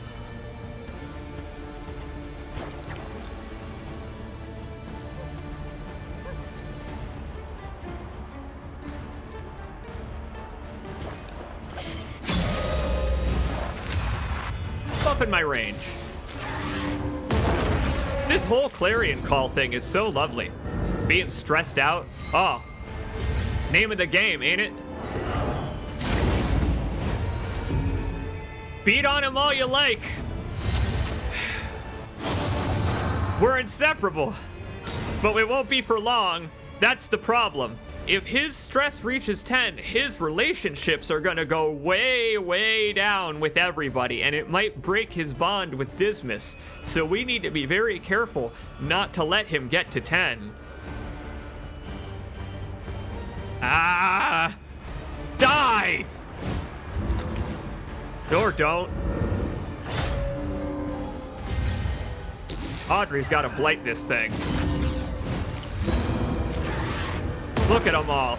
They're all healing each other, hurting us, stressing us out. I told you this is why I don't like cultist fights. They're terrifying. The big guy does damage, but we can heal that. It's these two in the back that are the problem.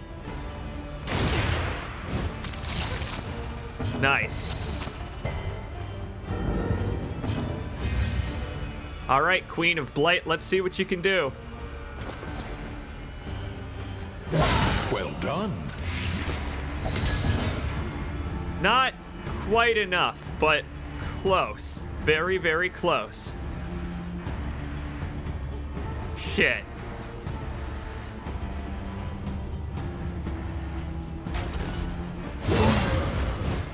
I think he ain't going anywhere. That's the second time I've tried. Third time even. Oof.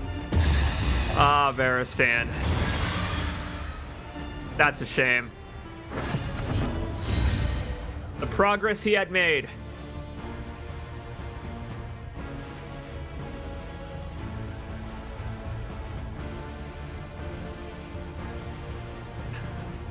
Well, I got a feeling this little bastard is gonna heal this thing again if it lives, so let's just stop that from happening. No? You can't. Why can't he target it? Uh-oh. Wait. What's specifically preventing him from targeting it? Oh, it's stealth. Okay. Well, he'll come out eventually, the goddamn coward. In the meantime, out of the way, Baristan.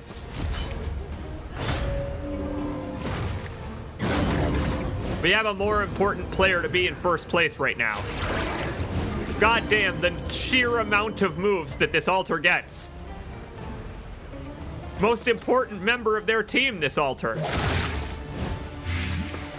I swear to God, this thing's the MVP. Nice toot, but you missed.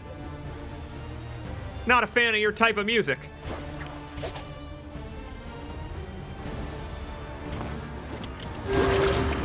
We got relationships to start building up. Yeah, you can just have a little bit of that back. Christ. All right, well.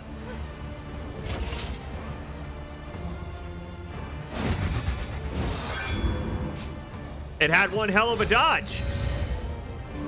Cultists are the one thing I haven't quite figured out yet. They stump me every time. But it's not like we've lost this. Yet. There's still time.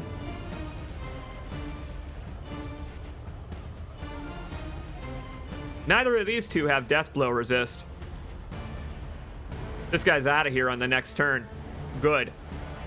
I don't think I even need to follow up. He has 5 HP, 8 blight, and then he heals for 3, which means he takes 5 damage. So I'll see you later, sucker.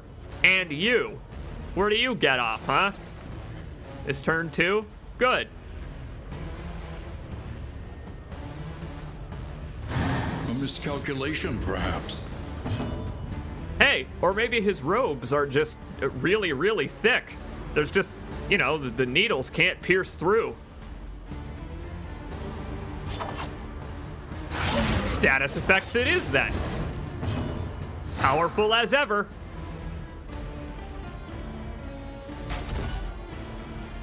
Nah, I don't want to put him back in the front yet. Not just yet. Because then this asshole will start swinging at him again.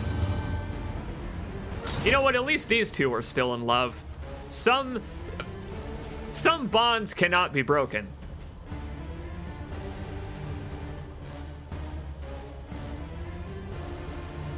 I think I just need to battlefield medicine him again. I think we actually need to use Dr. Beak as a healer for once.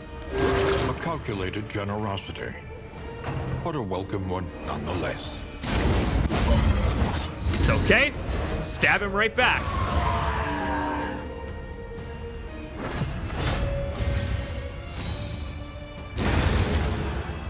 All right. Its last act was to continue the heal on this guy.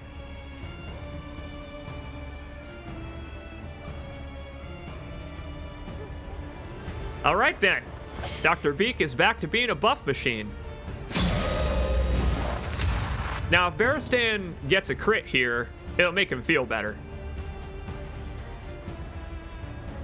Uh-oh.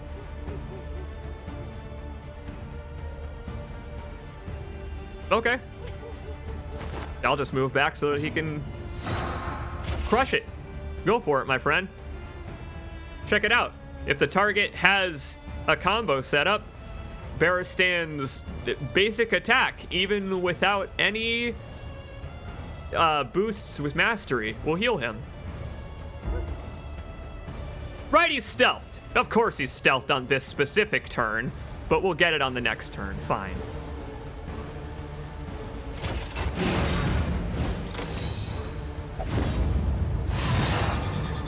Oh boy. Oh, it's starting. Oh, we gotta reverse that ASAP. You two need some pipe weed.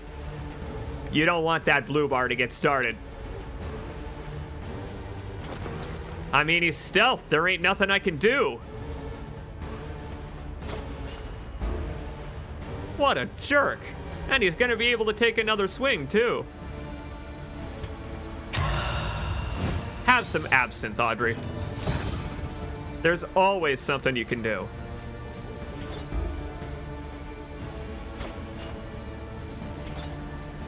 See, flashing daggers attacks the third position, so I can still hit him. It's just, you know, for 2 damage. Which ain't great. But that's okay, his damage isn't that good either. Oh, Baristan's starting to turn tail just a little bit. Don't worry, my friend. It ain't over yet. Lethality writ large.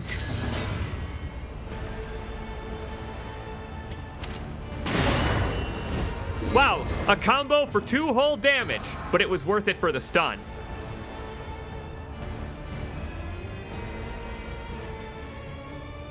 He's not going to be able to move on this turn, so I'm thinking of using just Bolster again. Wouldn't heal Baristan's stress, but it sure would heal everyone else.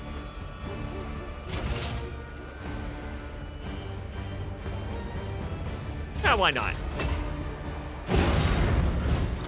Dismas, you're looking a little tense. Let Baristan give you a mid-battle massage.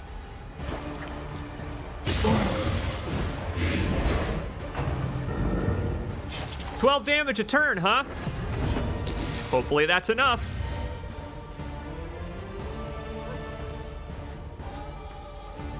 It is. Oh, it's very much enough. Good.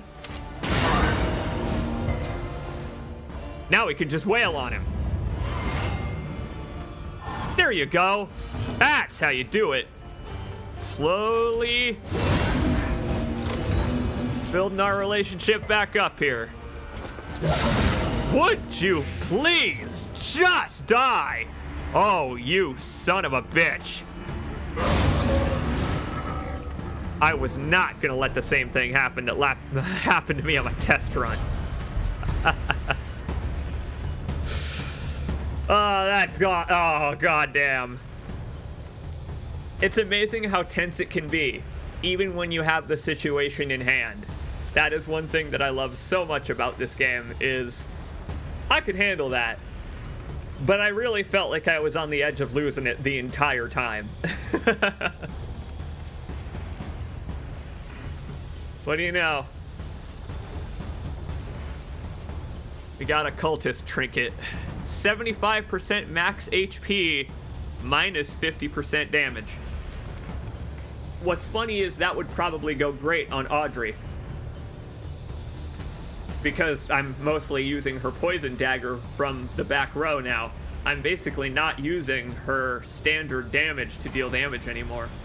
That would go even better on her than Dr. Beak, but you have to equip both of these trinkets, and I don't really like the dark impulses.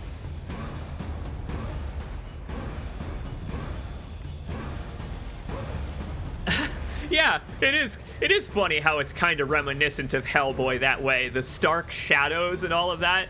I really like this game's art style. I feel like it translated to 3D really, really well.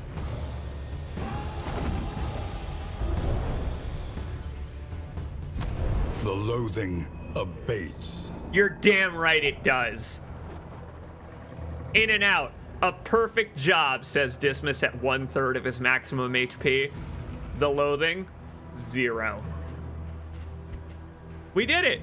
We rid this place of not all the flesh trees. There are still flesh trees and stuff, but that's okay.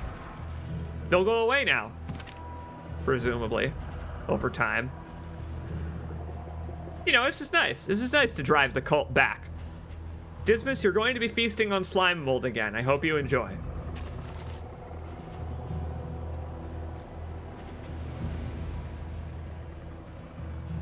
Book of Creative Insults is always fun, but I might ditch it. I don't think I'll take it, because I can already make Beristan the center of attention, so I don't know if I want a random chance to make that happen at any time. Early on in this run it was useful, but now it's not so much, so I'll just leave that.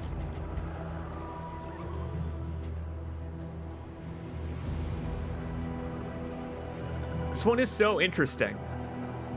Minus 50% damage. It wouldn't go well on Dr. Beak because, well, Dr. Beak does incision and, well, Noxious Blast doesn't do very much damage now, does it?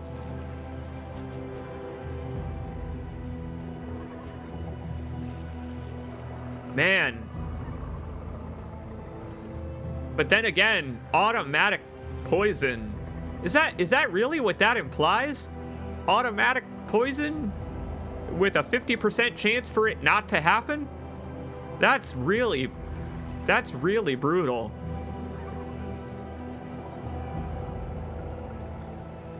Man. 66% bleeding resist. Yeah, I'll put that on somebody. Oh, that's gotta go on Dr. Beak. Yeah, Dr. Beak has a deficit to that. Which means I can probably get rid of that.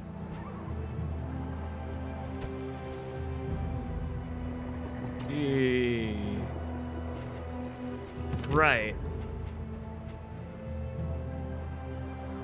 It's not like we have any more fights in this specific one. It's just that we can't move until we discard items, so we have to do that first. We can't take them to the inn and then discard them.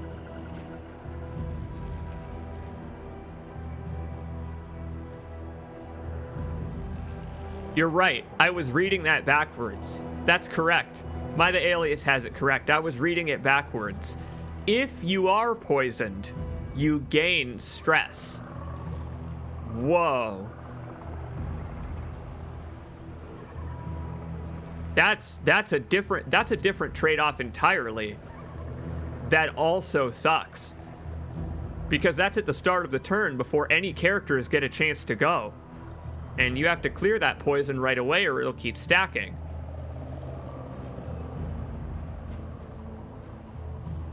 Man. But if I combine it with the other trinket we just got, that person could stay blighted for a long-ass time, couldn't they? Why not try it? Why not try it? I mean, well, I have a reason not to try it. It's because the ones that I have on Audrey right now are fucking awesome. The trinkets that I have on Audrey right now that make her automatically do fear to enemies and move twice. This would have to go on Dr. Beak, if anybody.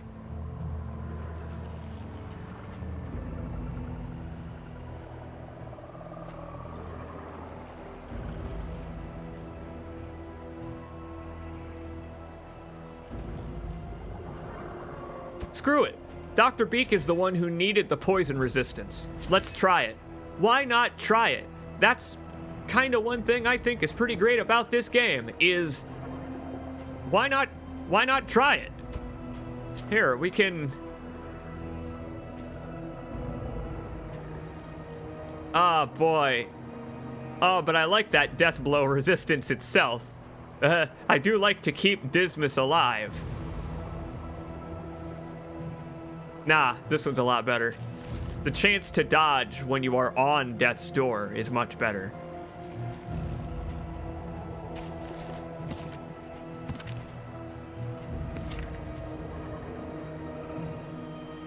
And Beristan's got enough skills now, I think we can just get rid of this. He's got enough skills that prevent movement and stuff that we can just give him a little extra bonus to bleeding. Look at that. He's got 101 bleed resist now. Good for you, old man. And that's it. We've done it. That's another leg of the journey complete. This one went a little faster.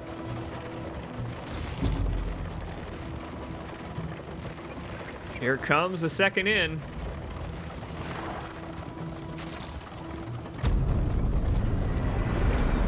Or the third.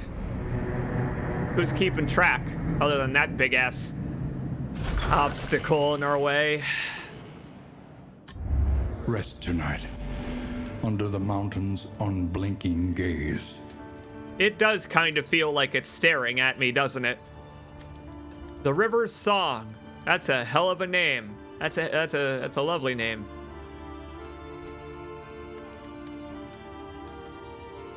The banks. Hang on. The banks of the banks of the beautiful river Wahoo.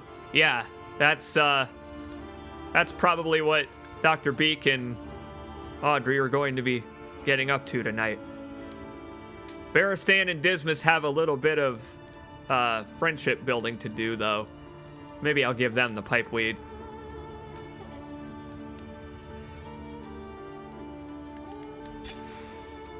Slayer of cadavers. Well, that's good for you, Barristan, but I feel like that's a little bit excessive. Once they're a cadaver, you don't really need to slay them any further. But okay, Barristan is our cadaver enemy slayer. He can kill enemies now without their death blow being taken into account. Dr. Beak, what you got? Slayer of swine. Learned that from Audrey, I assume, based on her backstory. All right, so we've got someone who can take out cadaver-type enemies, someone who can take out swine, someone who can take out cosmic enemies. Sadly, Barristan had a meltdown. I tried, but he was at 4 stress when I used that move, so it didn't heal his own stress. Only the stress of the character I used it on. It's okay, though. We completed the region goal by visiting all of the various assistance encounters. That's more mastery and stress heal for us. We need it. Dismas once again feasting on slime mold. He has yet to become diseased from feasting on slime mold. It's like he says, he's had worse. Conventional fare, but fairly priced. Whole damn reason we did this was to stock up on loot, and we have. We've got a fair amount of baubles and relics, and my god, I've got 5 mastery. We really did get into a lot of scrapes on that last one.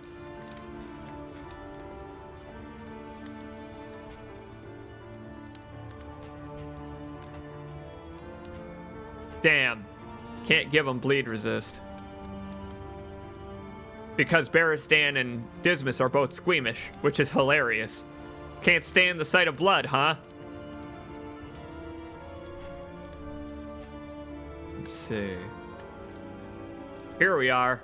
This ought to make some friends. I should hope. Let's see who's stressed out.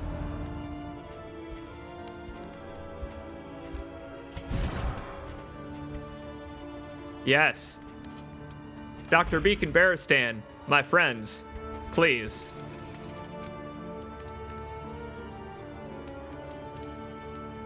I can only imagine what they're going to talk about. I used to confiscate plugs of this from my soldiers. I like that Dr. Beak just takes it. She's probably already got some stuffed in the beak. That was what Victorian era actual plague doctors did, is they would put fresh smelling flowers in the edges of their beaks. They would line their masks with flowers because they thought that, you know, freshness was a literal concept, and that the body's bad humors could be prevented from spreading by, well, bleeding out the subject so that their blood doesn't get anywhere but the floor or a bucket, but also lining your clothing with onions, with root vegetables, with flowers. Exactly, to prevent the spread of the miasma. So what I'm saying is she's used to getting high. Stimulating poultice. Oh, we can give someone super speed. So someone is going to be able to tap into the speed force. Who do we want?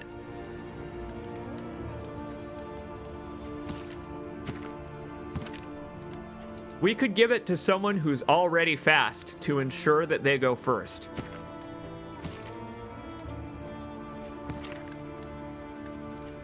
Here, Dr. Beak. No. Stimulate your senses. Here's how it feels to chew 5 poultice. This accelerates the blood. Did you know that Plague Doctor outfits were so close to being effective just accidentally, but they left the ankles exposed? Whoops. The one time when covering your disgusting human ankles, lest they be seen by any impure thoughts or drive any impure thoughts.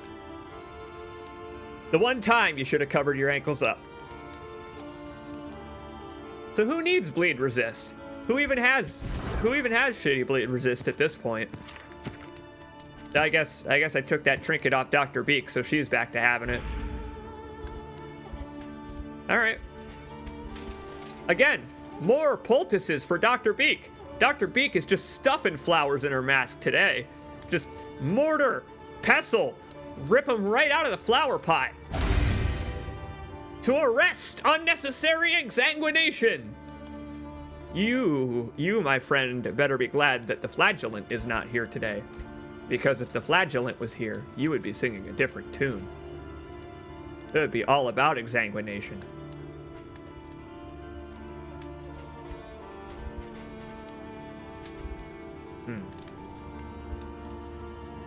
Well, let's bite the bullet and get Dismas his syphilis. Enjoy your syphilis, Dismas.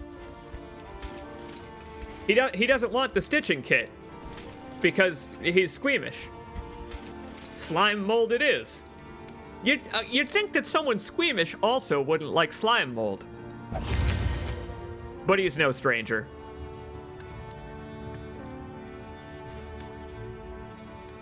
Does slime mold stack? Can I just boost Dismas to have a maximum of like 70 HP? Had enough. I guess one serving of slime mold was enough for Dismas. Alright, Dismas is going to be going first, and so it is probably important to give him the speed bag, so that at the start of the round, he will be going first and can just dodge any attacks that come after that. Where are the wraps? They're at the next inn, actually, so you're just gonna have to punch with your bare hands if you want to train up. Fire resist. Let's find out if we need it. Rain, fire, and rot. Is there no sanctuary from this madness? Yeah, we're gonna need burn resist. I think we're probably gonna need a. We're probably gonna need to. Well, I could visit the shroud.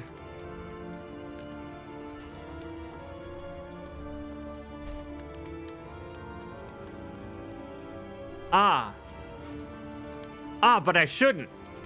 I can get my revenge on the librarian. The librarian was the motherfucker who killed my test run by surviving 5 death blows in a row and then killing my entire party in one turn. Oh, call it Dead Space 2. We're headed to the sprawl. I got a grudge to settle. Dismas, put on your best fireproof coat.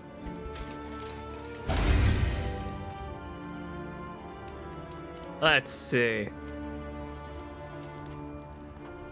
I guess I'll just get rid of the stitching kit. Bearstan over the years has just had enough of it. He's been stitched up more times than anyone could even count. Fine then. If we're taking on the lair, everyone feast up.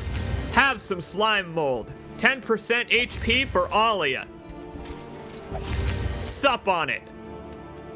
How far have I fallen? You're a grave robber. You can't fall too much farther unless you trip and then 6 feet happen to land upon you. All right, well. Okay. I think this is probably the best we can do.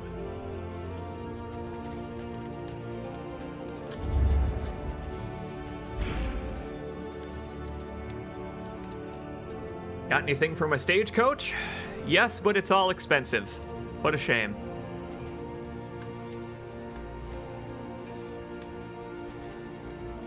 After all that, we ended up with just too little money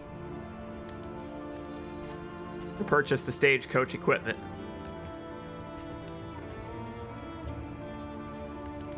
Which is okay, because it means that we can spend the rest of our money on any other provisions we need, I guess.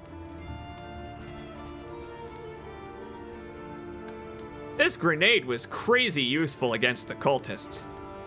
It threw that first round of cultists into complete chaos.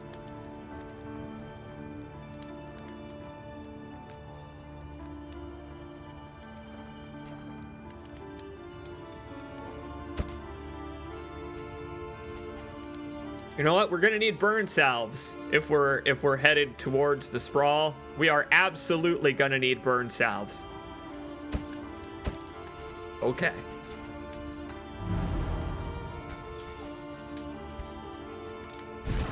Who do I want to put them on is the question/problem.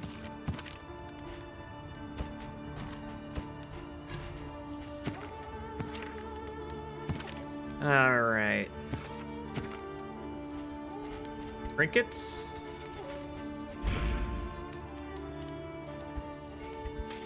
There you go, Bear Stand. Yep, reflexes, first and best line of defense. You should, honestly, you should be the one with the gun. Why don't we give Barristan a gun? I hadn't thought about that.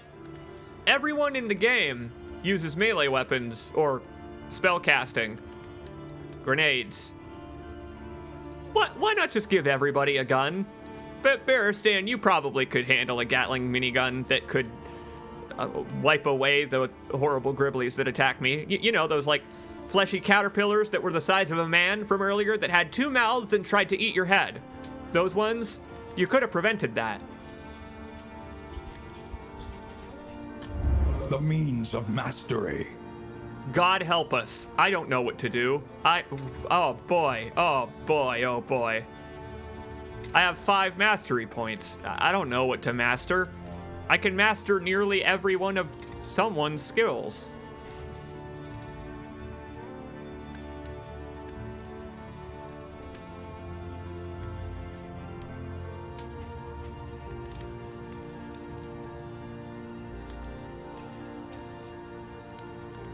Duelist advance giving us a dodge. That seems quite useful.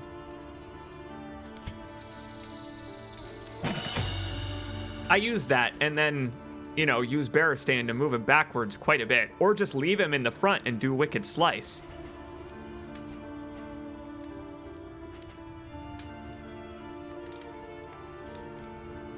You know what? An open vein would be great. Because now Audrey has a chance to just randomly fear enemies.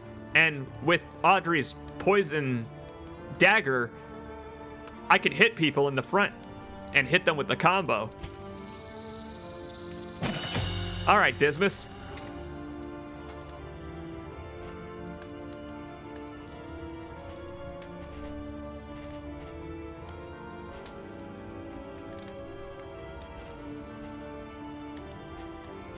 I might swap from Incision to Plague Grenade, so that Dr. Beak can do Blight on enemies in the back.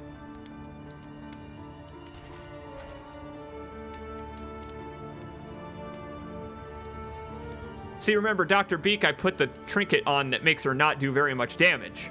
So Dr. Beak right now is going to do real crap physical damage. So upgrading her damage over time effects is probably a good idea.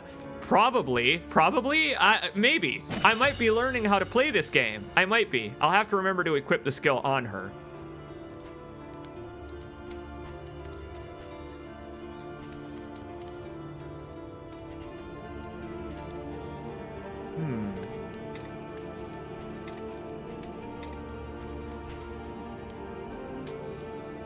Yeah! Give Barristan another stun. Perfect. Now if I use hold the line, he'll stun them as well. Rampart will stun, and hold the line will also stun.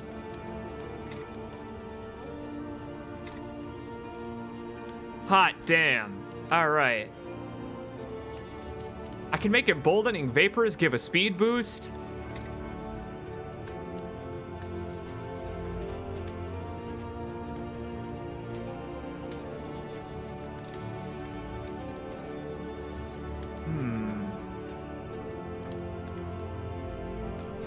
I like that I can upgrade Audrey's Absinthe, but all it does is increase the type of dodge that she gets from 50 to 75%. She's like Antiquarian Jr.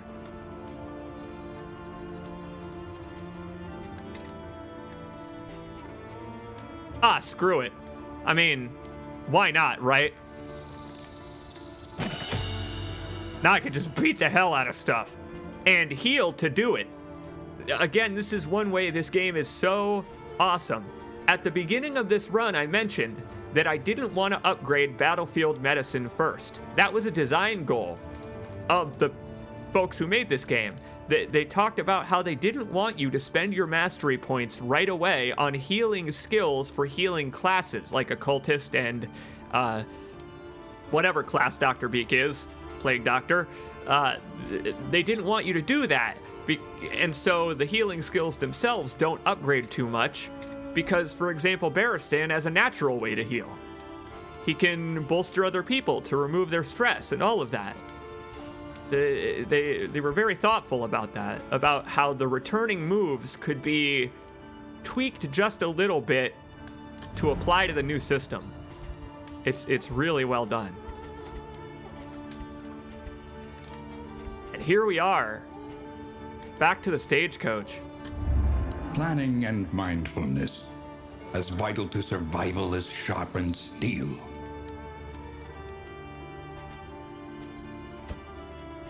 I think I'm gonna Reconfigure. Meet each challenge on its own terms. think I'll give myself a couple more slots to work with here. Couple more slots to work with. Part of the reason we ran out of room so soon there was because our relics didn't stack. We were getting a lot of, baubles and relics, but they don't stack very much. So I'm not going to get rid of this because who knows, we may get rich, but having just a couple more slots to work with in the stagecoach will help a lot.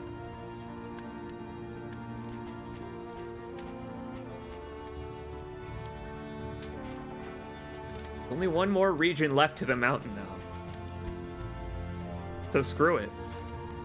I suppose I'll just get rid of this and drop my relics if I have to, because I assume there's one more. I assume there is one more rest point before the mountain itself, but I've never gotten there. This is the farthest I've ever made it in Darkest Dungeon 2. On the game's very, very good.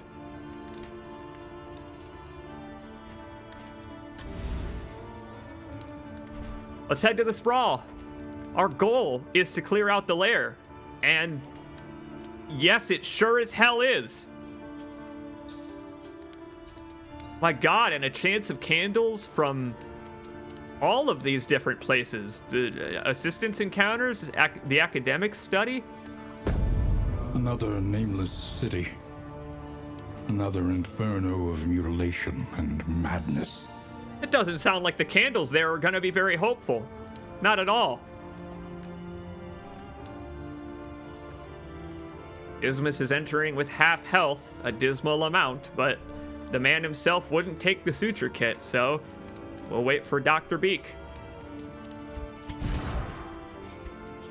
Let's see how our relationships shook out here. So Dr. Beak is still amorous with Audrey.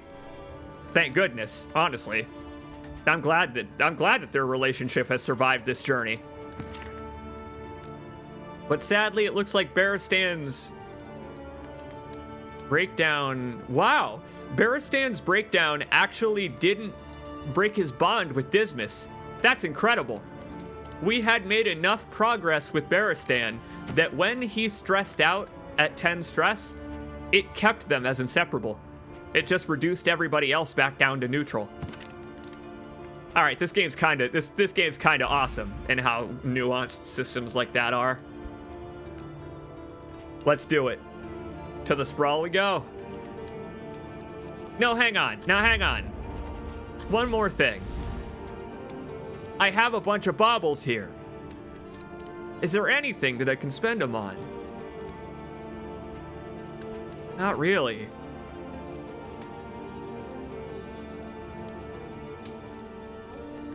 Damn. Ah.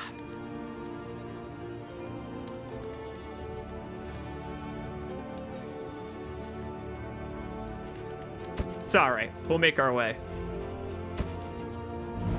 Once again, loading up on supplies if we're going to be taking on a boss. Because that is what lairs are. The sprawl's got lairs. Tall buildings. Multiple floors to clear. Oh, I remember this place. Oh, yes, indeed. Behold, the great cities of man, ruined and aflame. What a map. Look at the size of this damn thing. Good God. Now, because of the description, because of the description here, we can assume that the ones with candles underneath them are not enemy encounters. They're assistance encounters or academic studies, because there was a higher chance for there to be candles in those. What the game just said there is really important.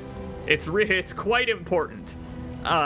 Before you reach the mountain, you need to have a trophy from a boss fight lair, and you can do any lair on any run, I assume, but you need to emerge with a trophy by the end of the run.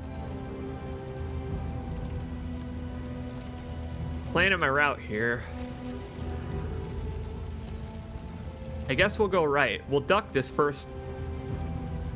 Yeah. Yes. We'll duck this first combat.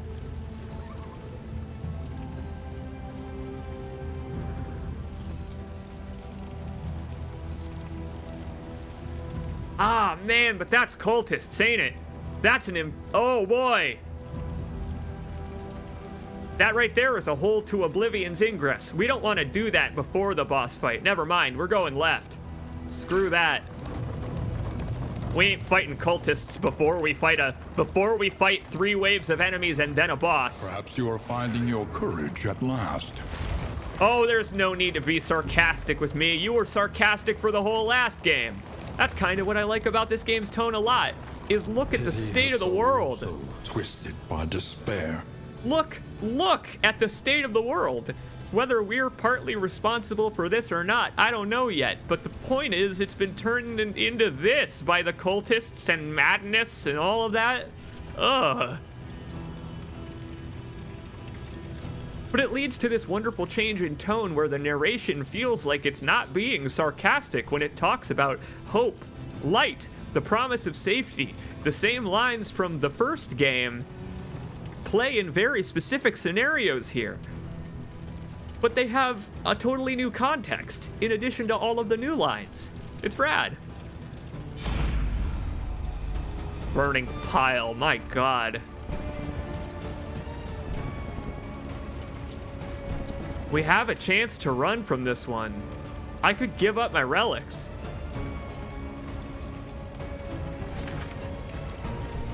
How many more are there?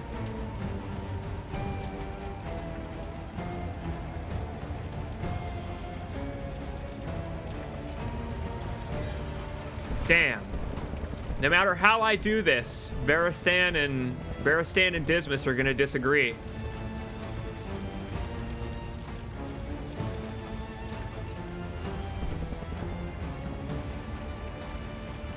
You know what, Dismas? I still trust you. You're the highwayman. You're the one who knows best. We're saving up for the boss. Because like I said, you do have to fight a number of... it's a lair, so you have to fight through the layers of enemies in the lair before you reach the bottom layer of the lair. Moving. Very Dante's Inferno kind of thing. This whole thing is very Dante's Inferno. Oh, Lord! Whoa, my God, the decorations in here. Oh, the way that one makes the stress symbol. Oh, good God. They've gotten even worse since the first game. Maybe I should have killed all those cultists. That's okay, we'll get our chance, I guess. All right. Oh, what are we doing? This lady is going first.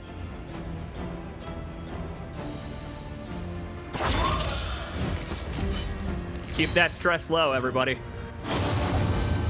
Love is the purest chemistry indeed, Dr. Beak.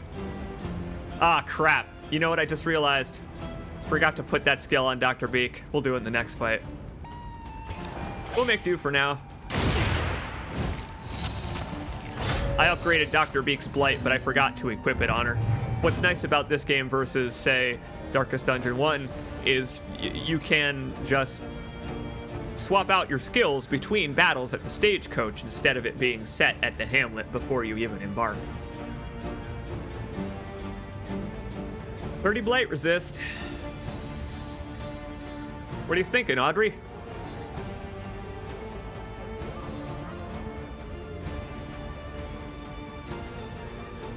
Finish this lady off before she gets a chance to move. Hey, Barristan, can you hit the third row? Yes, he can. All right.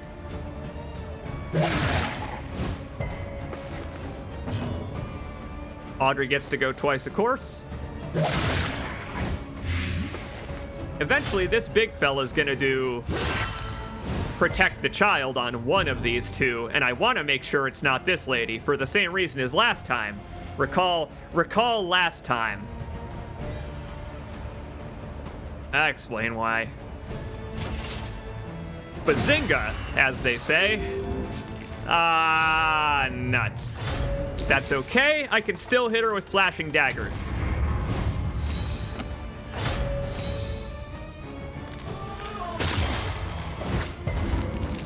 That's cool, he was headed back there anyway.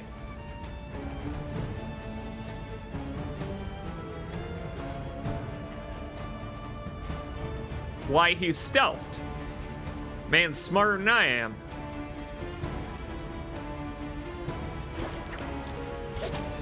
Can't hit this lady. She's gonna get another go. Hey, I say good for her, honestly. You know, looking past her vanity in a time like this.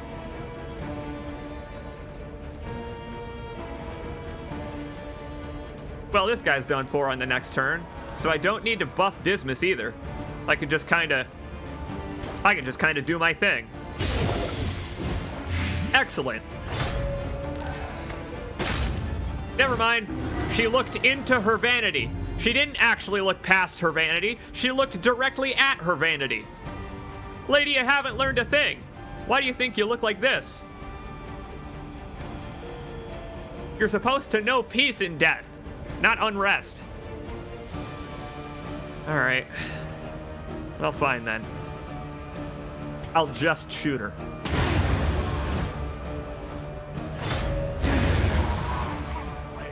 Now this big fella's a problem. He's a bit of a problem. He's got death blow resist, so he can really chip away at us. That's okay, I'll chip away at him too. I'll cut him down and count his rings, why don't I? Unavoidable end. I wonder how many rings he has. He looks pretty old. in a way, it's Barristan versus Barristan here.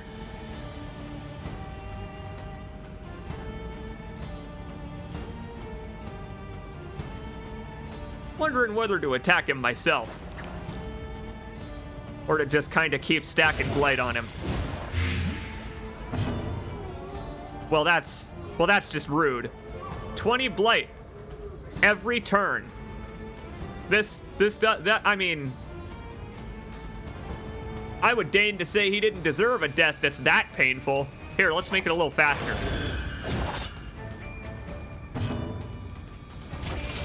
Sorry, pal. I just didn't have any other way to attack you than that. Audrey didn't even have much time to experience the horrors of what we've done to this man. I just had to get him to death's door. Oh. We are the flame, burning brightly for all the world to see. Practically torturous of a glimmer in his eyes. That guy couldn't see a damn thing through the glare casting off my stagecoach. Yes, thank you. I appreciate the reminder to change the move up. Much appreciated, JT Jag. Where's Dr. Beak?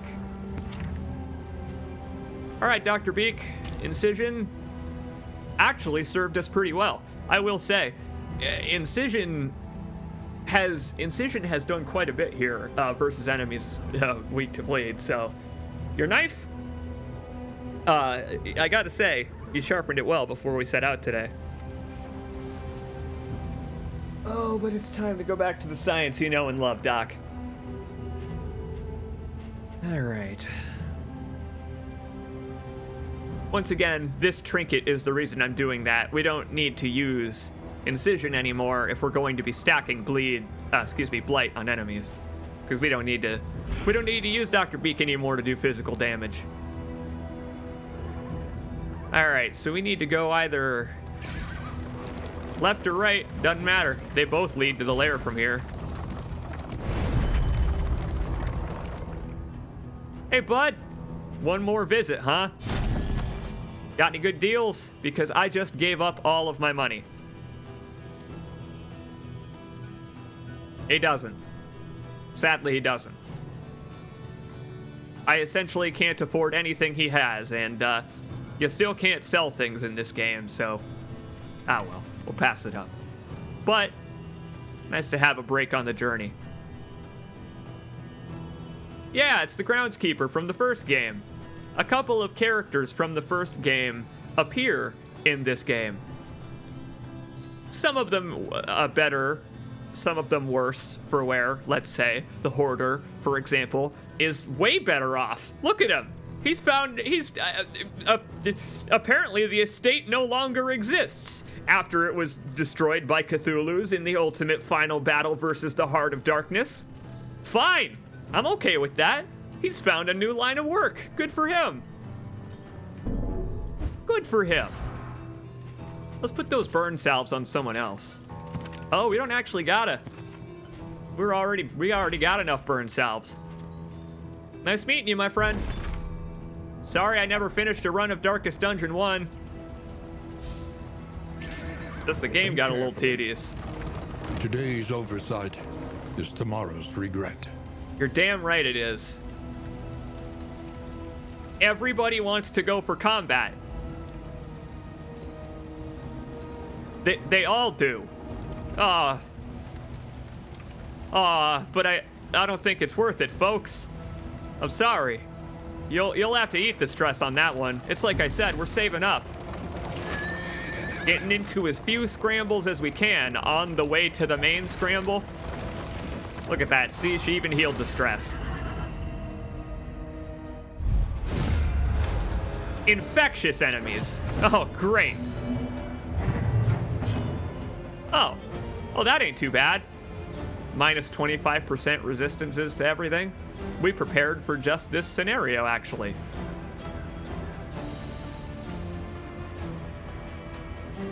Well, let's see. Although these are a bunch of badasses right here. These are Ascendant Lost Souls. As repulsive as it is. Hey, you put some lipstick on that pig and you can show him in the daylight again. or pants, or a shirt, or maybe a hat. He would look good in a nice hat that covered his entire eyes and jawbone. Like a 10-gallon hat. Anyway, all right. Well, in times like this, I just shoot the bastard. That's what we've discovered is the easiest thing to do is just shoot the motherfucker. So, all right. Though it is worth looking at which ones will go first. Sadly, Audrey's not going to get her double move on this one.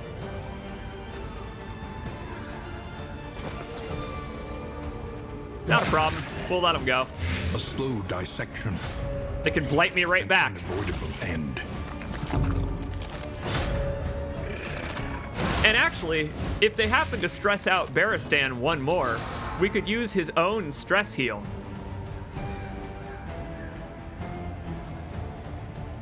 So, I'll keep an eye out for that as this is going on. If Barristan gets to 5 stress, I can use Bolster and it won't help them, whoever I use it on, but it'll help him. I don't know, just hit him. That just kind of hit him with your beating stick. Now that I have Plague Grenade on Dr. Beak, I can just throw that at him and hope it does its job.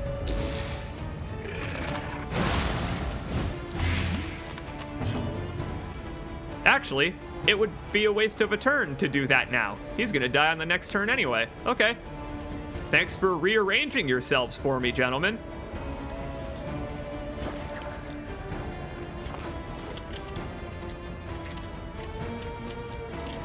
We'll save it. Oh, but the blight resist on them. That's right, because they've got the little crowns. Ah, that's a shame. All right, Dr. Beak, you're sitting this one out then. Fair enough. The game's got a counter to my playstyle.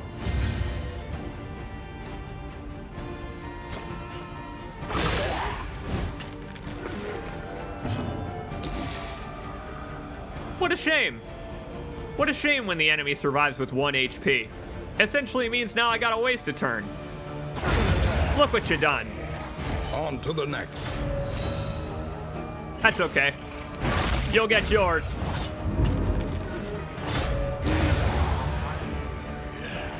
That's what happens when you're the guy in first place, is that they just keep trying to munch on you.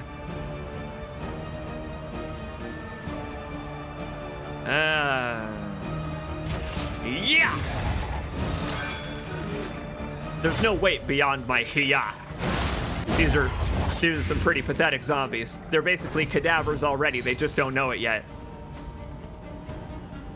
Right.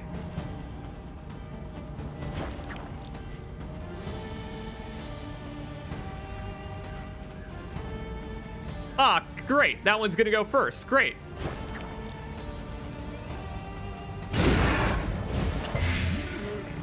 Resisted the blight. I love it. All right, things have gone a little awry. This is not according to plan. But that's okay. We're still only going to get attacked once. Steady yourself. You know, you jackass zombies know that I'm preparing for a boss fight, right? I'm trying to get ready to fight an opponent more powerful than any of us could possibly imagine. And vexation. A librarian. I'm about to fight a librarian.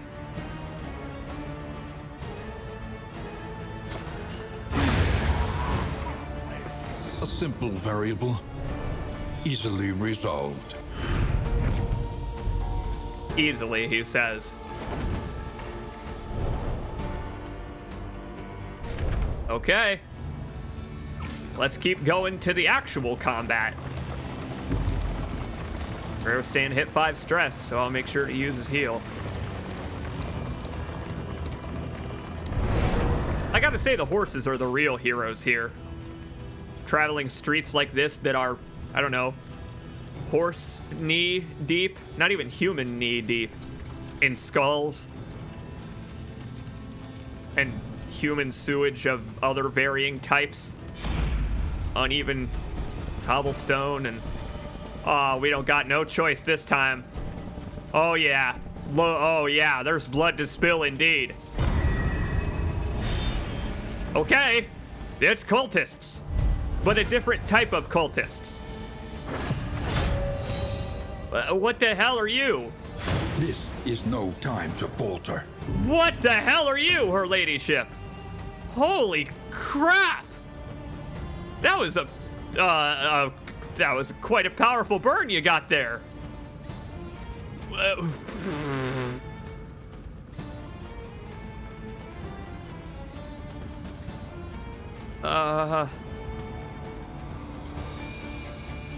Okay. I'm gonna lock Bearstan in place. That way Bearstan can't move from all of the nonsense that they are about to do to us. They're gonna move us. I know they're gonna try. All right, so Dismas, you're like super on fire all of a sudden. Dismas, you really, really are on fire, and I don't mean because you're good at the combat. No, that too, my friend. I'm just saying.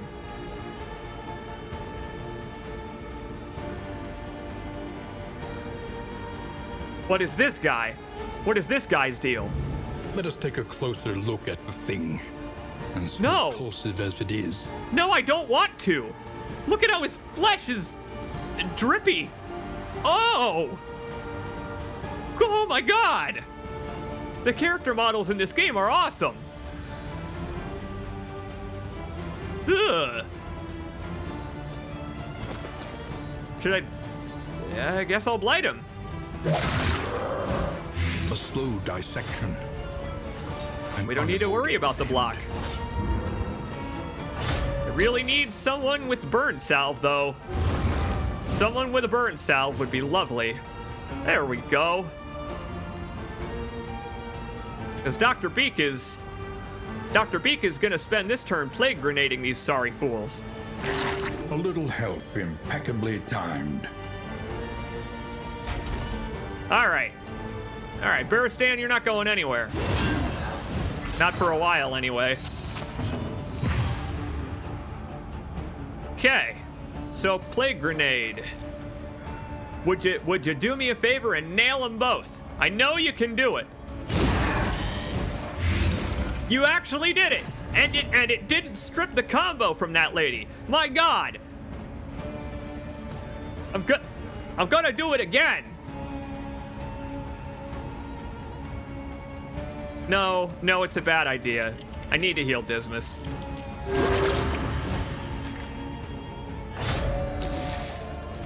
Oh, what's she gonna do this time?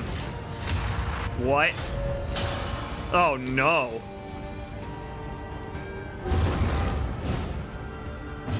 He doesn't have a death blow, does he? Oh, he doesn't. You're not gonna make it to the front, you dick! Aha! Yeah! And you back there! What do you think you're doing? Cut it out! Or colt it out!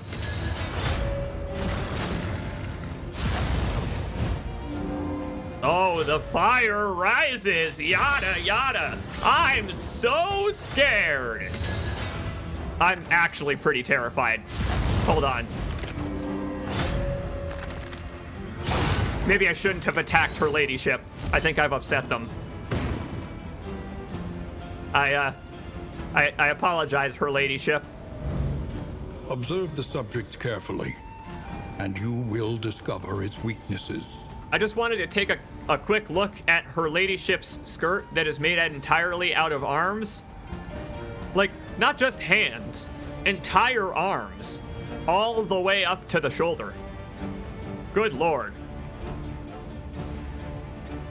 The lady looks like some kind of, I don't know, messed up Truth and Justice. Let's see. All right, well, this guy's gonna beat my ass if I keep him in the front row, so get him out of here. Oh, and he's gonna riposte me too.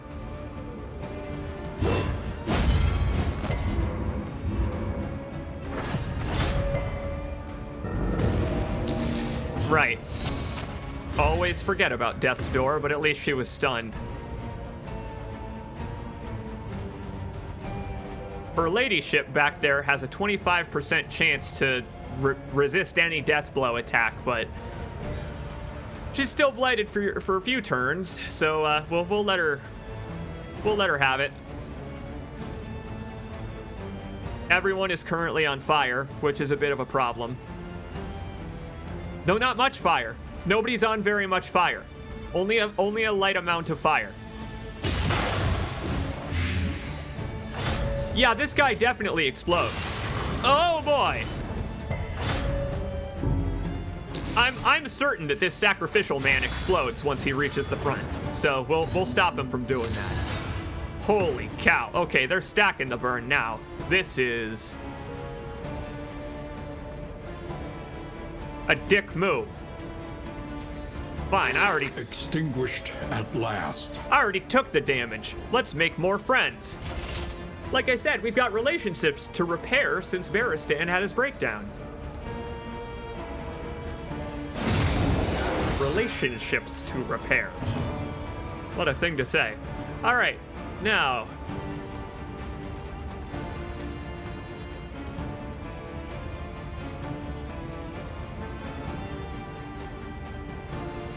There's not much I can do to any of these assholes on this turn. This guy I can't even make any headway on.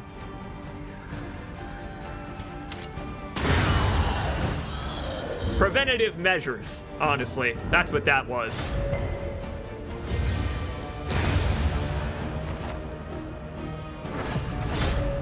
And here we go again. This is why I didn't cure his burn. I cured Dr. Beaks instead because I figured he was going to immediately be set on fire again. It's cool. Dr. Beak has a turn coming up, so she can fix that. Here, let's get Barristan out of here, though. Have someone else take a punch for once.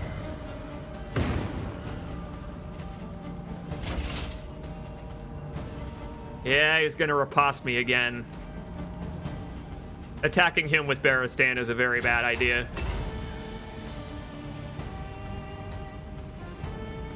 Alright, so target's not gonna get any benefit from this, but Barristan himself will, so that's okay. Here you go, Dismas. Have a stress heal. Not like you're stressed out enough to need it.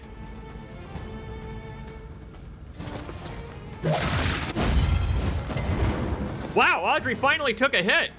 That may be the first point of damage she's taken this entire time. Good for you, Audrey. Getting into the fight. Getting really into it now. There we go. Dr. Beak, you got some fixins to do. Oh, you really got some fixins to do. Thank you. One thing at a time. Well, he's gonna get to go and I can't kill him, so Dismas, I've got good news. A little help impeccably timed. Love that he's got a move that hits both the front and second row. Love it! Absolute prick. Look at Barristan. Look at poor Barristan. Another He needs that heal. cleared with impunity. We are the flame, burning brightly for all the world to see. As opposed to those guys who were, you know, just in a constant state of ignition. Those guys, not the flame. We are the flame. Victory indeed. The loathing whispers. And it should. Because I'm coming for it. Let's see. Put those burn salves back on. Get rid of these herbs and put our other salves on, because it's time, I think. We'll give one person some bandages just in case.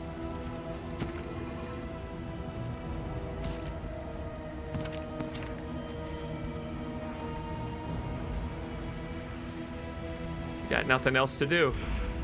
Let's head forward to the lair. We got a boss fight ahead of us. And I know I just sound so excited about it. Honestly, I'm glad we were stopped on the road. All right, never mind. Now I ain't so glad anymore. The pit fighter is a real jerk.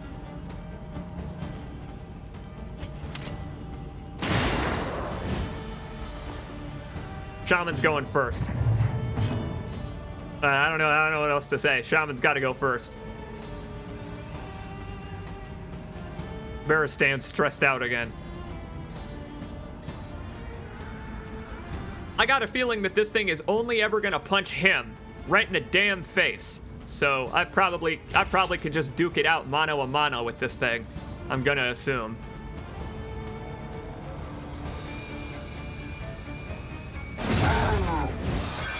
Maybe it'll force the shaman to waste a turn healing it. Or it'll just blind Dismas. Yeah, again, hell of an uppercut.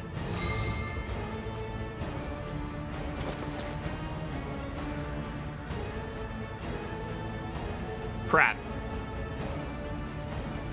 Yeah, the pit fighter gets to go like 8 times per round, which is unfortunate. It's unfortunate that he gets to move 75 times more than I do, but so be it. We'll work around it. That shaman ain't gonna go again on this turn. Unless he's a real speedy fella. He ain't gonna go first on the next turn either.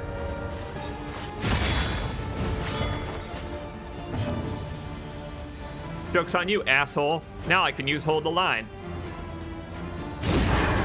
See how you like A it. slow dissection. An unavoidable end.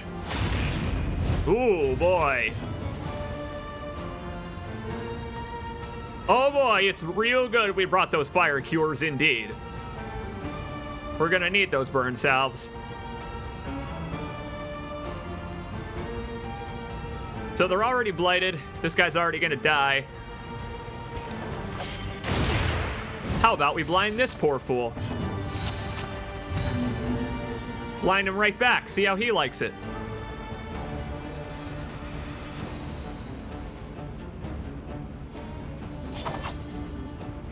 Boy, Dismas, you can't do a whole lot from here.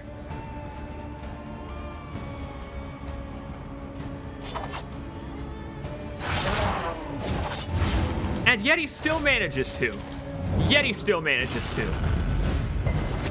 Really, all that, you're gonna aim for Baristan anyway. All right, fine then, I see how it is. Oh, he's just screaming to put it out. Don't worry, buddy. No, I should, but I don't think I'm gonna, because he's about to hit you again. Sorry. I really should put it out. But Dr. Beak can take care of that, I think. Unless he uses accelerant again. In which case, hey, fine by me. Dr. Beak! He's got such long arms. The long arm of the pit fighter.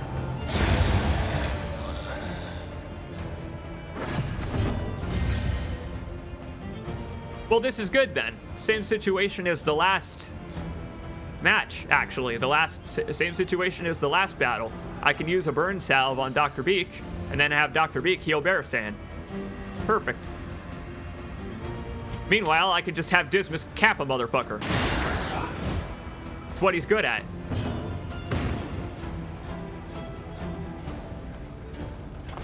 Yep. Extinguished at last. And what do you know? Put out Dr. Beak's fire too. Yeah, he's gonna be on fire again, but that's okay. We can potentially heal him again before the end of this.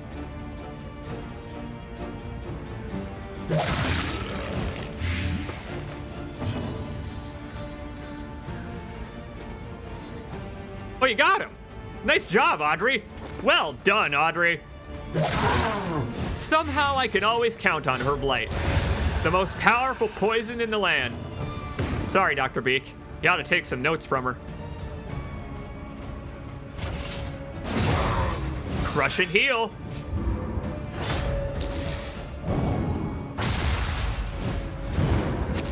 All right, Dr. Beak's next turn is going to be healing this man. Ah, crap, he's probably gonna punch me again.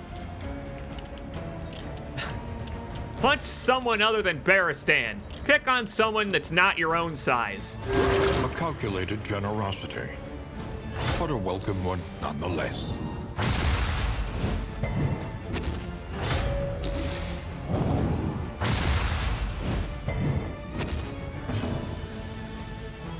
I don't know what Dr. Beak's coat is made out of, but damn, that is some impressive fire resist. And yeah, it really is nice how the ancestors' compliments feel more genuine, how it feels like they have more longevity in this game in a way, when he says something that in the previous game may come across as sarcastic because you know that victory is fleeting. Here, it seems almost like the ancestor himself believes that your victory is not fleeting, that you will win, if you hope you do. And I sure hope we win. I could have ignored his death blow resist there. I just realized. Stumbling and stupefied. Yes, he is, and I like him that way. There we are.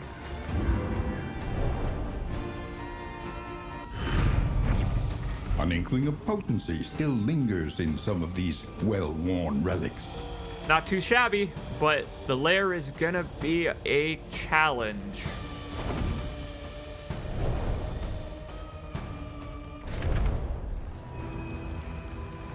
But yes, it really does seem like how, for the ancestor himself, as an omniscient narrator, after the events of the first game, in a way, seeing the entire world itself, I mean, look at all this, fall to ruins in the same way as his estate, you know, as an ethereal, dark spirit that he is.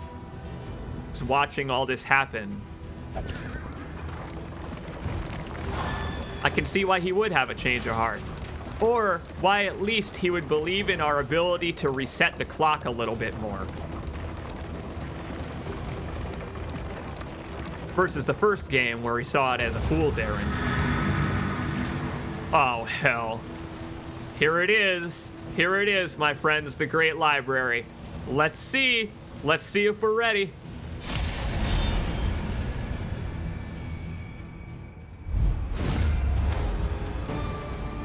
The library burns, and with it the remains of philosophy, reason, and insight. That's how you know these guys are Philistines. Ooh, Dr. Beak got immobilized, but that's not so bad. She can still use all her skills from there. Ah, she can't. Shit. Including the heal. Oh, that's bad. All right, well, Duelist Advance is gonna have to be my next Dismas move. Which one of you is the motherfucker that did that? Which one of you just did that? I'm gonna shoot you, whichever one of you just did that. It's probably the shaman. They're assholes. They deserve it more than most of the cultists. Because they heal other cultists.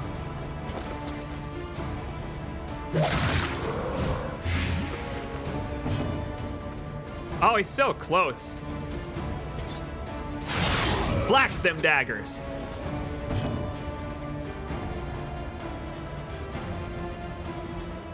Now wait for Dismas to get to 5 stress and then use the stress heal. Just to prepare one more time.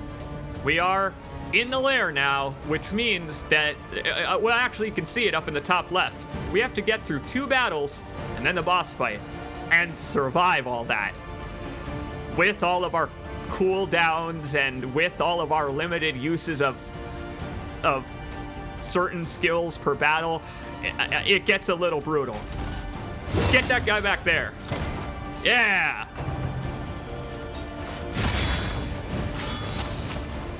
Whoa. This is fine, actually. This is completely fine.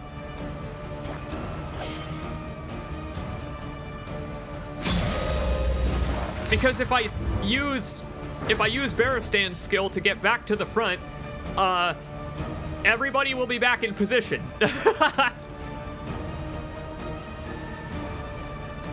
I kind of regret moving that guy now because I could have blighted him. Well. Oh, crap. That's gonna require a change in strategy. Because now Dismas can't move and Baristan can't move, so he's stuck in the front.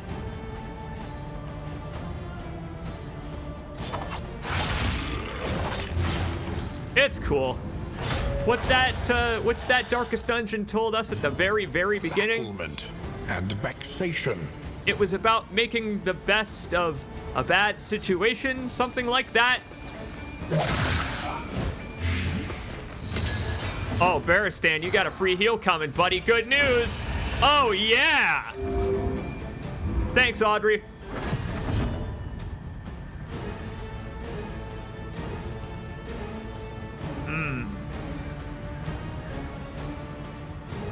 Buff my darling? That's what I'm thinking of. Like this guy to hell and back. You know what? Maybe they could both apply Blight to him.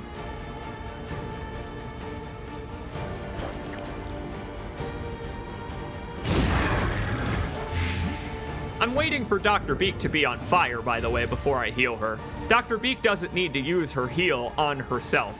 So I'm waiting for her to be on fire, and then for someone else like Audrey or I think Baristan to use a burn salve on her. Like I said, Audrey is a complete murderer. It's kind of insane how Audrey has become so brutal. Get back in position for the next one, Baristan, please.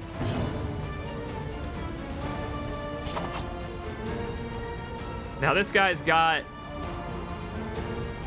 no death blow resist. We're good. It's over. See you later, sucker. Bring on the next one.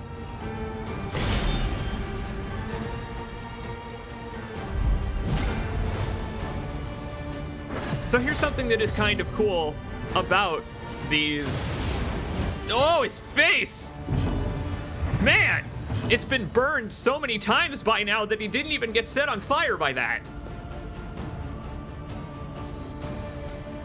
Dismas is just in a constant state of flame. Either that or his scarf has fire resist. Anyway, we could have chosen to escape there and visited the lair at a different time. If you encounter a lair early on in the run, you can just do 1 or 2 battles, but not the boss fight, and then leave and finish it later on the 3rd lap or 4th lap towards the mountain. You do have to do it at some point to complete the game. I guess, it told me, but a matter of when is up to you because you can choose to escape after each battle. The hell does this guy even do again? Observe the subject carefully, and you will discover its weaknesses. Ah, man. Okay.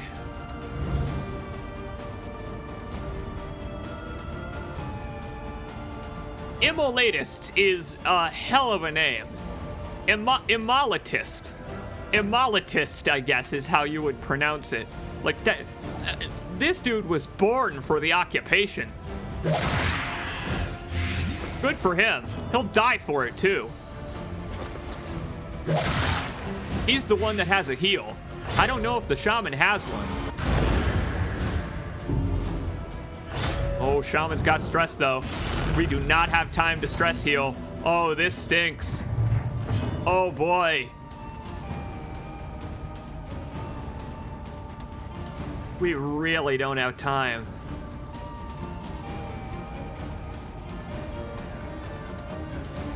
I bet we do, actually. I bet this asshole's gonna power up. Stay friends, everybody. Oh, or he could punch Dr. Beak in the face. That's fine, too. She'll get better. Like I said, I'm waiting for her to be on fire. She is way out of position here.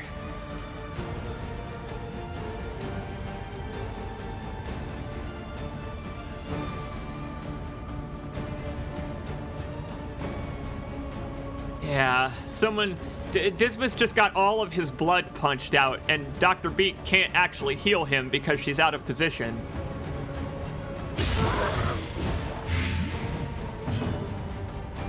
That's okay, he can get himself back there. Ugh. Like I said, if anything attacks him now, they'll regret it.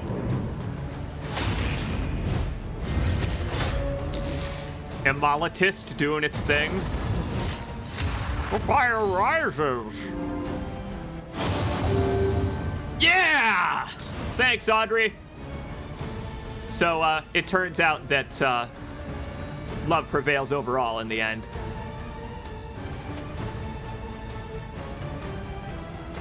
All right, that's a hell of a boon. That's incredible. Thanks, Audrey. I told you the relationship system was awesome. Now, Shaman's gonna go next. And he's just, he's a real jerk. He's a real jerk, but I can't kill him in that one turn that I have, so. I don't know if I want to. Dismas has a chance to dodge. It's fine. Let's do it. Just didn't want to risk Dismas getting hit again. We're good. I'll heal Dismas in a minute. He's used to this kind of thing.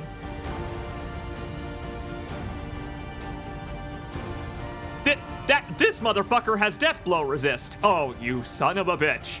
Oh, you are a real piece of work. You know that?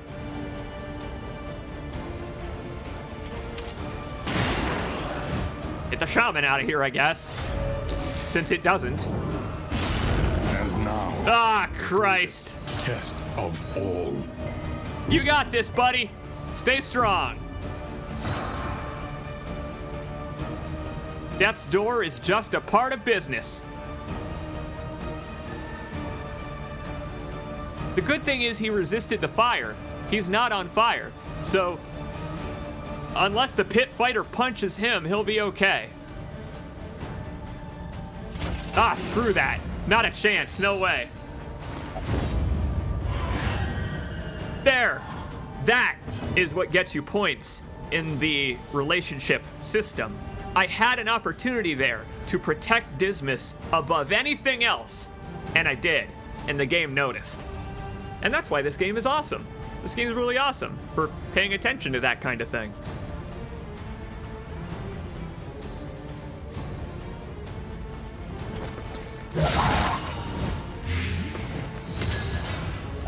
There we are.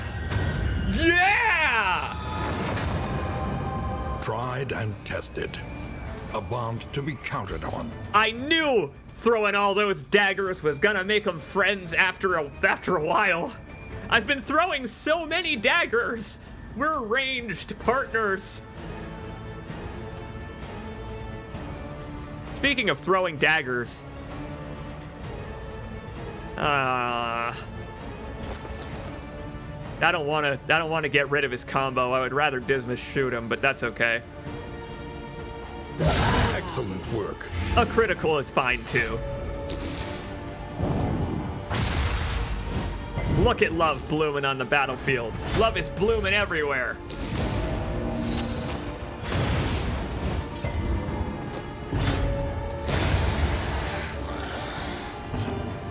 Okay. Dismas, my friend. Off of death's door you go. Now get set on fire so I can use a burn salve on you. All right.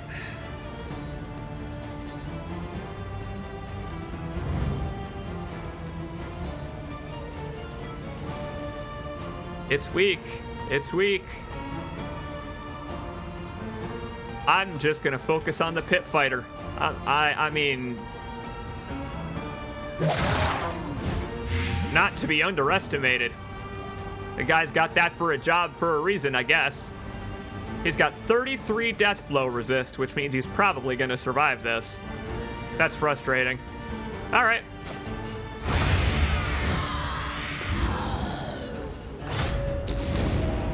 Yep.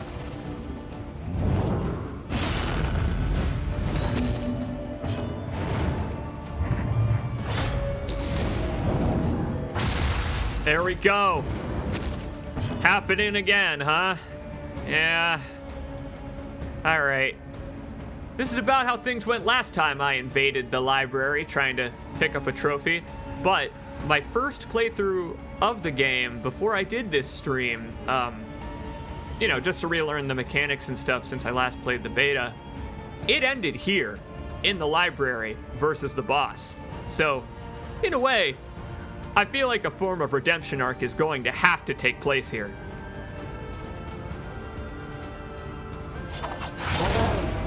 I said a redemption arc is going to have to take place here.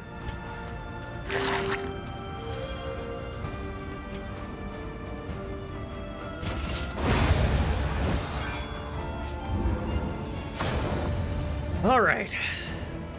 So the first thing that needs to happen is Barristan needs to get back in front. I could have done it there, but, you know, I was afraid of the attack not hitting him. Unless it's gonna put him back in the front automatically, which I would really like.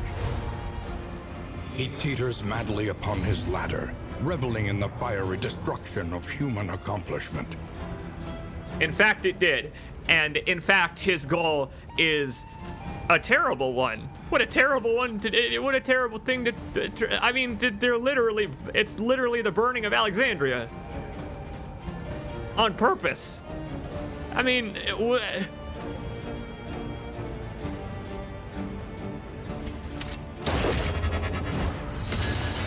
start off with a tracking shot. I gotta play this just a little more carefully than I did the first time. See, the books. The slow suffering When he begins. burns the books, it stresses out your party. But I've got Barristan to keep the stress down. I just have to manage it.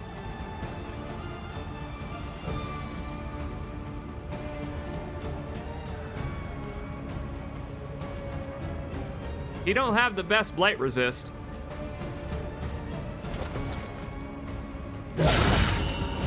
Worth the tracking shot. See, Barristan's got nothing to do here. Because, well, the books are in the way. So, he is going to be our... Well, unless I can move the books. I can move the books, but they have so little health, I think I'll kill the books if I try to move them. I also don't want to bring him any closer, honestly. I prefer him back there. Let's see. 1 a.m. Defend the whole block. Oh, it's 3 a.m. now. This has been a hell of a playthrough. And it ain't over yet.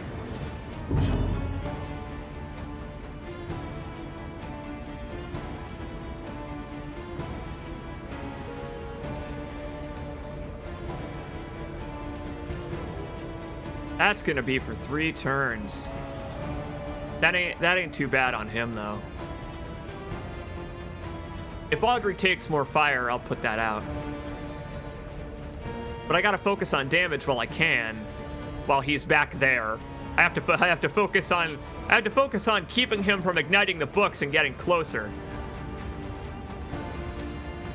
Thankfully, I can't. Thankfully, you can't blight the books. To my knowledge. Sadly, didn't blight him either there. Oh yeah, the power of love is... The power of love deserves repayment. Enjoy those medicinal herbs. I know I will be after this stream. Keep plaguing him. Just keep hitting him with the plague.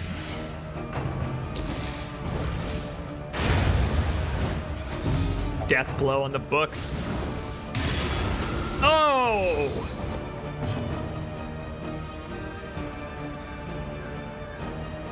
So that was what killed my entire party last time, is he just consumed some books, did that, and his light reading was enough to set us alight, basically. That's basically how my first journey onto the darkest dungeon, the second, ended.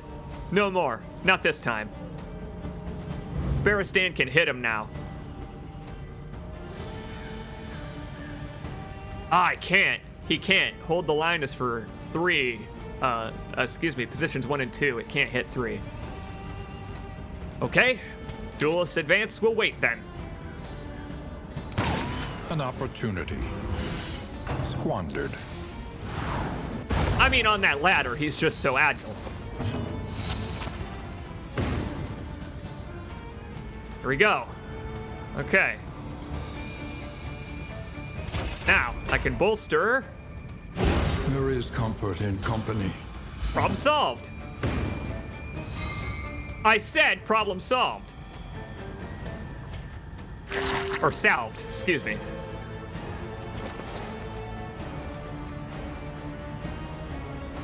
Got a chance to dodge. Let's see how quick he is. Man! He dodged a bullet and a dagger. Impressive. Steady yourself.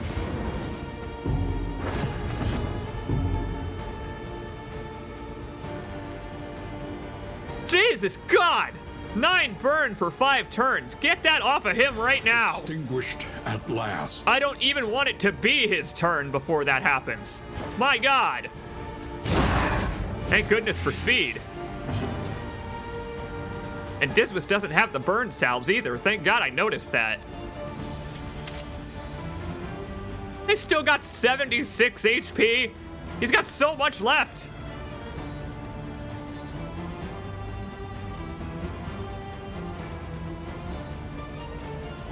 And yet so little time left on the clock is the thing. He's got a lot of HP, but it's not gonna help him when I drain it to 0, now is it? Keep defending Dismas, he needs it right now.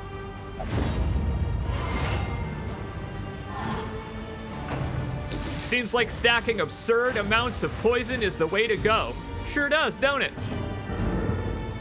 Penned 1,000 years ago, made ashes in an instant. Yeah, that's why you make copies of books, Audrey. Okay, he's about to go twice in a row, and there ain't much I can do. If he gets closer, that's fine. Barristan's ready for him.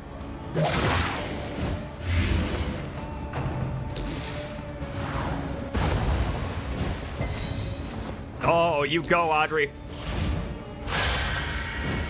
She is really resistant. She fell hard for Dr. Beak, and I don't blame her, honestly. Dr. Beak is worth loving. She even got a bonus resistance to being stunned, as if he can even do that. I don't think he even has any moves that can stun, but it ain't gonna happen. Just keep stacking the plague on him, and shooting him in the face where possible. Shoot him right between the bandages. He's wearing a target right on his forehead. Just shoot him in it. Stumbling and stupefied. Let's do this.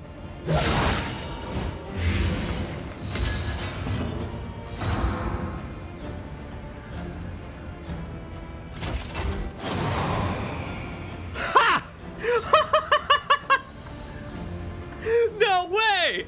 Oh, that's the first time I've had that happen. Holy shit! Whoa! They're together! So I couldn't use the stress heal on Audrey too many times in a row because Dr. Beak got jealous. Alright, this game's awesome. That's so cool that it has that level of nuance. God, I don't know. I straight up can't use it anymore. I can't use bolster anymore on anyone because Dr. Beak got jealous. Dr. Beak likes Audrey too much. I love it.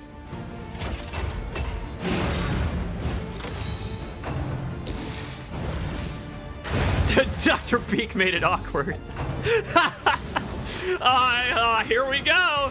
This is it. This is the death roll that killed everyone last time. Screw you, librarian. Welcome to the digital age. 1 single HP. 1 single HP. Audrey's almost there. Audrey's on death row. As soon as it's Dr. Beak's turn, Audrey needs some help right away.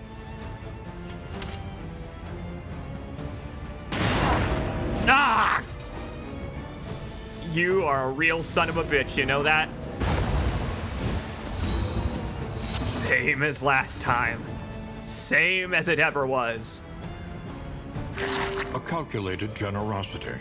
I don't want her to go to death's door because then she'll get stressed out. And now ain't the time. Now ain't the time to get stressed out. We gotta finish this. And carelessness. Hallmarks of the unprepared. Speaking of marks, this guy really ought to do some damn reading. He could learn a thing or two. We are the flame, burning brightly for all the world to see. Yes. Yes, we are. I think they're gonna have to hire a new librarian. I'll see if Ted Anderson is available. By the way, I just took his entire head as my trophy because I don't think he's going to need to read anything with it anymore. Not that he was reading very much with it to begin with, given the bandages. Very good.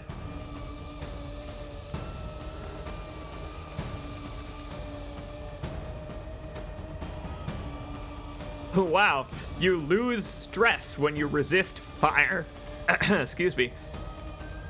This trinket is actually going to help us for the rest of this leg of the journey, which we do still have to complete now that we've beaten the boss. We have to take this trophy to the mountain after all. But yes, indeed, there we go. When one of us resists fire, they lose stress. And deal more fire damage, I guess? Cool. Well, that was fun. And I gotta say, The loathing abates. utterly cathartic. So we got a long way to go. We got a long way to go. We gotta make it through the entirety of the sprawl and fight the cultists. But check it out. There's a hospital on the way. And there should only be 1 or 2 fights, I hope. We're like way over encumbered now, and everyone's hurting real bad. But we made it out. We actually, man, that's what preparedness does for you, huh?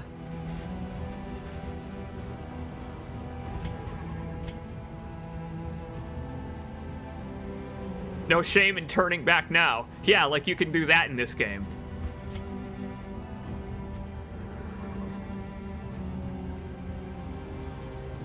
Let's see.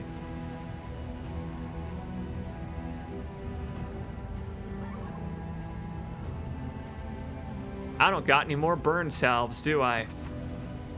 Audrey's only got the 1.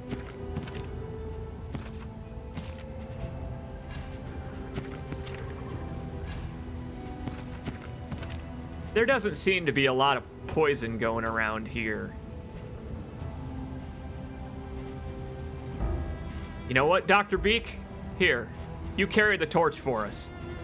Literally, in a literal sense, carry the torch. It's starting to go out already.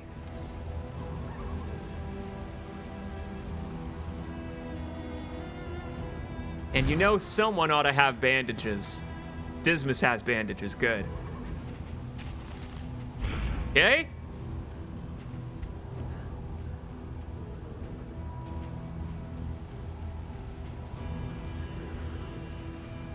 At least we kept something out of all the books they were burning down.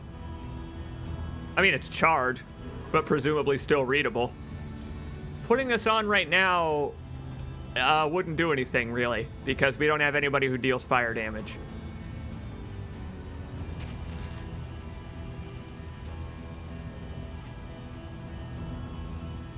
Matter of fact, we don't need any of the trinkets that we got there, I don't think. Specifically. Yeah.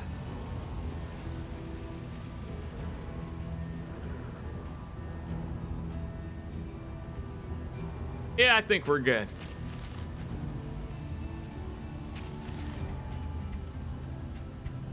This is a nightmare. Oh, I've got so much money. I've got so many baubles. Problem is, we've already passed the hoarder. So I need to hold on to the baubles. But maybe if the assistants encounter, they'll ask for them. Let's find out. Let's keep going. Trinkets and baubles paid for in ash. Left. We're going to the hospital. Wait, that turned into a combat encounter. But it's cool. Everyone is stressed out, so Baristan needs to focus on that for a while. And Dr. Beak needs to focus on healing for a while. But it's okay.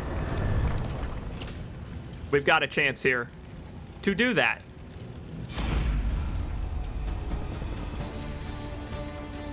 We are already limping, says Baristan. Yeah, I know.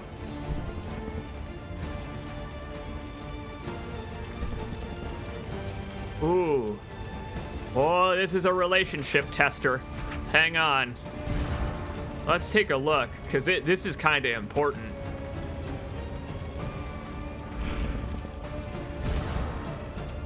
See, because Dismas and Audrey are respectful.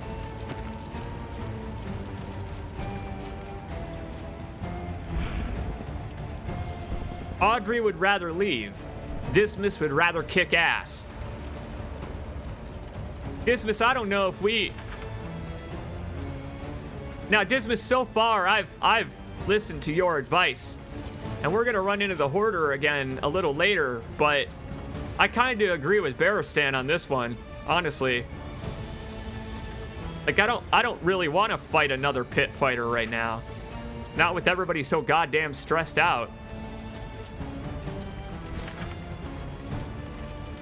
Wow, that's a hard choice. Because if I win this, I'm going to come away with more money to spend at the hospital. And, you know, if I don't win it, well...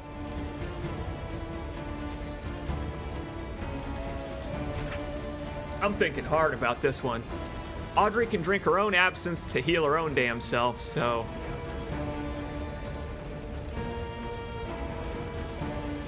What a choice. What do you think? You folks think I should do it?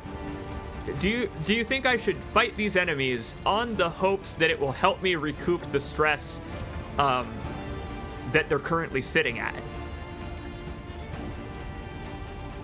Because Audrey, Baristan, even Dr. Beak is quite a bit stressed out, and their health could use a heal, but the only place you can heal is during a fight, so I don't know what to do here.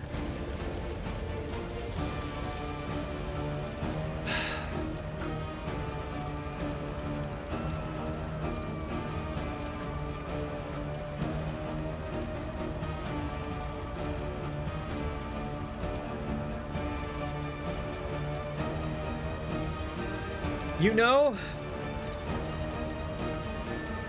I don't have much left in the name of burn heals. Let's see. Let me take a look. Let me take a look at how many mandatory battles we have.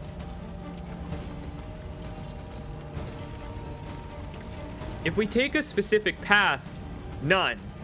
Only the cultists. And then the road battles. The loathing already has abated for this area because we defeated the boss. So, sorry, Dismas. For the first time, my friend. For the first time, I think we're backing out. keeping our relics too. Huh, and look at him being the one to say that was too close after all that. Yeah, you're telling me, buddy. I may have just made a real bad decision.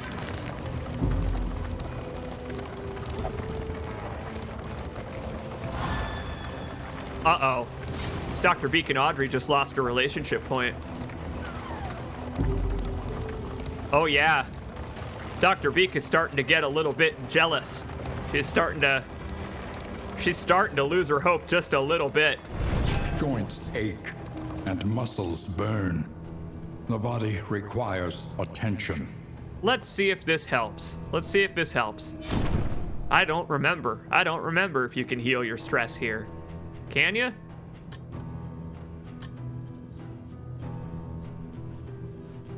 Ah, my good lady. Selling supplies. Excellent. I need them. While we're here, let's see if there are any perks to get rid of. I don't know. Does anybody have anything that I would like to get rid of? I don't know.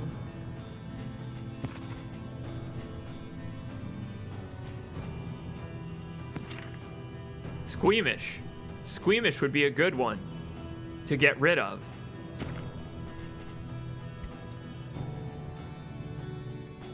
Costly, but maybe worth it. That way we can use, you know, stitching kits to heal. Baristan and Dismas are both big weenies. They're just big old weenies who refuse. You know what? It's not even the needle. It's probably the thread. That's why, you know, Dismas is like, well, no, I don't know where that thread has been. That's gonna be in my flesh.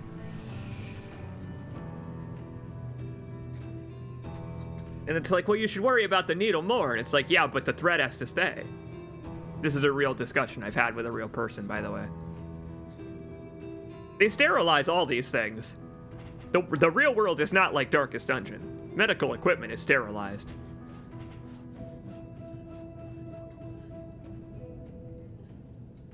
I'm buying out your burn salves. I hope you don't mind.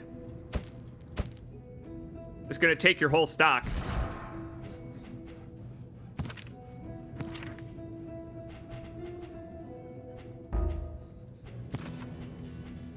And if she does mind, I mean, look at what I'm carrying at the back of my wagon.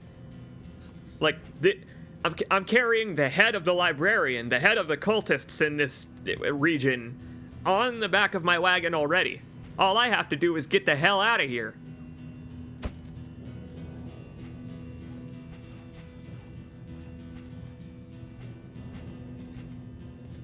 And the vast majority. That's so funny how the vast majority of my inventory, 9 squares, are taken up by baubles. We need to reach that hoarder so I can give them to him. Because he's got some good stuff, but they usually cost 70, 80 baubles or more. Audrey.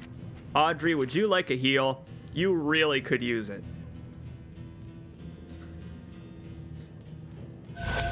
Really could use it. Patch yourselves up, everyone. And free up some space in my inventory along the way. Huh? How about that?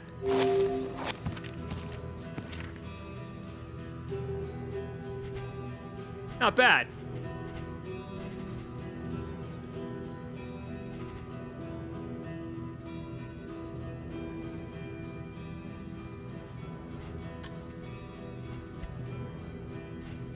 Had to give up most of my normal money for that, but it was worth it to pick up the burn heals to prevent future damage. I think we're good now. I think. Again, wagon's nearing fullness. But it's cool. We'll keep getting a move on and we'll deal with that as we go. I don't think there's anything else I need here.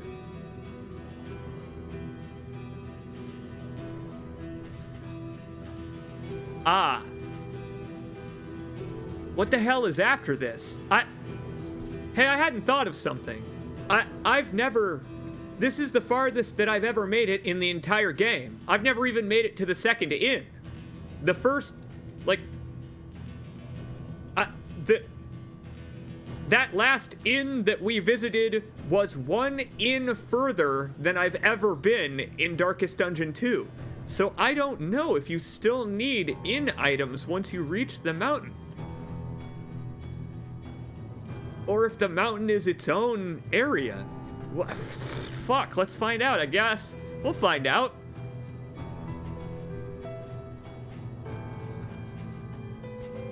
Bummer that Squeamish is... I guess Squeamish has to do with the blood, huh? I guess that's why the clotting poultice doesn't do anything. Well, we ain't getting blighted, that's for sure. Alright. Onward. Everyone is so stressed out.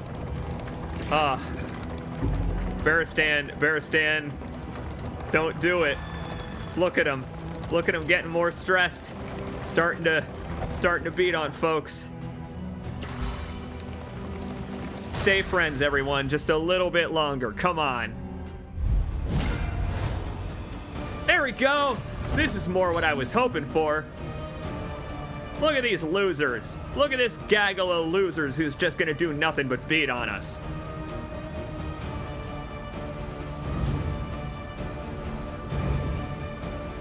Now, we just need to get rid of the widow. And then we can focus on, you know, this bar, and that bar. All these various bars that need addressing. Oh, right in the heart. Or where it would be, anyway.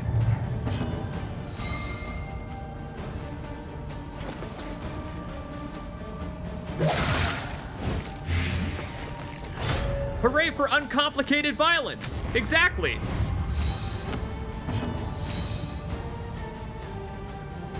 Now. A simple kindness. Stay strong. All of you. In the chat, too. You also stay strong. Well, he did it. He finally did it. It's taken this entire playthrough, but the woodsman finally protected a widow before I managed to kill her. Good news is she's on her way out anyway. I kind of feel bad for her that her character's name is Widow, given what it implies, but, you know, the one that abandoned the aristocracy on purpose is doing quite well for herself over here on the left. All-star member of my team, so I don't know. Maybe I'm just saying that maybe she's a widow of her own design. Let's just bring some hope back. Hey, Dismas, have you ever wanted to... no. Gonna make a joke about drugs. Not worth it at this point. More important things to focus on. What in the world kind of rearranging is that? Okay, everyone's way out of whack now.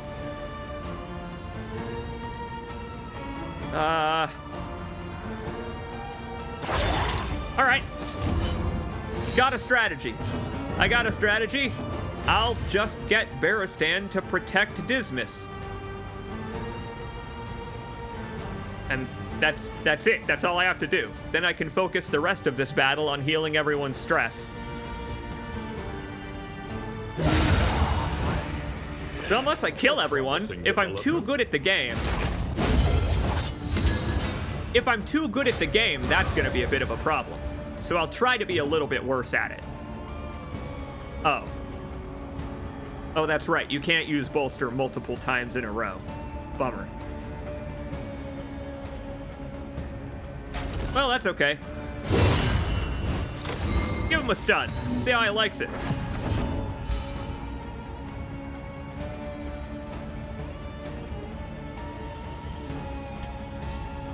Again, Dr. B currently responsible for keeping the flame lit. A glimmer of hope does not restore very much. It does not. It doesn't restore very much light.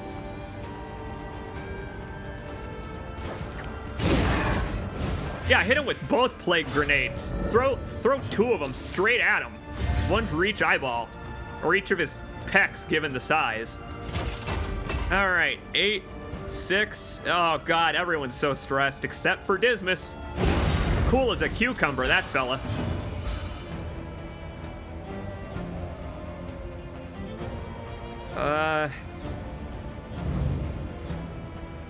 Yeah, hold the line won't help us here. All right. What is it with Dismas and those 12 damage crits? Whoa! Free heal for Audrey. I don't know if she necessarily needed it, but thanks, Dr. Beak. I'm glad you two resolved your differences. Audrey hasn't had to take a single sip of her own absinthe. Hell, I've taken several unnecessary sips of the absinthe just to pass a turn and give her a speed boost.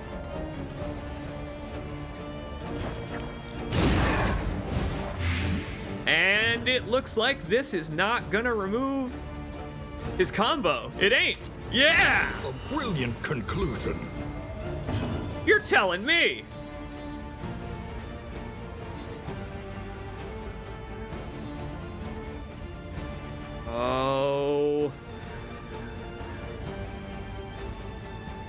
Oh, there's not much she can do here except for stack more blight. Why not?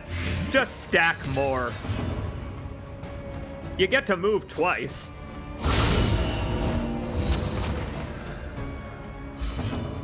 And hey, Bearstain gets to go again. Not like it helps. He can't bolster anyone. Make friends with Dr. Beak, why not?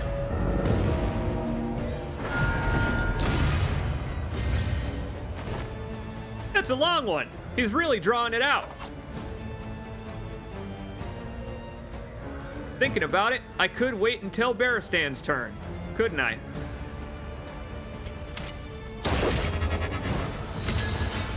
Let's do that. There we go, flames back to 100.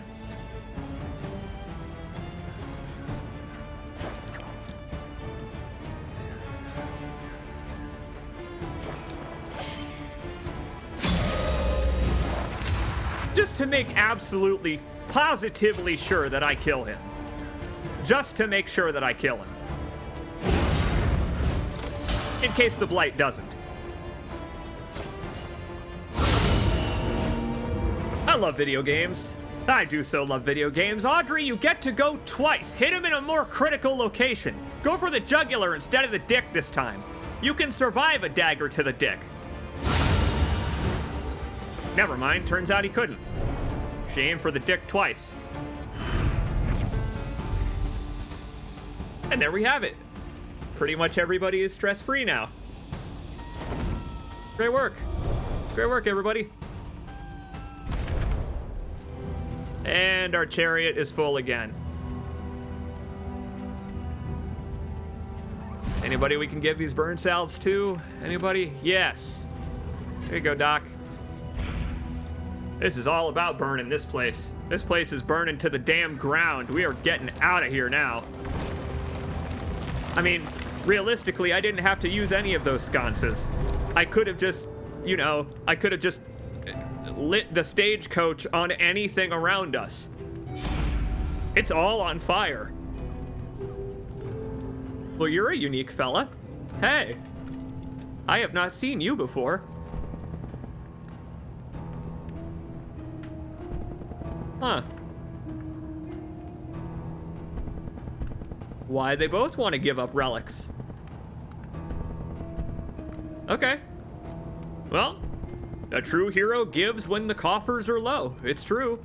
I mean, specifically, our coffers are low. We don't have to mention that everything else we're completely stuffed to the gills on. The Wainwright awaits, eager to ply his trade. Thanks for the slime mold. Good luck to him. Oh, hell. Here comes the rearranging again.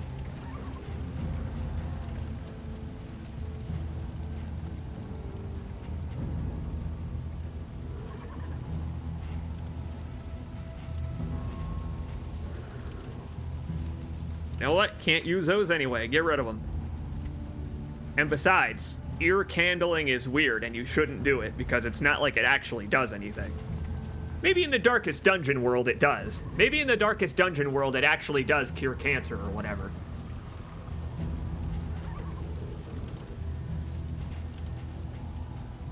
Crap. I want to keep all this. All of it, essentially. I essentially want to keep everything. Huh. My pack quite literally is laden with loot and supplies. Look, I've got so many baubles. Ah, screw the noisemaker. The noisemaker has been essentially a good luck charm this entire time. Haven't actually used it on anything.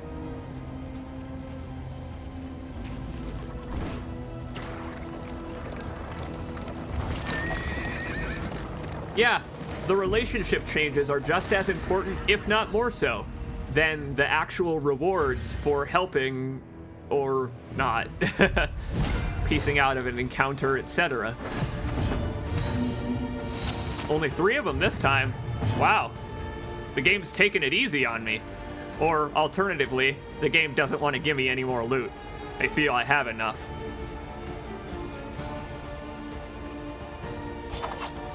Which is honestly fair enough. I do.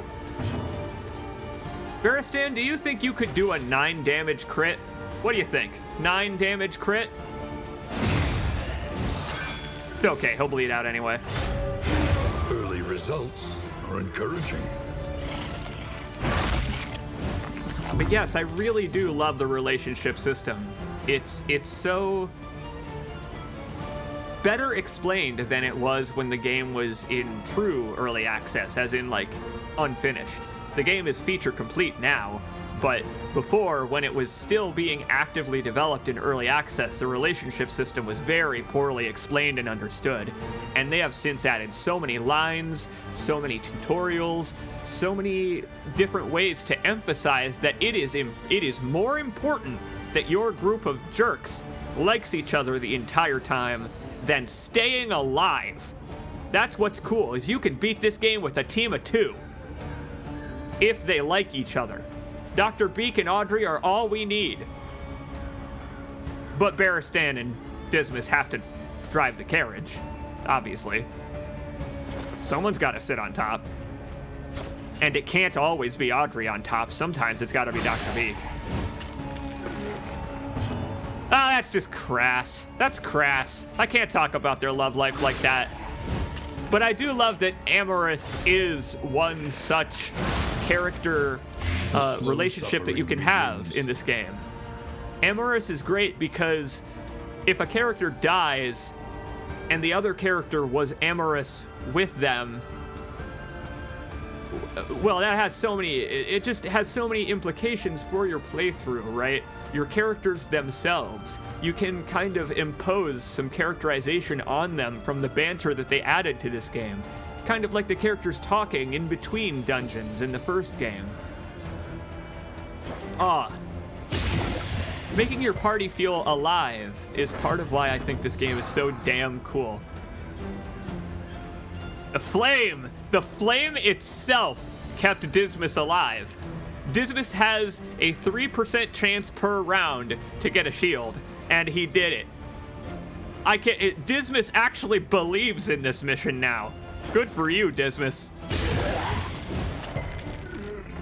Sorry you can't do much, Dr. Beak. This is not Dr. Beak's expertise. They're already pretty much cadavers.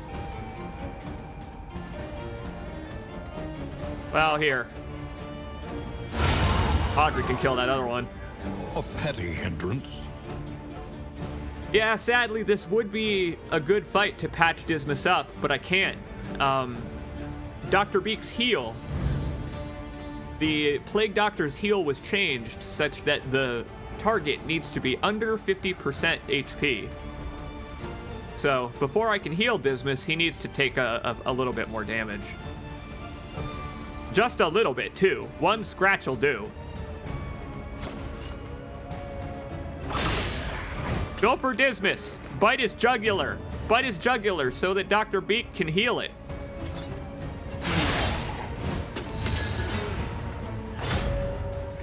Yeah! Oh, he didn't do enough. He just barely didn't do enough. What a jerk. What an absolute jerk.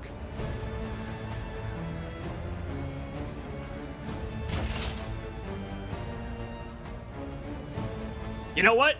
The Blight will do it. The Blight will do it, and then Dr. Beak will have a job to do. Let's just pass some time. Fine.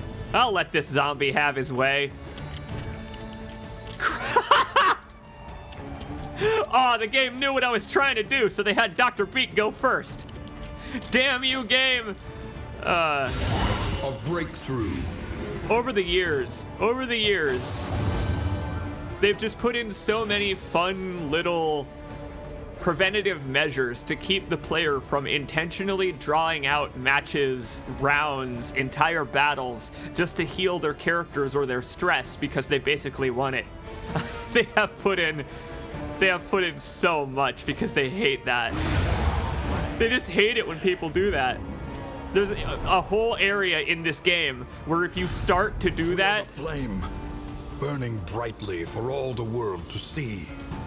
this game has an entire area where if it has detected that you have started to do that, it will be like, hey, asshole, the fog is rolling in, and the fog is gonna make your characters go crazy in about 3 or 4 rounds if you don't finish off these enemies. We see through you. It's really funny.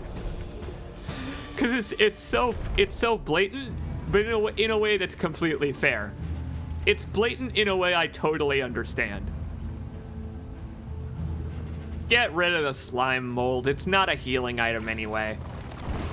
The slime mold isn't a healing item. It only makes your max HP go up. The fanatics feed themselves to the fire, Oh, you don't say. melting like candle wax.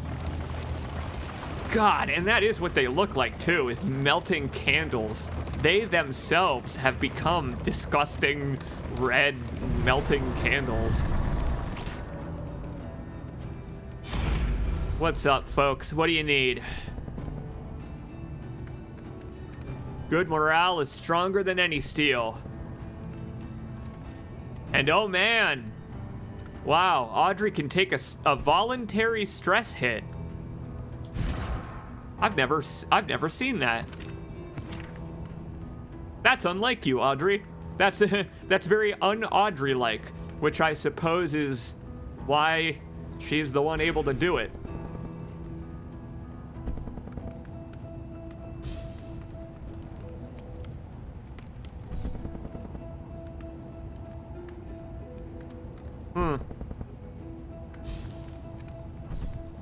Could be worth the flame. I don't need the treasure. Not at this point. The problem is Audrey's gonna take a lot of stress damage from it. What's Baristan's stress at? Baristan, what's your stress at? Where is it? How do I see it? Oh, 5 out of 10? He can use his heal. Okay, all right. This is risky. But the first thing I'm gonna do is heal Audrey's stress.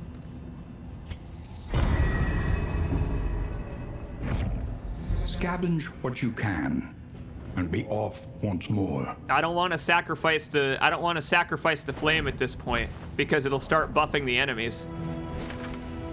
And yeah, we don't want that to happen. It's like snuffing out your torch in the first game. Now, if I recall correctly, I was told that there was a higher chance for candles on this area. By the, what is it? Yeah, here we go. Candle chance at assist encounter, candle chance at academic study, candle chance at oasis. So follow the candles. Follow the candles, everybody. Oh, to a battle. Great.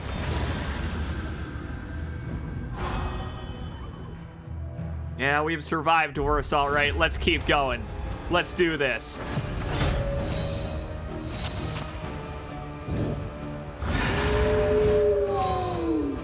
Watchdogs watching each other, which is good because it means the human has been left exposed.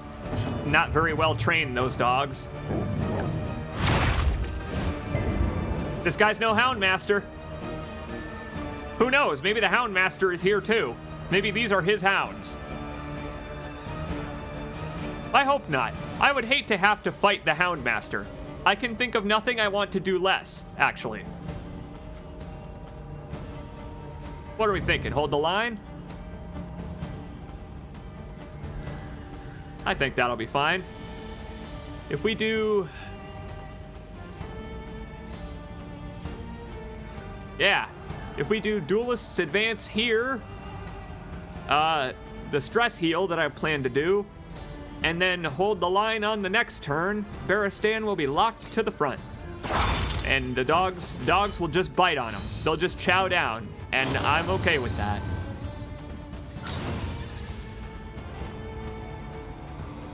Oh, wow. Automatic crit chance on Audrey. Thanks, Dismas. Automatic crit?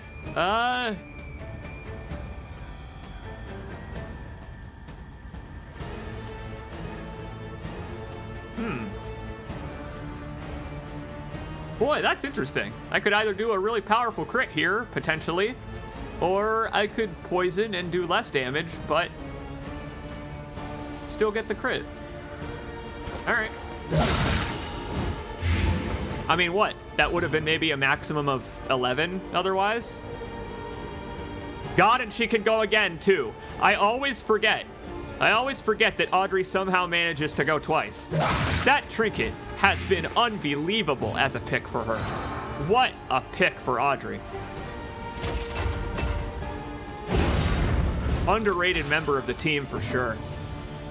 And now, it's your turn, Dr. Beak. Enjoy.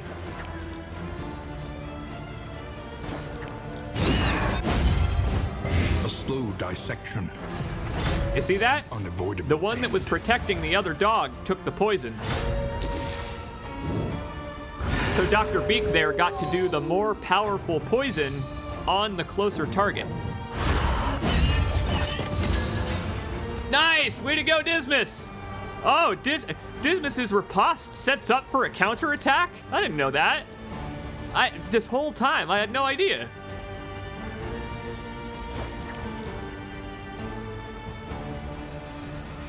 But yes, now it's poisoned and we don't have to attack it again. Ah, crap, but if I do, it's still got one turn of riposte on it. Whatever. All right, Dr. Beak. You are not gonna do that then. Meant to be together. Love is the purest chemistry. Whoa! And there goes her stress. See?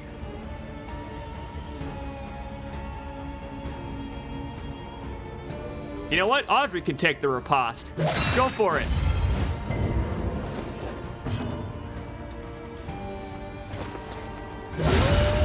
Nice! It's like we're a real team here. I can't believe this. Probably should have just shot it, honestly. Trying to take it out with melee is just a way to get bitten by a dog. I would know. All according to plan.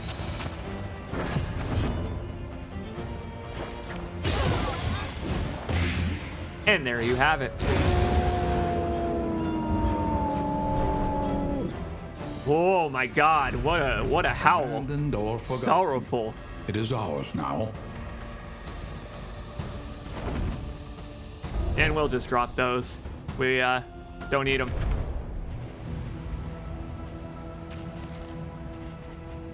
Not at this point, especially not with that minus speed.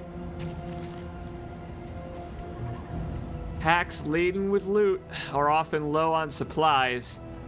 Bummer that candles only stack to 2. That is a real bummer that candles only stack to 2.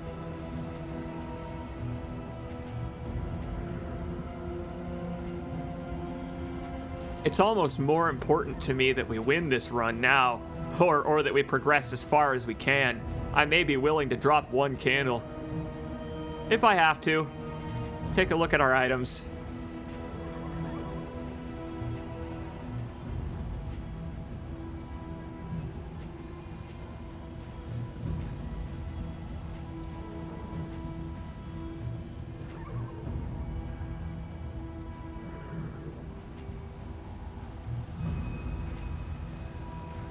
You know what? We'll drop these playing cards. The playing cards are fun, but I got a feeling that Audrey and Dr. Beak are gonna break up if I actually use them. The playing cards are a fun item. At each inn, you can use the playing cards to randomly change the relationship up or down one from everybody in your cast. Research and inquiry. A monument to a once prestigious career. They play cards with each other, and it bounces 4 times, with each person gaining and losing a pip with somebody. Academic study. Time to touch some more gribbly stuff. Ah! Ah! Wow, that's so gribbly. No, of course Dr. Beak wants to touch it. An ex vivo procedure. What was learned here? Yeah, really, I'm gonna say, it's probably good that this wasn't done while the person was alive. Oh no! This is gonna hurt their relationship. My stomach turns. This is too much even for Audrey. There we go. Oh God. That's, I guess, what they bonded over then. If we are to impose characterization upon them, I guess that's what would have drawn them together. To make them amorous is Dr. Beak knows the natural sciences, and so does Audrey as a grave robber. Let Beaky do science? I don't think I'm gonna. Not with a chance to get a quirk and clog up my inventory with more trinkets at the expense of the flame. Dr. Beak, you gotta learn when to pull away. Pull up, Dr. Beak, pull up. Bearstan, you don't want to know. Let's head for the hoarder. If there's a battle on the way, that is okay. We are finally going to be able to spend these baubles after all this time.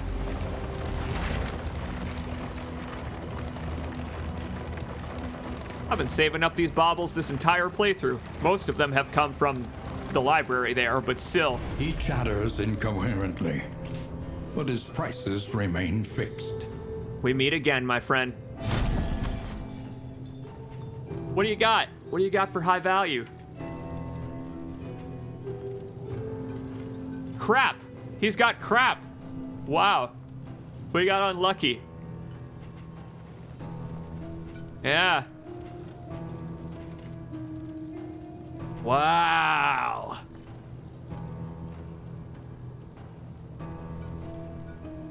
Tough.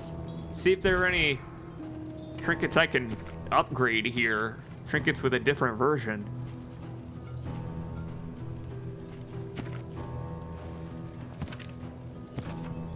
And he doesn't got anything for us this time, huh? Wow. I am impressed. That's rare. Especially, I suppose, this late in the journey. Not that I've ever been, but... well, it's nice to see you again. Well, no, I take that back. I actually take that back. That just brings back memories of Darkest Dungeon 1. And we all know how that ended. You know what? Maybe he's trying not to remember it too. Maybe he's just trying to move on with his life. Me too, buddy. Alright then. Onward we go. Glad to be rid of that nutter, yeah. I'm gonna imagine that these characters probably don't think that Darkest Dungeon the first even happened. Their horrid kin. That's one thing that's gonna be so interesting about this, is connecting the story to the first game outside of the intro.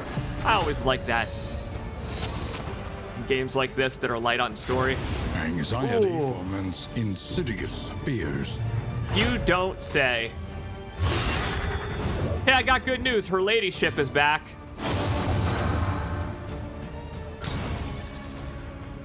I think Audrey is turning polygamous, by the way. She's starting to compliment Dismas. Well, if I could get her up here, I could bleed her out.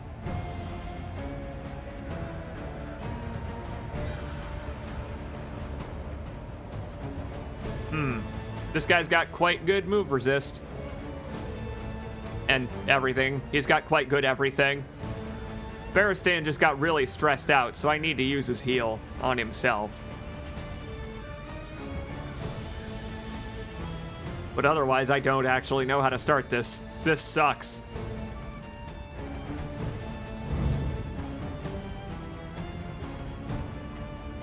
I mean, all her ladyship really seems to do so far is buff other enemies, so we'll get rid of her before she has a chance to do that, I guess. Yep, so this is bad. That's a lot of stress that you've got there, my friend. You need to get rid of some of that. Also, you're fucking on fire. You're also going to take 4 damage for the next 3 turns. Jesus Christ.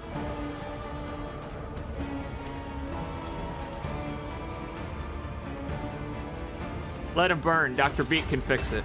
That's okay. He's got all that armor. The armor's got to melt first. The stress is more important.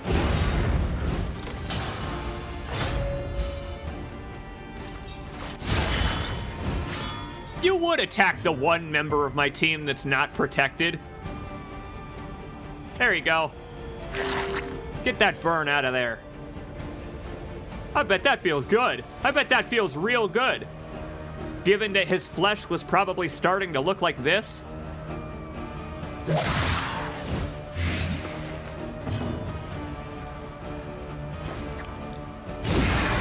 More blight! Blight the world! They're burning it down, I'm blighting it down. That's perfect. We go hand in hand. Literally. She's literally trying to make sure that we go hand in hand. We all die together, right, lady? Ah, crap.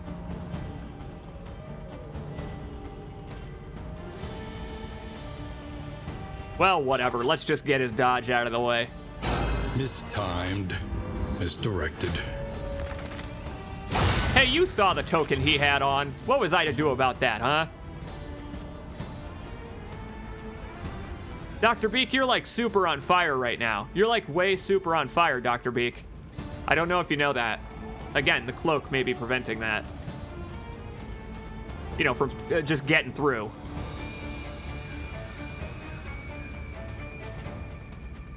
Thinking of taking her down one more notch. Letting Dr. Beak burn.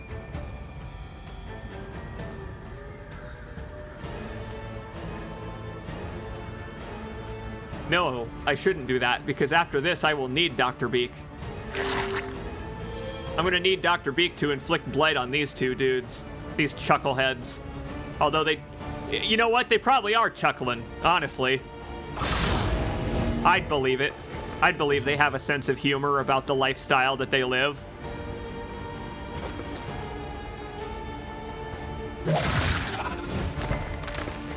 You know what they say about alternative lifestyles, right? I feel like this is a little too alternative.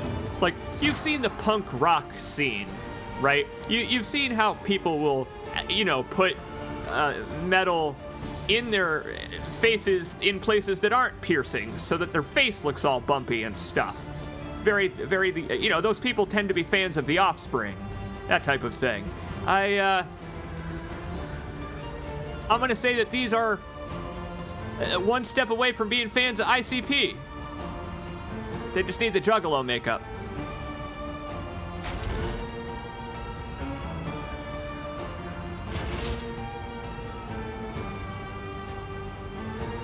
I was going to use Hold the Line, but Dismas is immobilized. so I guess it can wait.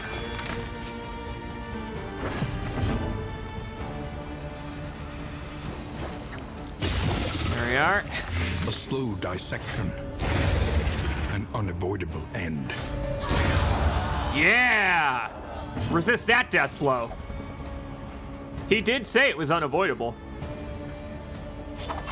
Dismas is a bleeder, but it's okay. He's used to it, I assume. Bravo! Yeah! And the double. Gary, you're a natural. Oh, Audrey. Oh, Audrey, you're such a charmer when people like you. It's like I said. And stupefied. It's like I said. You have to make friends with Audrey. You can't have Audrey make friends with others because she just doesn't have many support skills. But if you make friends with Audrey, she'll repay the kindness. Basically, what happened there was Dr. Beak and Audrey falling in love enabled Audrey to make the rest of the team friends. Legitimately, Audrey being friends with the team is a huge part of why we've been so successful here. And effective. I'm telling you, the power of friendship is real. Of course, let's not get cocky. We're not gonna get cocky because it can all go wrong. Very, very fast.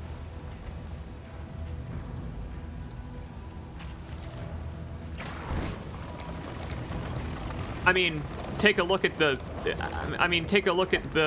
bearskin rugs, or rather, human skin. Whoa! While the heart still beats, desire will never die. What? Oh, I'm sorry, what? Dr. Beak turned out to be the polygamous one?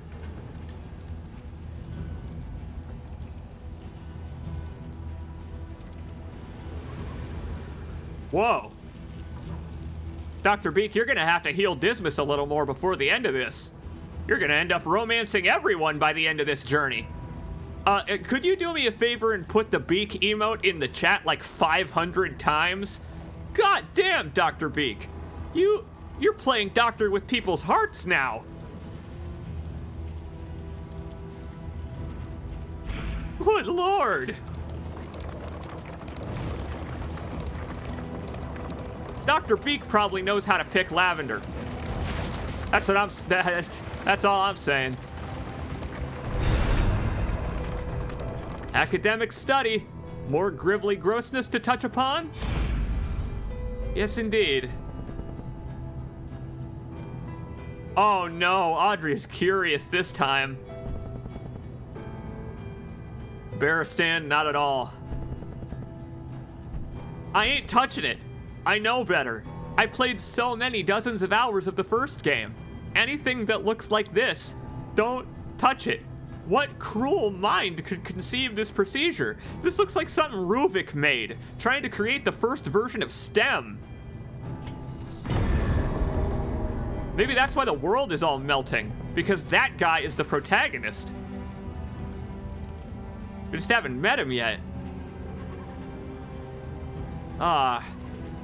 My pack's loaded with candles now. Screw the baubles. Get the baubles out of here. My pack's loaded with baubles, but I only need about 80 of them. I know, she dips her beak in many ponds. They need your help. All right, here we go. The desperate few again. My advice to you folks would be to get the hell out of here. Just leave. There's nothing about this place worth saving. The library already burned down, and nobody made backups of any of the books. Aren't the trinkets pretty good from those events? I imagine they can be. That's probably the benefit, is if you find a trinket from them, it's probably a higher quality one. They face these fiends with shovels. That's grit. I gotta give points to Barristan there. I honestly hadn't thought about that. Genuinely, like, I was telling them to get the hell out of here, but them choosing to stay versus the whole world burning down around them, maybe they're even more heroic than I am. Like, that lady's just got a normal sword. Oh, let's see. Look at you scrappy things. Yeah. Need a hand? Well, this'll make friends with everybody, won't it?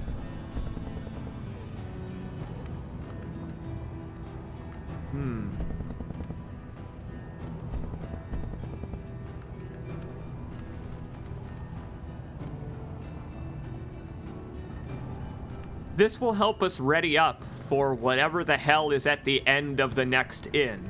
I don't know what happens when we reach the inn with a trophy. We're gonna find out together. Let's see what you can spare, folks. More, okay.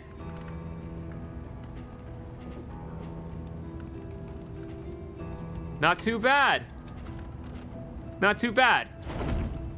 We're going in with HP boosts at the very least. Audrey, I am sure they were filthy. In this place, they don't really have any other choice.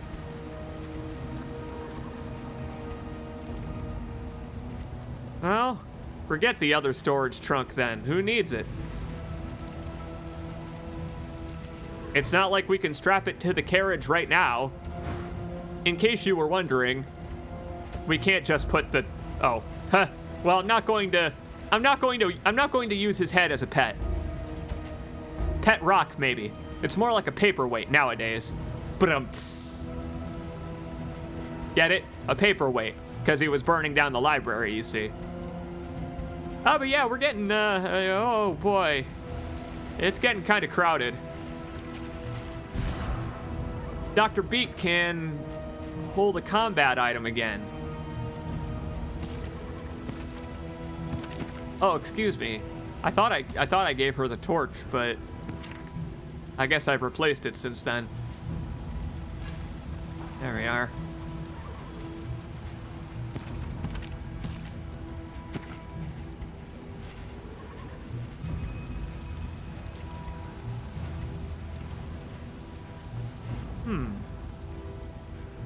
Get rid of this damn slime mold.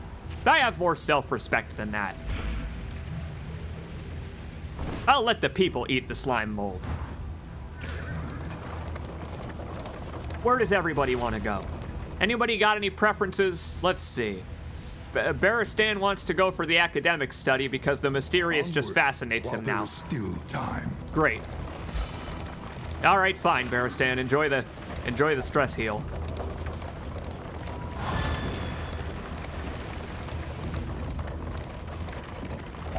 Watch out.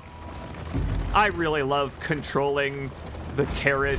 That's something I haven't really mentioned at all so far, but the carriage's controls as you try to steer around or into these obstacles, Wind Waker style, to pick up, you know, a minor amount of relics or supplies at the expense of the ride being bumpy. That's such a great tiny mechanic. He's seen so many of these weird experiments, he just needs to know what's up now. Nah, he just wanted to see if this one was different. And it isn't. Oh no. Oh, this is bad. Baristan, you're making a bad impression on your new lover. You know what? Making friends with Dismas, though. Academics and their indulgences. I agree with that, Feh. That's a Feh I agree with. Get this candle out of here. I ain't taking a candle for that. That was a freebie. That was a pity candle.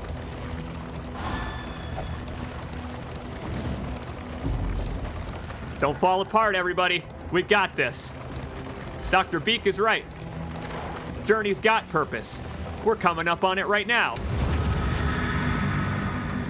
It's to drive these losers back underground. Consider, this was the last stop before the inn. This whole village, town, hell, it's the size of a city that's burning down. Where do you think all that madness came from? Who do you think inspired that madness in the people? Of course it would be cultists. Whoa, what the fuck is that? This half-made horror back into the void. What is that? What? Oh my god! The creature design! Analysis is the natural prelude to action. Is the action freaking the fuck out? Whoa! Jesus God! Okay. Alright, everybody, let's do it. Alter gets to go first because, of course, it does. A little extra. It's a little bit extra. I like that you can tell that it was originally a person. Whatever it is now, it was originally a cultist. This thing, you can't even tell that it was originally a person. Whatever it is, it's just a tiny little miniature shambler. Yeah, go ahead. Weave its bones. Oh my god, it's got lightning eyeballs!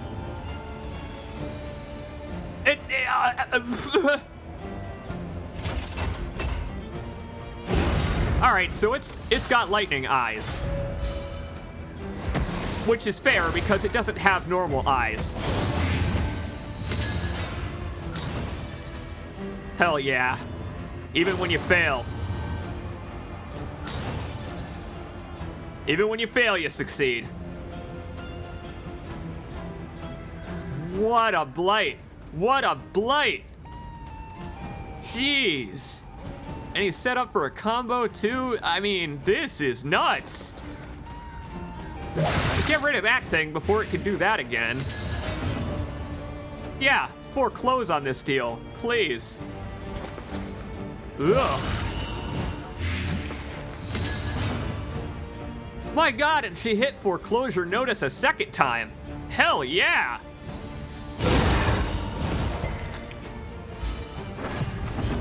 Oh, it's almost going down. It's almost going down.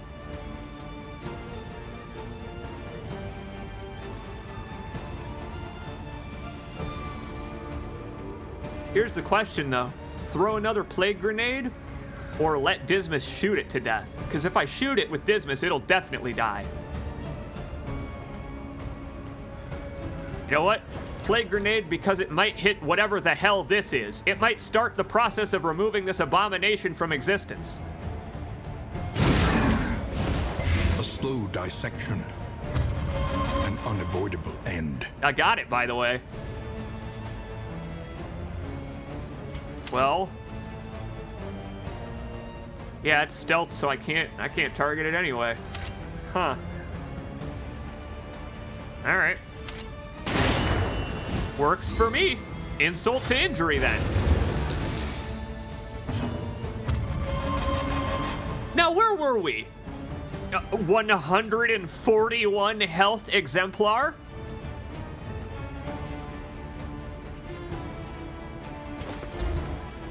It's still stealth. Well, I don't know. Would you like some absinthe? Here. Have some absinthe, Audrey. You need it after what you've seen today. Oh, absinthe doesn't end your turn. I didn't know that. That's actually kind of good to know. Well, I guess let's just forget that guy ever existed. Oh, shit. Yeah, this is bad. Huh.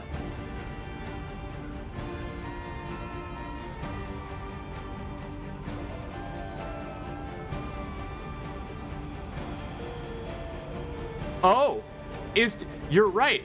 This could be her extra turn. That's right. I hadn't thought about that. I have to wonder if I can stack her speed then by taking the absinthe twice. Nope, sure can't. But it was worth the science. No time to falter. I'm sorry, did you just do 22 damage? You know I'm already bleeding for 12, right? Oh my god!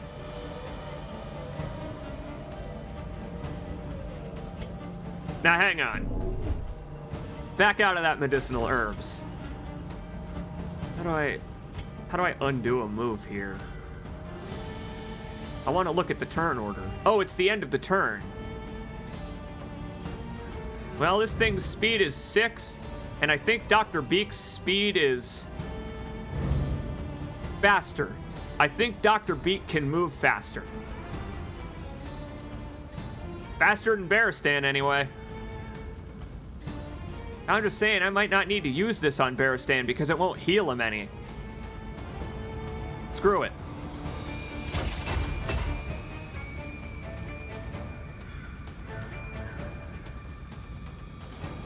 Got it. Okay. Sorry, Dr. Beak. She really is the jealous type. Well, you're putting a bit of a hamper on my plans then. But that's okay. I could just hit the bastard. Always an option.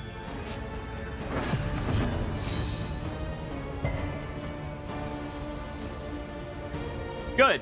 Beak's gonna go first. Dr. Beak is gonna go first, which means she can heal her new love, who she is apparently completely protective of. Like, good for her. But, you know, maybe some distance is nice to have in certain relationships. That's all I'm saying. Wow, healed him for free. That's actually not what I wanted you to do there, Dr. Beak, but that works. Ooh, Dr. Beak just almost screwed me out of my strategy. Dr. Beak healing Barristan because she loves him almost made it so that I can't heal him with her own heal skill. Christ, that was close. I needed to do that to get rid of the blight. Welcome relief from caustic agony. Okay, this thing sucks. This thing's real mean. Just keep trying to do statuses where I can. I don't know what to do when it does that. Oh my god! Test of all. What the hell? And it summoned another altar. What? Jesus God!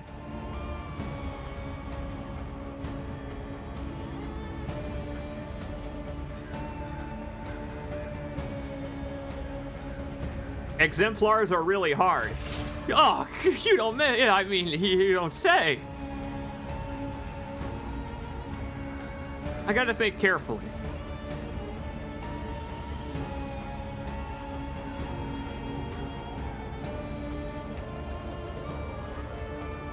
I'm trying to...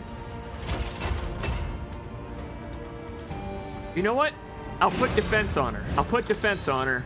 On the off chance she can't get a chance to heal.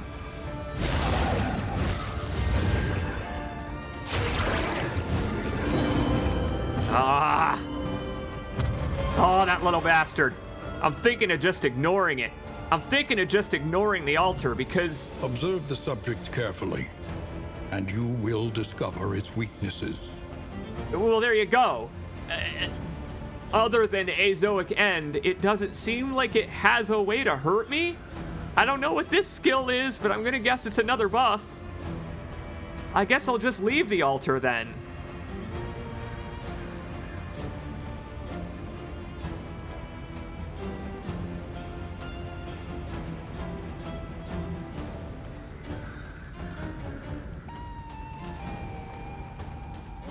All right, Dismas, get to the front. Get to the front so this thing will beat on you a little bit.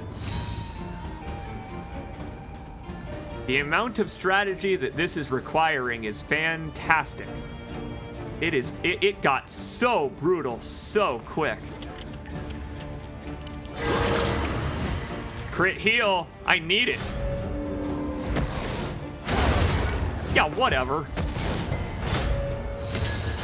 Guy gets to go twice. Ah, Barristan. I don't know what to do. Oh, boy.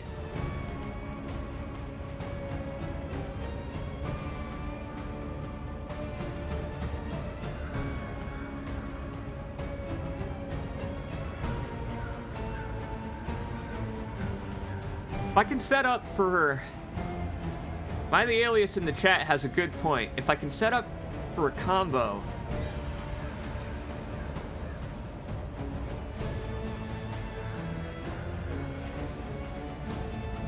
Let's think. The heal that the altar seems to do to this creature is very minor.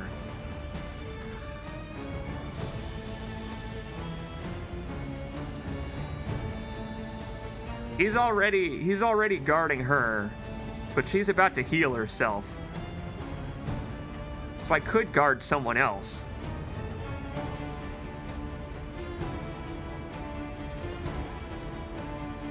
Thing is, Baristan's like 1 second from going crazy. That's the problem, is that that'll get him down to death's door anyway, basically. I think I'm just gonna leave his stress where it is. Here, protect Dismas so he'll do the riposte. How about that? What? You only get 3 HP back from death's door, huh? You know what? Fair enough then. You need the speed more than anyone else.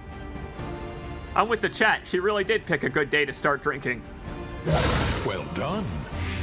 Yeah, thanks.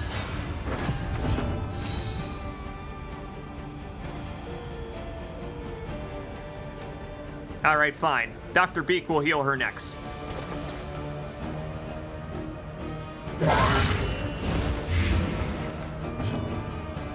As usual, just keep stacking the blight.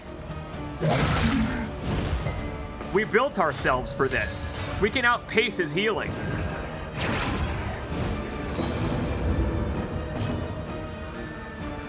Hey, Dr. Beak, could you do me a favor and what? Hey! What do you mean? Huh? She only heals 2? Game, I don't know if you know this, but 2 is not 25% of 32. Oh, it's these assholes, aren't it? I bet it's these assholes doing it, isn't it? I bet these assholes are making my healing less effective. What? Or not. You know, maybe Audrey had a little bit too much of the absinthe. It removed her ability to be healed by anybody else for the rest of the match. Okay, I'll put the guard back on her then. Good to know.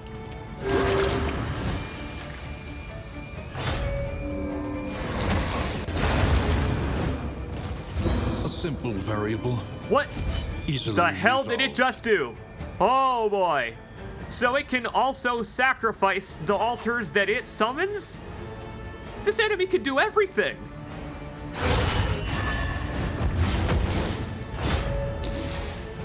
It can fire laser beams from its eyes, in addition to all of the other stuff it can do. That's not an altar. That's worse than an altar. Ah!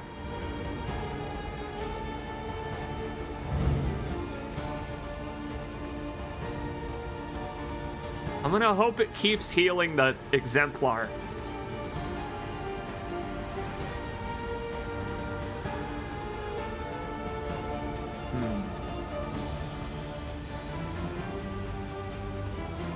Well, Duelist's Advance ain't gonna help us anymore, is it? Is it?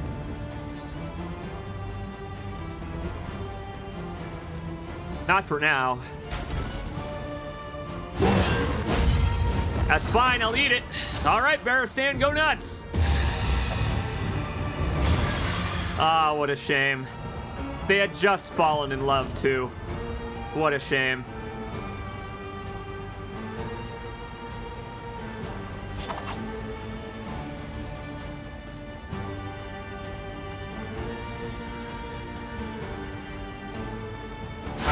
Bravo! Once again, just keep burning it down. Like it's the library itself. Ought to learn from that experience. Oh God, Dr. Beak can't heal anymore. Dr. Beak is fresh out of healing medicine for this one. The slow suffering begins. Yes, it does. Oh, boy.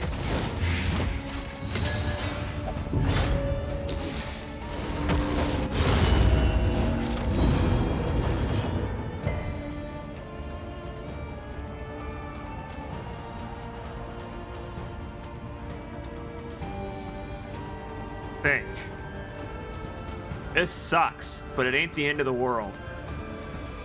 Here's the thing. Barristan could die right now, because it's about to be his turn, and he's about to take damage from the poison, so we may be about to say goodbye to him. Which is truly terrible, but he did just suffer an intense mental breakdown. Even if he did make it out of Oblivion's ingress or wherever we are, I don't know if he'd be walking away a sane man.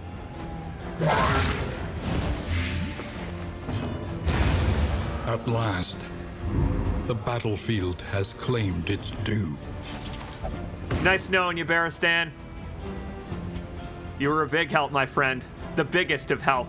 The tallest of help. The strongest of us all. But not the glue that bound us together. We are all the glue, as it turns out.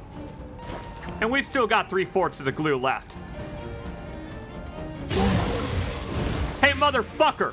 You killed a member of my party. I'm gonna have to exact revenge, you know. And it's gonna be extremely painful. For you.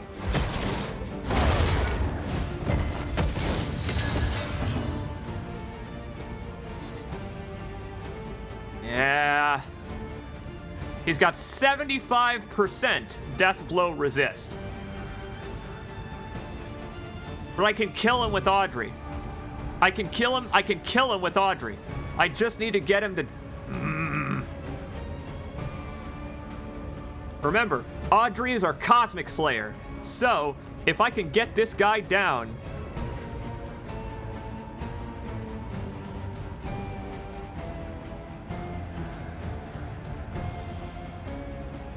Nah, sadly she can't do it on this turn. Unless she gets her double move.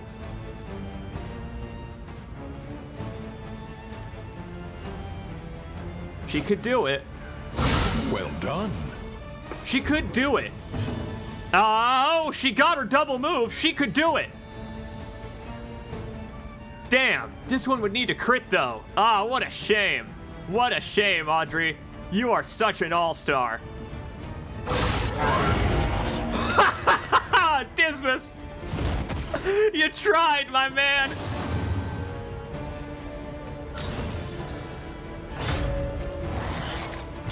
Once again, teetering on that terrible precipice. Yeah, come on! Don't give up!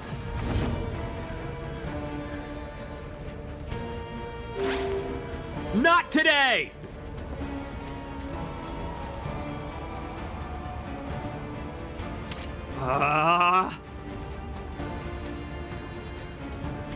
We got this. Barristan is dead, so it doesn't matter anymore, sadly. We can get Dismas back in position, unless he doesn't need to be. Does he need to be? Shit, he does. Oh, come on.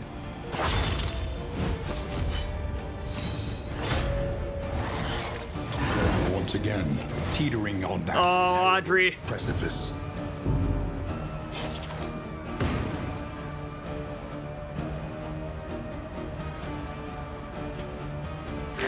This is why we're all in love.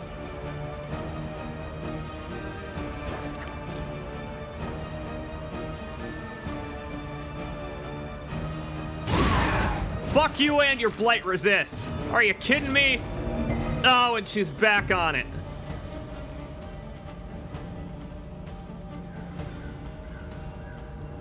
If she gets her double turn here, she could die. Come on, Audrey. An interminable conflict. You're telling me! God, I would love for this to be over.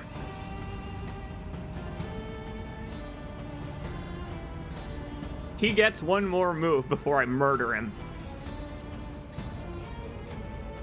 Who's got the bandages? I don't even remember. It's Dismas. So Dismas can get Audrey off of death's door. But with Baristan's grave gone, we can't really... Oh.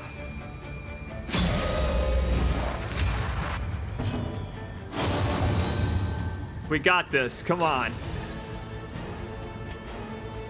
Dragged back from the brink. Literally dragged. Don't you start hating each other now, Dr. Beak. I know times are tough. Aw, man. Dismas can't even move either.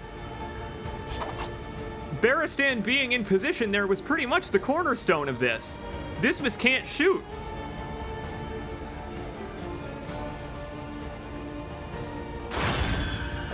All we can really do is attack the grave.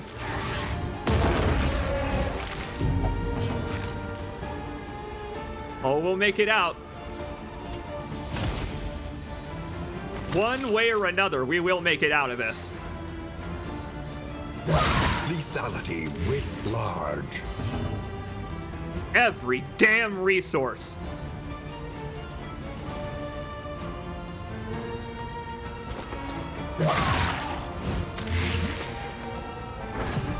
That's it. We did it. You are a real son of a bitch, I'll have you know. Almost cost me my whole damn team. I wish you were an altar. I bet you wish you were an altar. Damn right. He just pulled Audrey off of death's door because they are respectful. That's how much the relationship system is cool and matters. Don't worry, Dr. Beak will get there.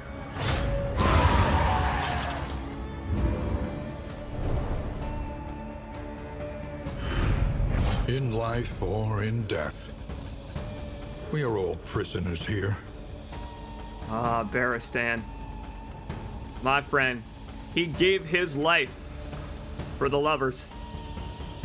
He fell in love with Dr. Beak, and it cost him.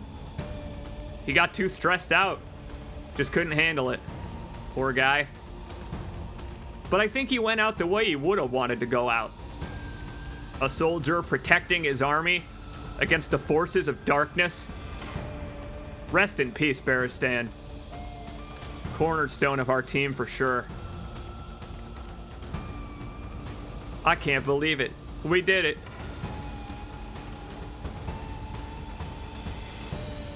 Well, we got some more dark impulses. We got everything Baristan was holding. Just like the other games,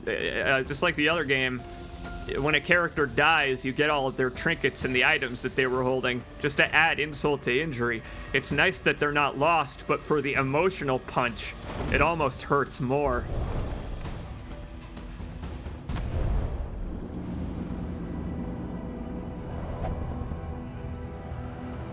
A successful operation, says Dr. Beak to her one remaining lover. 30 out of 22 on our items in our carriage right now. Thankfully, we can put some of these back in the hands of our characters. Trinkets, I don't know.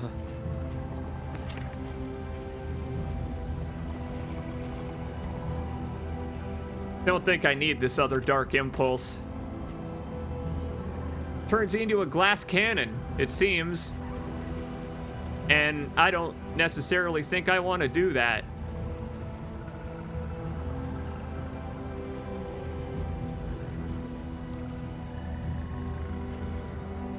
Well, I mean, who could we even turn into a glass cannon? We would have to take the trinkets off of Audrey to do it. And hers are excellent.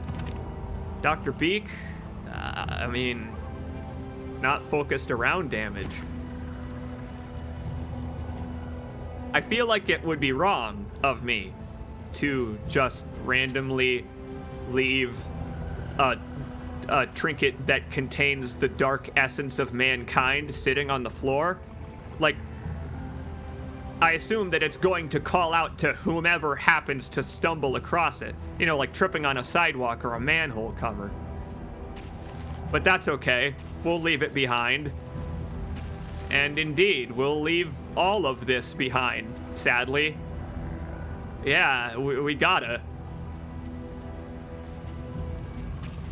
Keeping the necklace that we gave from person to person for this whole journey, huh?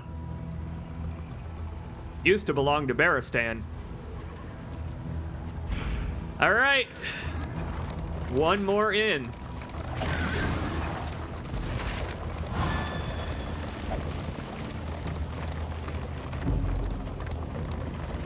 Good Lord.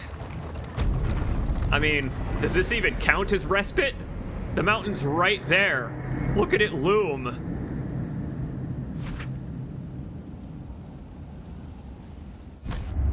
The roaring heart does much for the weary body. Even more, perhaps, for the restless soul. Hey, don't you talk bad about Baristan like that. Wherever his soul is, it is firmly at rest. That man ain't rolling over. After all, he succumbed to blight. There's not a whole lot of him left to roll over. He kind of melted. Baristan and Dr. Beak became amorous. Baristan and Dr. Beak were no longer amorous. And then Baristan succumbed to blight. Hey, Dr. Beak extinguished the insufferable librarian, though. Good for you. Good for you, Dr. Beak. So, let's see. Dismas, new quirk. Slayer of Gaunts. I don't think we're going to be encountering too many of those anymore. Slayer of Fanatics? Now that's more you, Dr. Beak. Audrey gained occultomania. Yeah, all those damn torture devices that we came across rubbed off on her. She just wished that she could have touched all on them. Look at that. She got the insanity quirk from it anyway. Here we are. There is only practice and pain. Rest comes after death. Again, I feel Baristan in that sentence. Okay.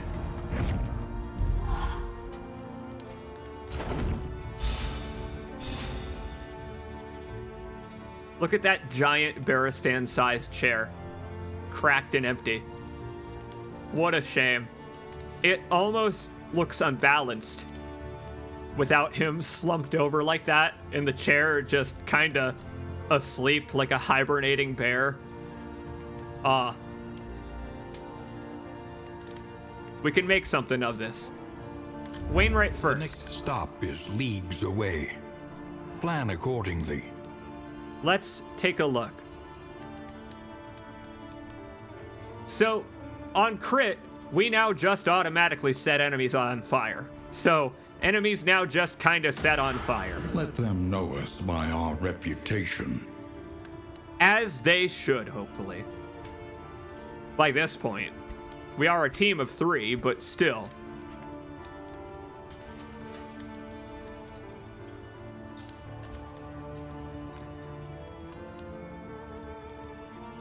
The Charred Litany would go well if I had someone who could do crits.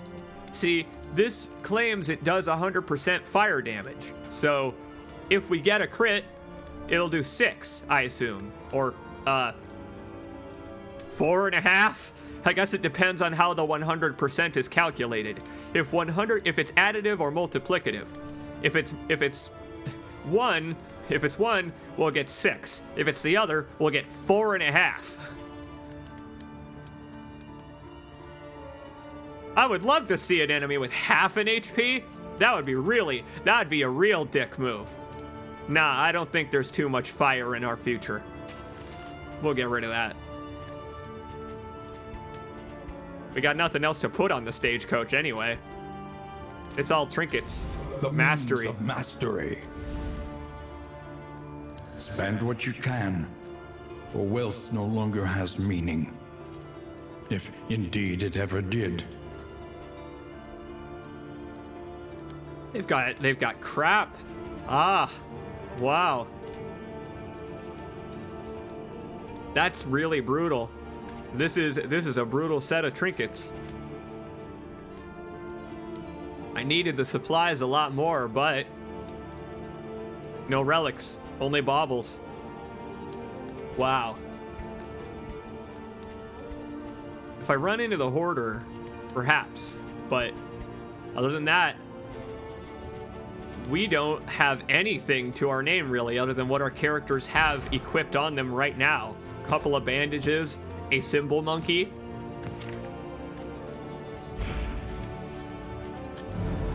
Here's something I haven't mentioned so far. You may have noticed there's a tab I haven't selected yet. Well, I did select it, but it was by accident. At any point, we can end our expedition. We've made it to the foot of the mountain, and we killed the librarian. There are a few more bonuses we could pick up, as you can see. But we could stop here and collect 47 hope versus, well, losing it all if we die. That's the trade-off of Darkest Dungeon 2, this new system with these candles of hope. And I find it to be so fascinating.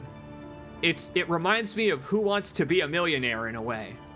You can bank at any time or press your luck.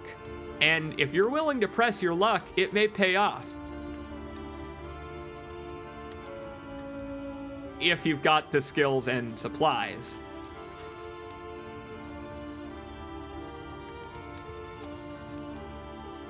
With 3 heroes, I don't know if we can do it. We can try. I think we can try. Audrey and Dr. Beak will die as lovers. Dismas, their guide. I mean, maybe this is his penitence. We're gonna take another break. Let me know. Who am I kidding? We'll keep going till the bitter end. I would have quit immediately after the librarian fight myself. Well, that's the thing. This is our first opportunity to quit. That's kind of my point, is you have to reach an inn to bank, much like reaching a monetary breakpoint in Who Wants to Be a Millionaire. So we couldn't have quit. We had to make it to this point to decide whether or not we wanted to stop. And it's terrifying, and I love it. Because it's not the type of stressful where you feel like you have wasted your time if you lose. We're still gonna get all the candles that are in my inventory right now if we lose on the way to the mountain or whatever's next, but I want to see what it is. So let's do it. We'll take a quick break real quick because I really gotta pee. And then we'll get ready to head out towards the mountain for better or worse. Who the hell knows? We may find a formation for these fools that actually works. It may see them through this.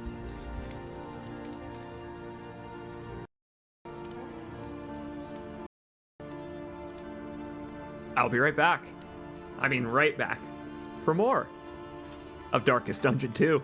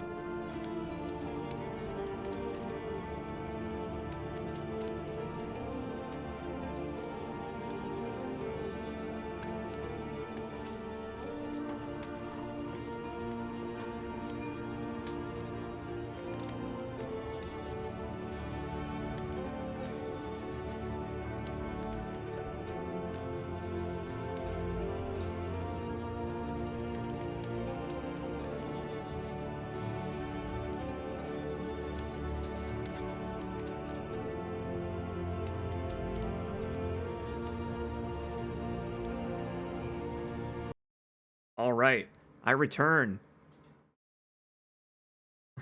Chat says, just take the candles and run. And it is funny. It is funny. I'm gonna look up real quick just how many candles you lose. I'm looking in the game's encyclopedia. Travelogue. What is it? Where is it? Oh, I think you have to... Forgive the game noises in the background here. Looking at the tutorials to see just how many candles you actually lose if you do die. You know, how many you're unable to bank, let's say. Expedition end, there we go.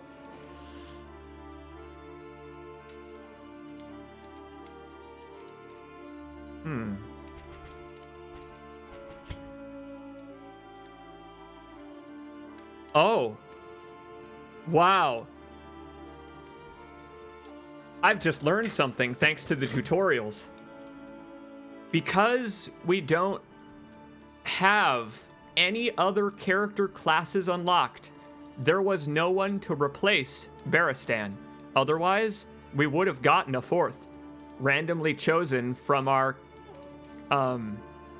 unlocked heroes.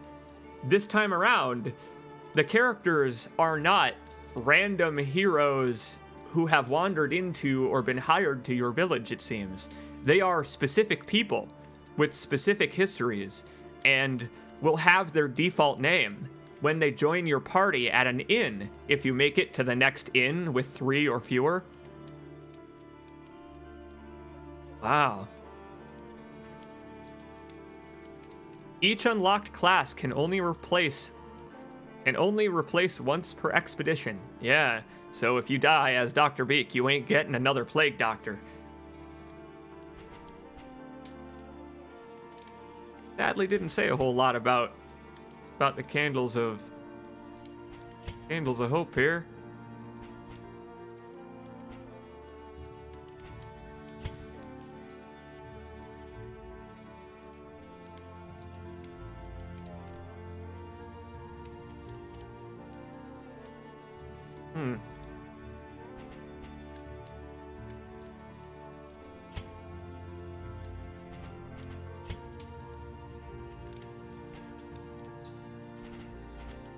There are a lot of tutorials, by the way. The game has quite an extensive archive of, annotated with pictures and highlighted here. I'll just show you. There we are. It's got a hell of an index to comb through to figure out how to play the game if you're having trouble, strategizing or,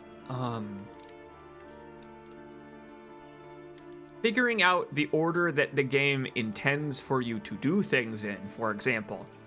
That is a problem that a lot of folks have early on in Darkest Dungeon is, I know what moves my characters have, but I don't know how to use them effectively or how to read the turn order such that I can plan out my moves. That's what this will teach you how to do. This will show you all of the various icons and stuff. There's even a glossary for all of the tokens up here, with colors as well. So it's neat. And you can even hover over them to show what they do by pausing at any time.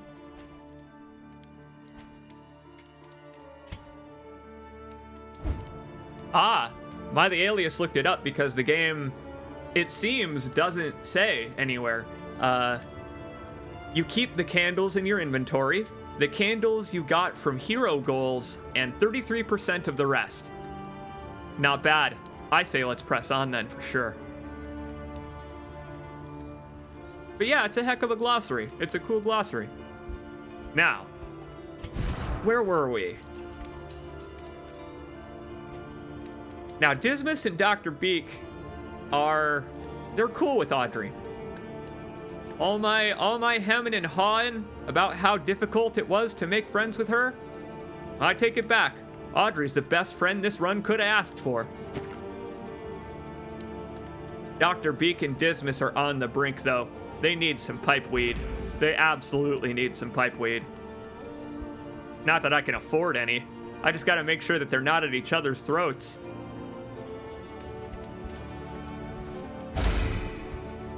You calling me tense?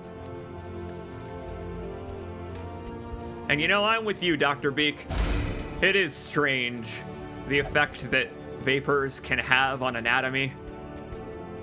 I'll probably be engaging in some of that myself after this stream. What an experience. I can't wait to play more of this game, unlock more hero classes, and my god, this was like 8 hours of it, but there's still so much more. At least 4 more classes to try out. We made it to the mountain, but that doesn't mean we're making it any further.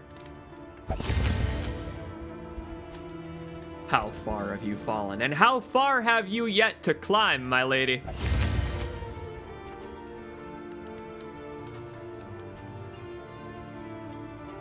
So, 75% chance of improving the relationship, 25% chance of harming it. This could be a game of cards. Could be what makes or breaks the relationship between Dismas and Dr. Beak. Throw down, everybody. Pull out your best magic hand. I can't believe it. Resentment. The slowest and deadliest poison of them all. I can't believe it.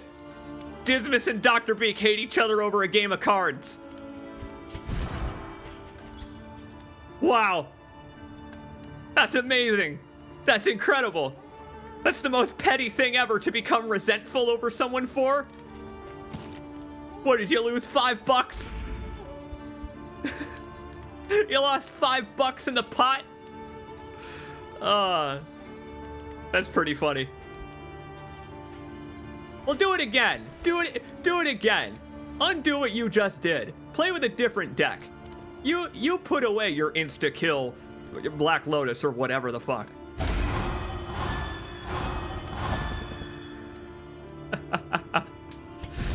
Did that help at all? Got him a little closer. Oh, man. I love it. After they hit a negative emotional break point, it's the same as a positive one. But look at the difference between the two. Negative ones are easier to break. They have 1 less pip. Positive ones have 5, so they're harder to break once they get going. Isn't that a lovely mechanic? It's a lovely mechanic, I feel, because it emphasizes that keeping the gold standard of relationships is important. It's really important. Now, who left of us has the least blight resist? It's gotta be Dismas. Armor repair kit? Reminds me of Barristan. Shit, who's gonna be in the front? I don't know.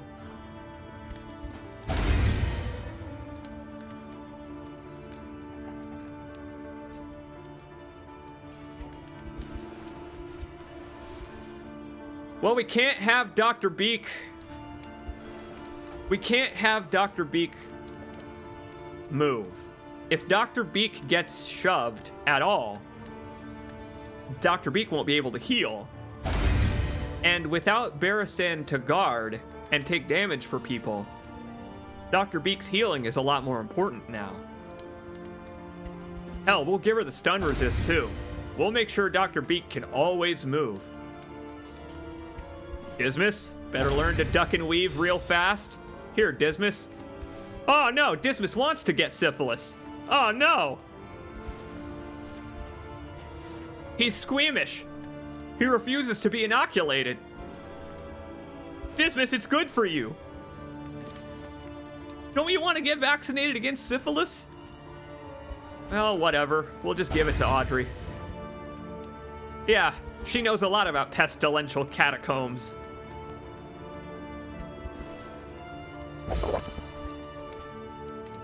"99% pure stuff." And I'm with Dismas. It's always gone too fast. We have no combat items. Wow. Look at the candles that we've stocked up, though, just from the locations we've explored. I'm honestly pretty proud of us for making it this far. I don't know what's next.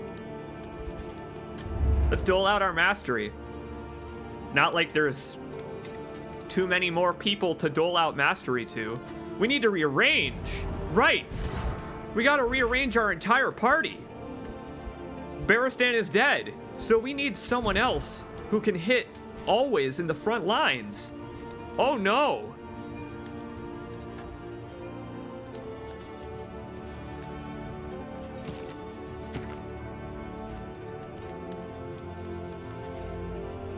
Got it. Okay. Audrey can go to the front. So it'll go Dismas first, Audrey second, Dr. Beak third. We can make this work. We can absolutely still make this work. Dr. Beak can use all of her skills from the third position, which is now the last one, now that Barristan's dead.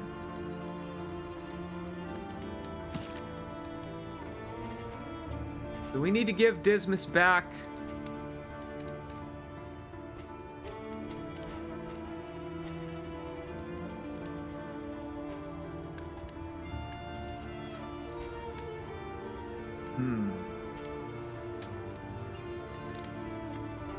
I could have him use Duelist's Advance and Point Blank Shot.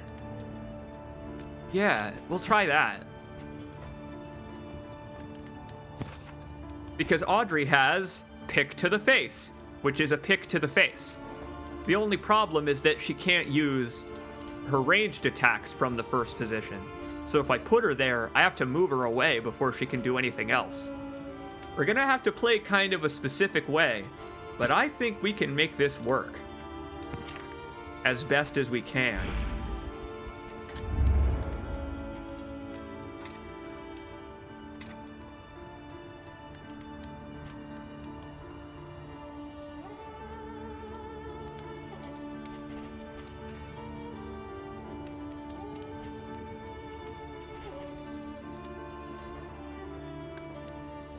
I think I'll just upgrade Pick to the Face then, just to do more damage, since she's going to be doing it relatively often.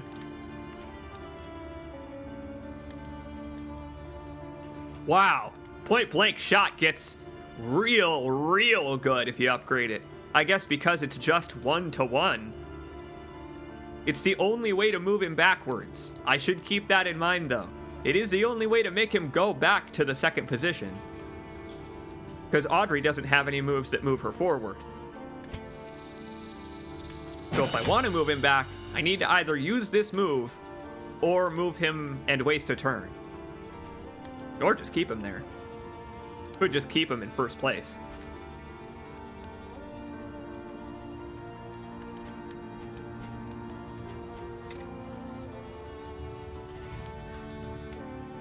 So Indiscriminate Science can't be used from any position, but it can be used from everywhere but first. It can be used where we'll put her, but it requires having positive tokens and all that, buffs, and I can't really rely on that with the people I have left.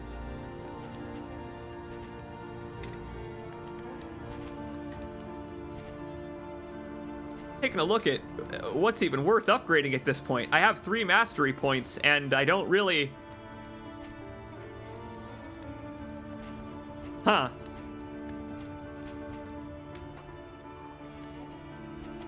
I don't really know what to upgrade. I'm early on enough in the progression system that I don't have very much to spend my mastery points on. That's kind of funny how that works. I guess I won't waste them.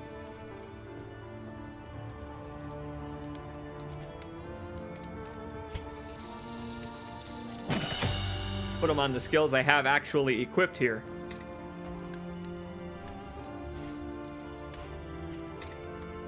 You know what?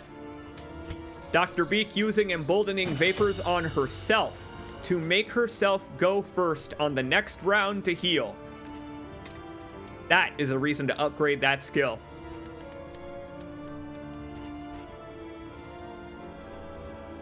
love that it doesn't do anything. It doesn't even increase the number of uses. It just makes her have a better dodge. Go for it. You get 3 absinthes per. Why not? We've done it, everybody. Somehow we've reached the foot of the mountain. The inevitable end of your journey awaits you once again. That's right. For the second time now. I love that the banner on the sign there is the mountain. A topographical view of the mountain. Those are the 2 peaks of it. All right, let's embark. Nowhere else to go.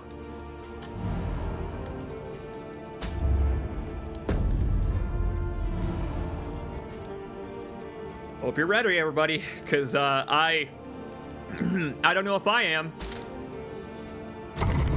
But if not, there's always next time.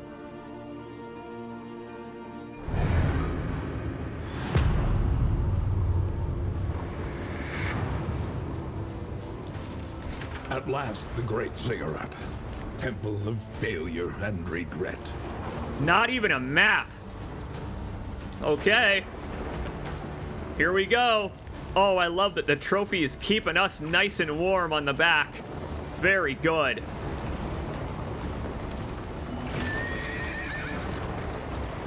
I don't know what's coming. Let's find out.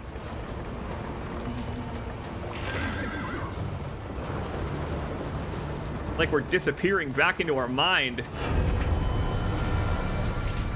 One more fight with the cultists, because of course there is. Do you want to try? What do you think? They do. They all want to try.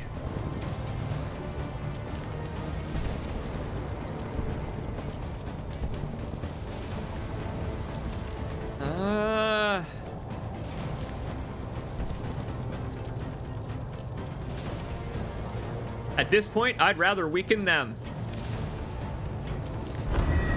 Let's do it, Dismas. You're the leader now. You have to step up to the plate, buddy. Baristan respected you for a reason. Ah, Christ. Yeah. Now. It's this asshole again. Oh, it's Deacon. God damn it, Deacon. Of course he would be standing in my way. I wouldn't you know what? I wouldn't prefer anyone else but Deacon.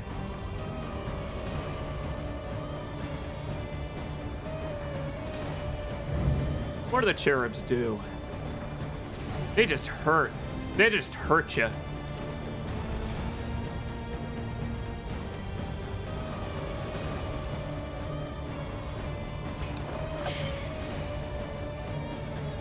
Probably gonna dodge it. Worth trying anyway.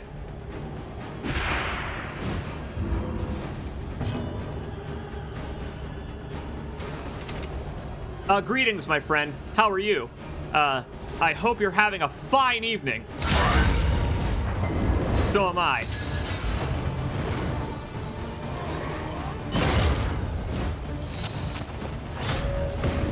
Oh yeah. This guy's the big boss. I need to leave these 2 alone.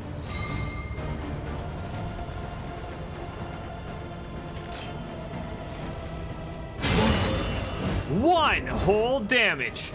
Nice work, Audrey.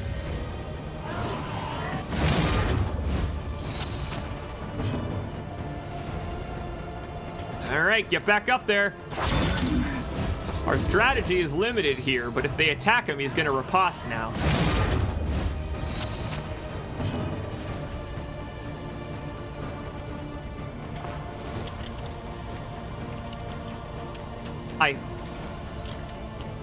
Oh, man. Oh, man.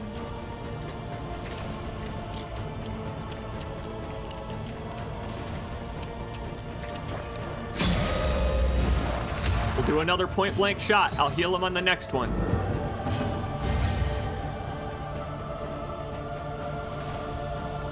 Wow, I love the music here. I do so love it. Oh, it reminds me in a way of Pokemon music. This theme specifically, how it keeps weaving in and out of the normal combat theme and then this, uh-oh, it's the end type of theme. Right here. Think carefully. He's only got 20 blight resist. I could try to blight him down, or I could just hit him in the goddamn face. I could just try to crack his damn mask with my pickaxe.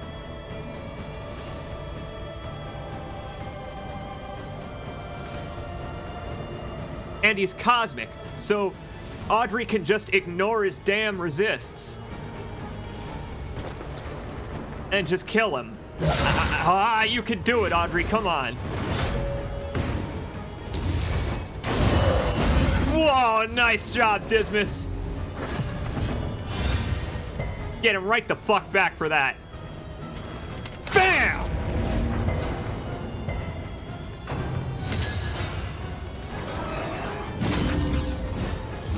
Oh, you little bastards. That's right.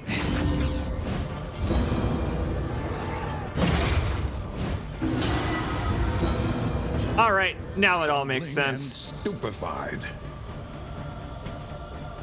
Wouldn't heal her anyway. They cured his damage over time as well.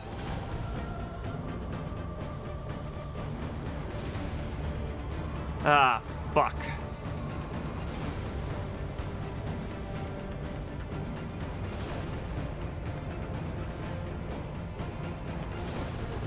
A slow dissection.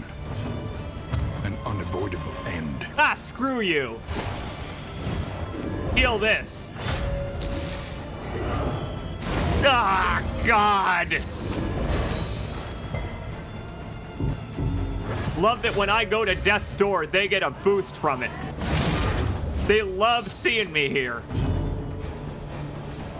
Oh.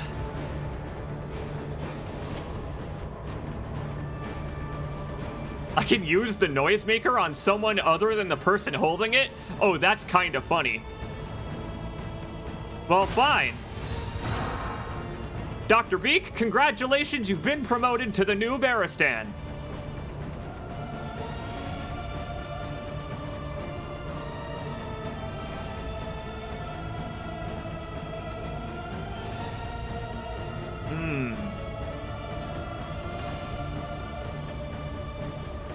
I can't leave him there. I can't.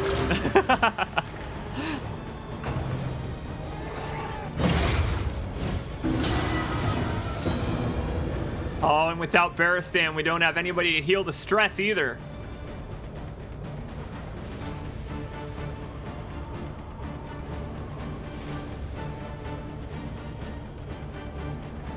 Ah! Let's hope he doesn't dodge. Can't always get lucky. Anxiety foments insidious fears.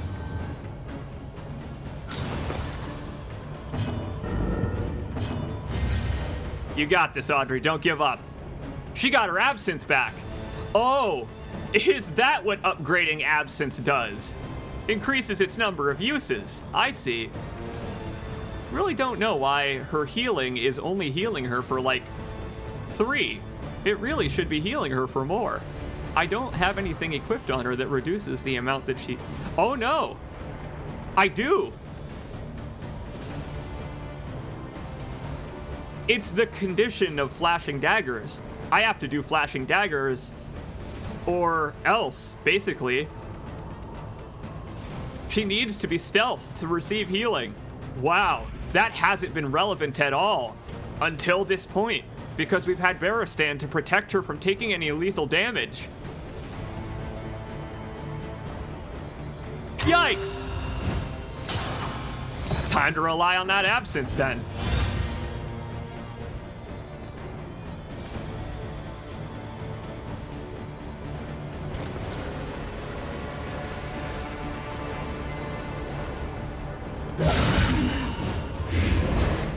can do it. They're gonna heal him again. They're gonna heal him again. But that's okay. Because if he gets to death's door and they heal him, I believe it relieves him of his status effects. But this way will not? Uncertain. Motherfucker's only got 9 HP left.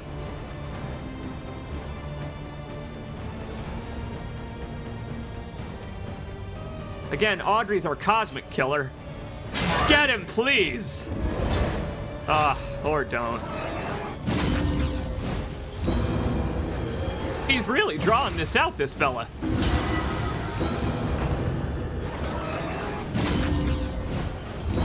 Boy, oh boy.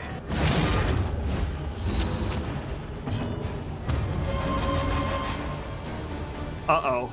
I have a feeling that Dr. Beak and Audrey are about to have a pretty serious breakup. That is a shame. Wow, the mountain's tough.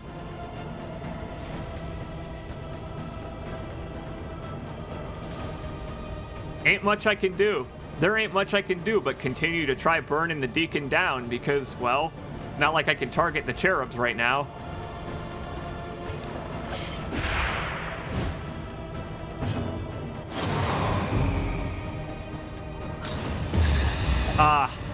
What a shame. Love is over, my friends. But we can still succeed. We probably won't, but we can still try. I mean, that's kind of what this game is about, is never giving up hope. Every road ends. Yeah, it sure as hell does. But what a road we made it down. My God, the good we did for the world while we were here. Audrey's just like, at least I've got my absinthe. Thanks, Dr. Beak. Yeah, this ain't looking too hot for our Dungeoneers.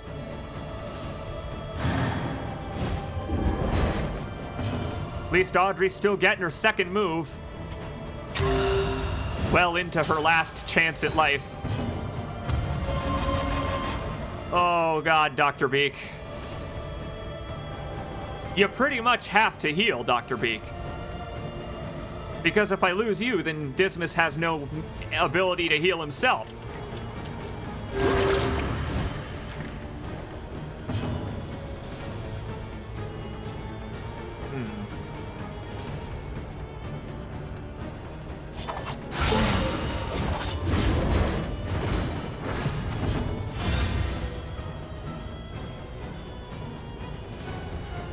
Every time we get close. Would that she would share her absinthe with another. That Audrey. Too bad she prefers to keep it for herself. The 99.9% proof stuff.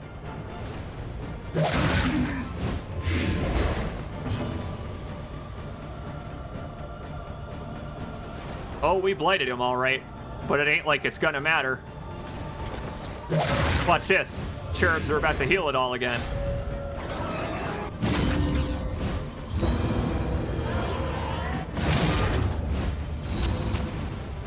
It's my only strategy. Thank God they're still in love. Maybe love isn't over.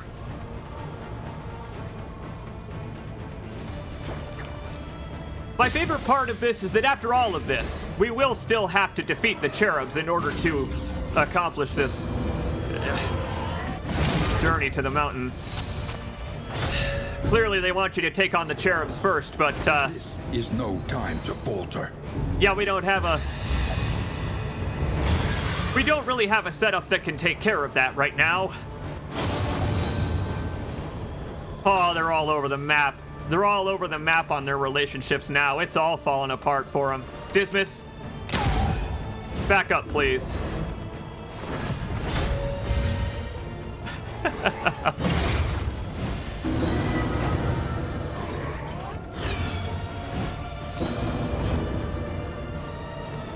this is fun. Okay, let's see.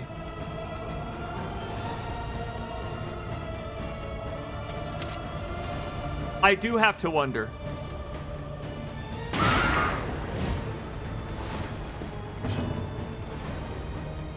Get Dismas off of Death's Door.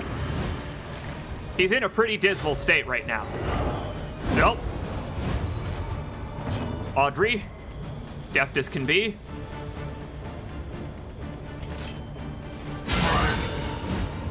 Hell of a crit!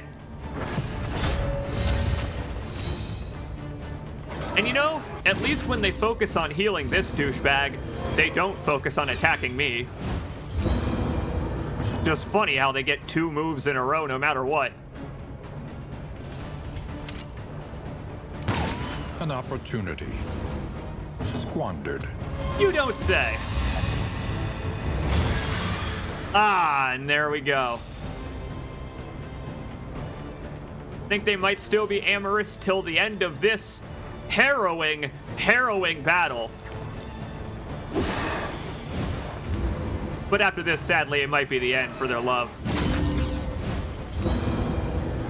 Who knows? Maybe they'll meet again in the afterlife.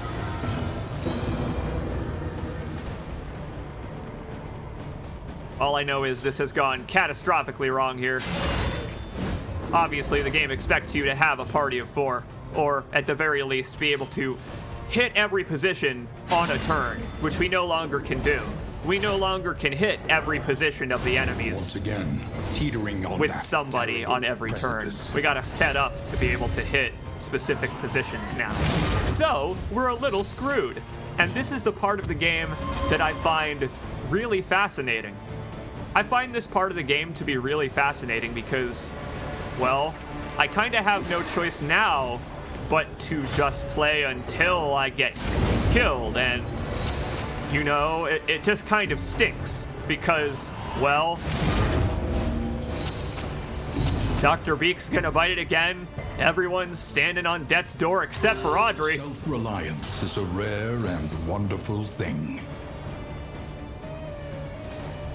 Just one of those things that they still haven't managed to solve with the sequel is when the death roll begins, it doesn't stop. Haste and care. Thanks, Audrey. Hallmarks of the unprepared.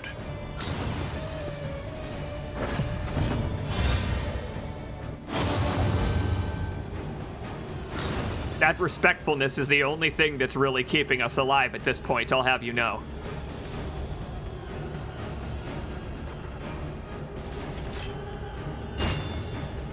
Again, everyone's on death's door. Dr. Beak doesn't have any more heals. We're kind of screwed.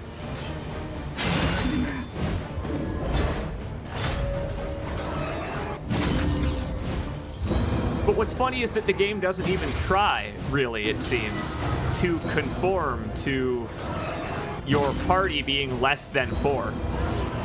Maybe it does, in some way that we have not yet seen, or perhaps won't see. If you continue with 2, 3, or even 1 person, maybe it gives you smaller encounters, or encounters that are more possible.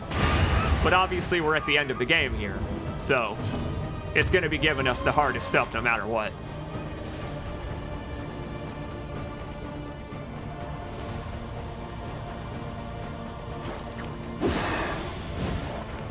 They're just so squirrely.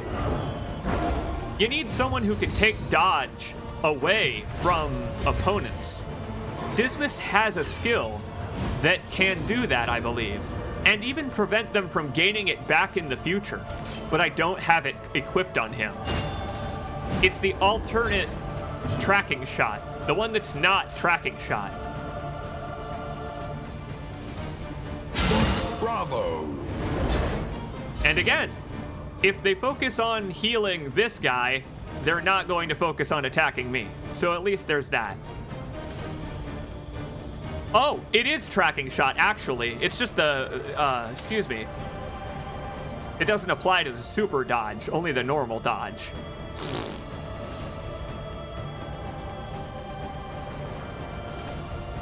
Well, just keep shooting, my friend.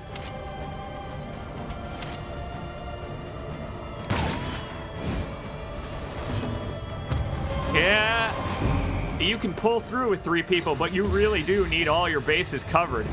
Oh, Dr. Beak, it's okay. You'll just need some therapy after this, that's all.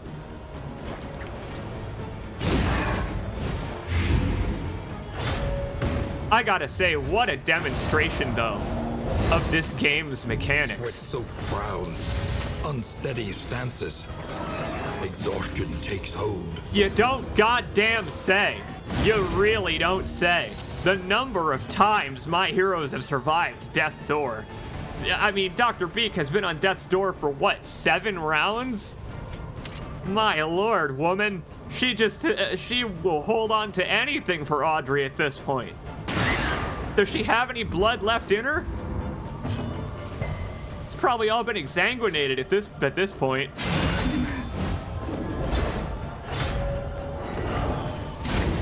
There it is. To falter. Everyone's on Death's Door.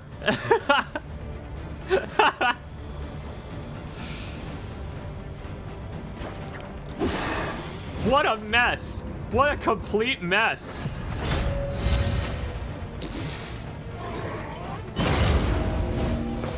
Audrey still lives.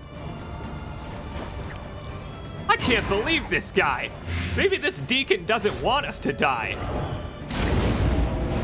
Maybe he just wants us to live and continue to suffer. Oh God, they're giving in to fear now too. Don't worry, you guys, that cherub is on his way out. We're almost there.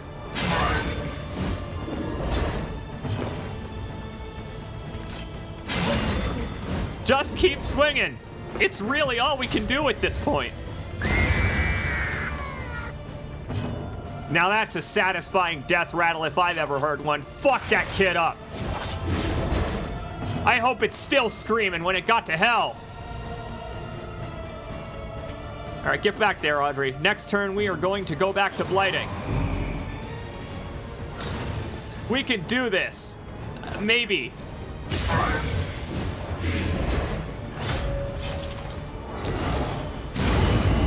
Jesus God! She just survived a 34 damage critical.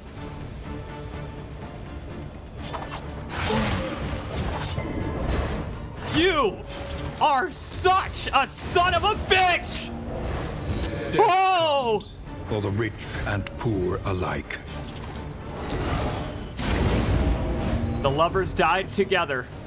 Only fitting. Fine. Fuck you then. You and me, buddy. What do you got? Come on.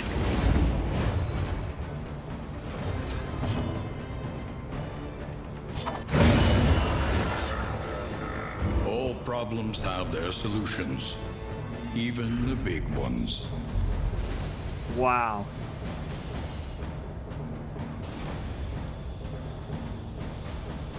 Well, Dismas, you're alone again, my friend. You now have your own stagecoach. This must be a familiar situation to you, the highwayman. That's unfortunate. It really couldn't have been anyone else at the end of all this, could it? Feels like Berserk.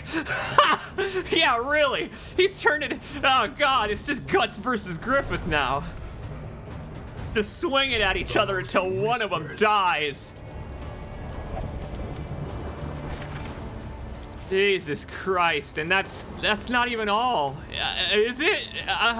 Dismas.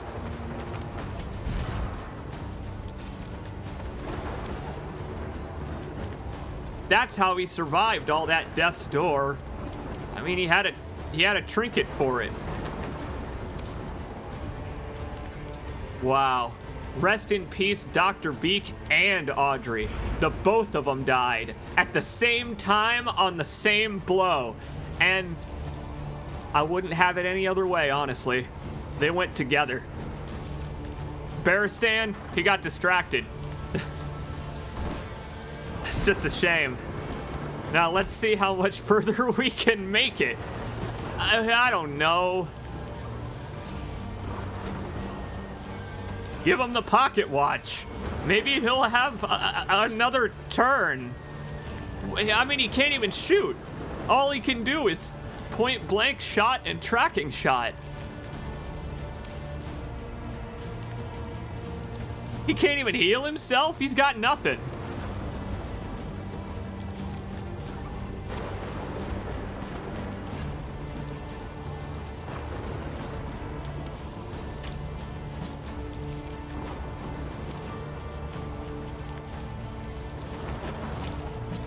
That's it. He's alone. All right, Dismas, who are you gonna talk to now, you chatterbox?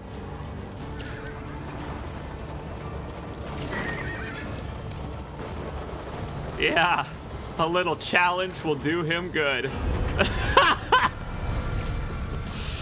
Yeah, go ahead. How many more cultists am I gonna have to fight?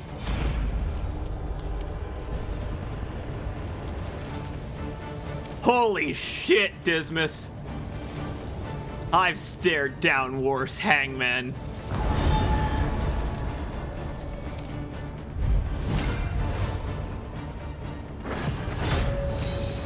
Well, there we go. There's an altar there. There's no surviving this. If that altar blows up, I think it just kills him.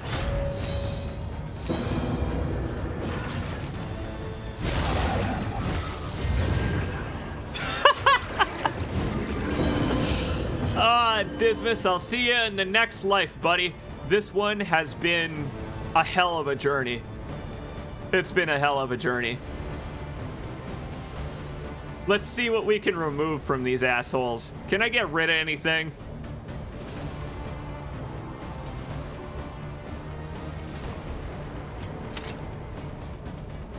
I like that I can't even use tracking shot on the one I need to use it on.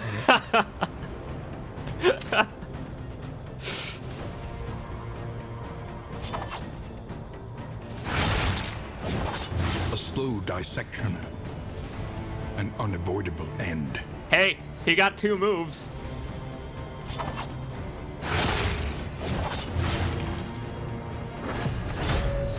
I mean, what's the worst that can happen, you know? I mean, really, they're just healing each other at this point. A circle jerk, if anything. They're trying to draw out the pain and torture. But that's the funny thing is, Dismas is already numb to the pain. Picked the wrong guy to live. Should have been Audrey or Dr. Beak or even Baristan. Someone who still had emotions in him. Bad news. Dismas is the only one left. Yup. We fought a deacon. Now we're fighting a cardinal. Next up, I assume, is the Blue Jay.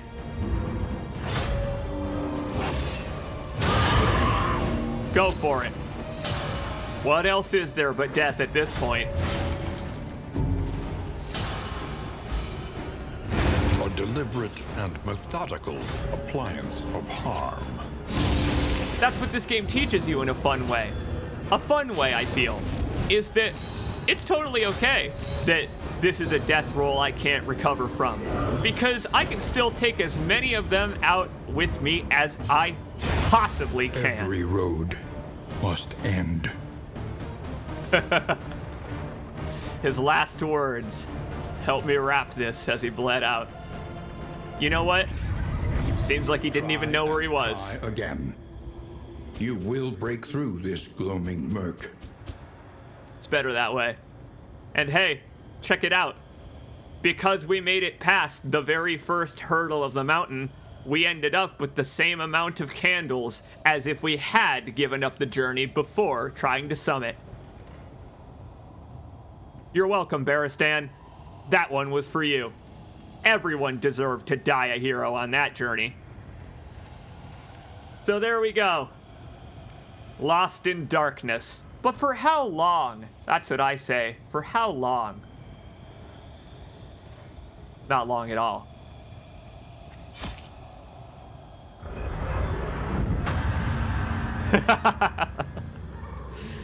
I do love how instantaneously it gets going again. An ocean of emptiness, slowly swallowing the world.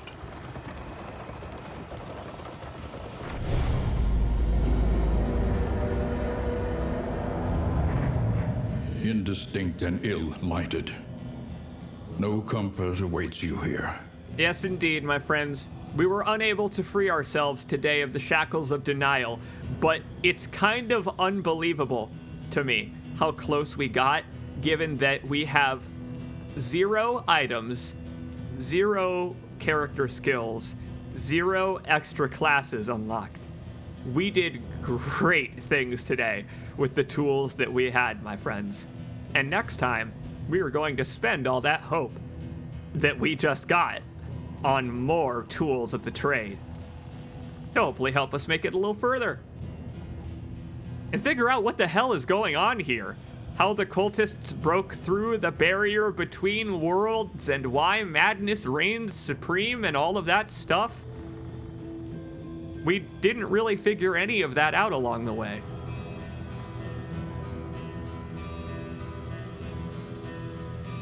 So it seems like we're going to have to do that next time. The answer awaits us at the top of the mountain, I bet.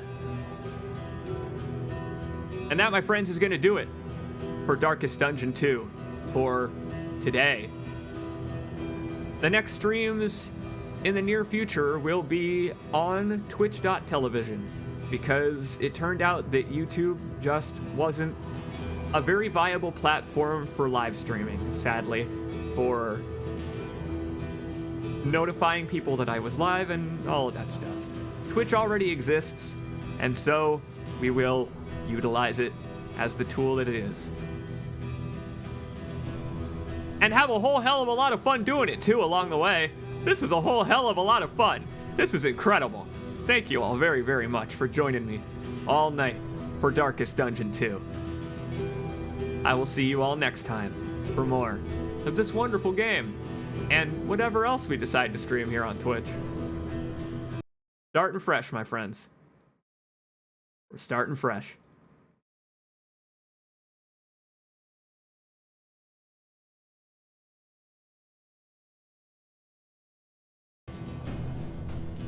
Take care, everybody.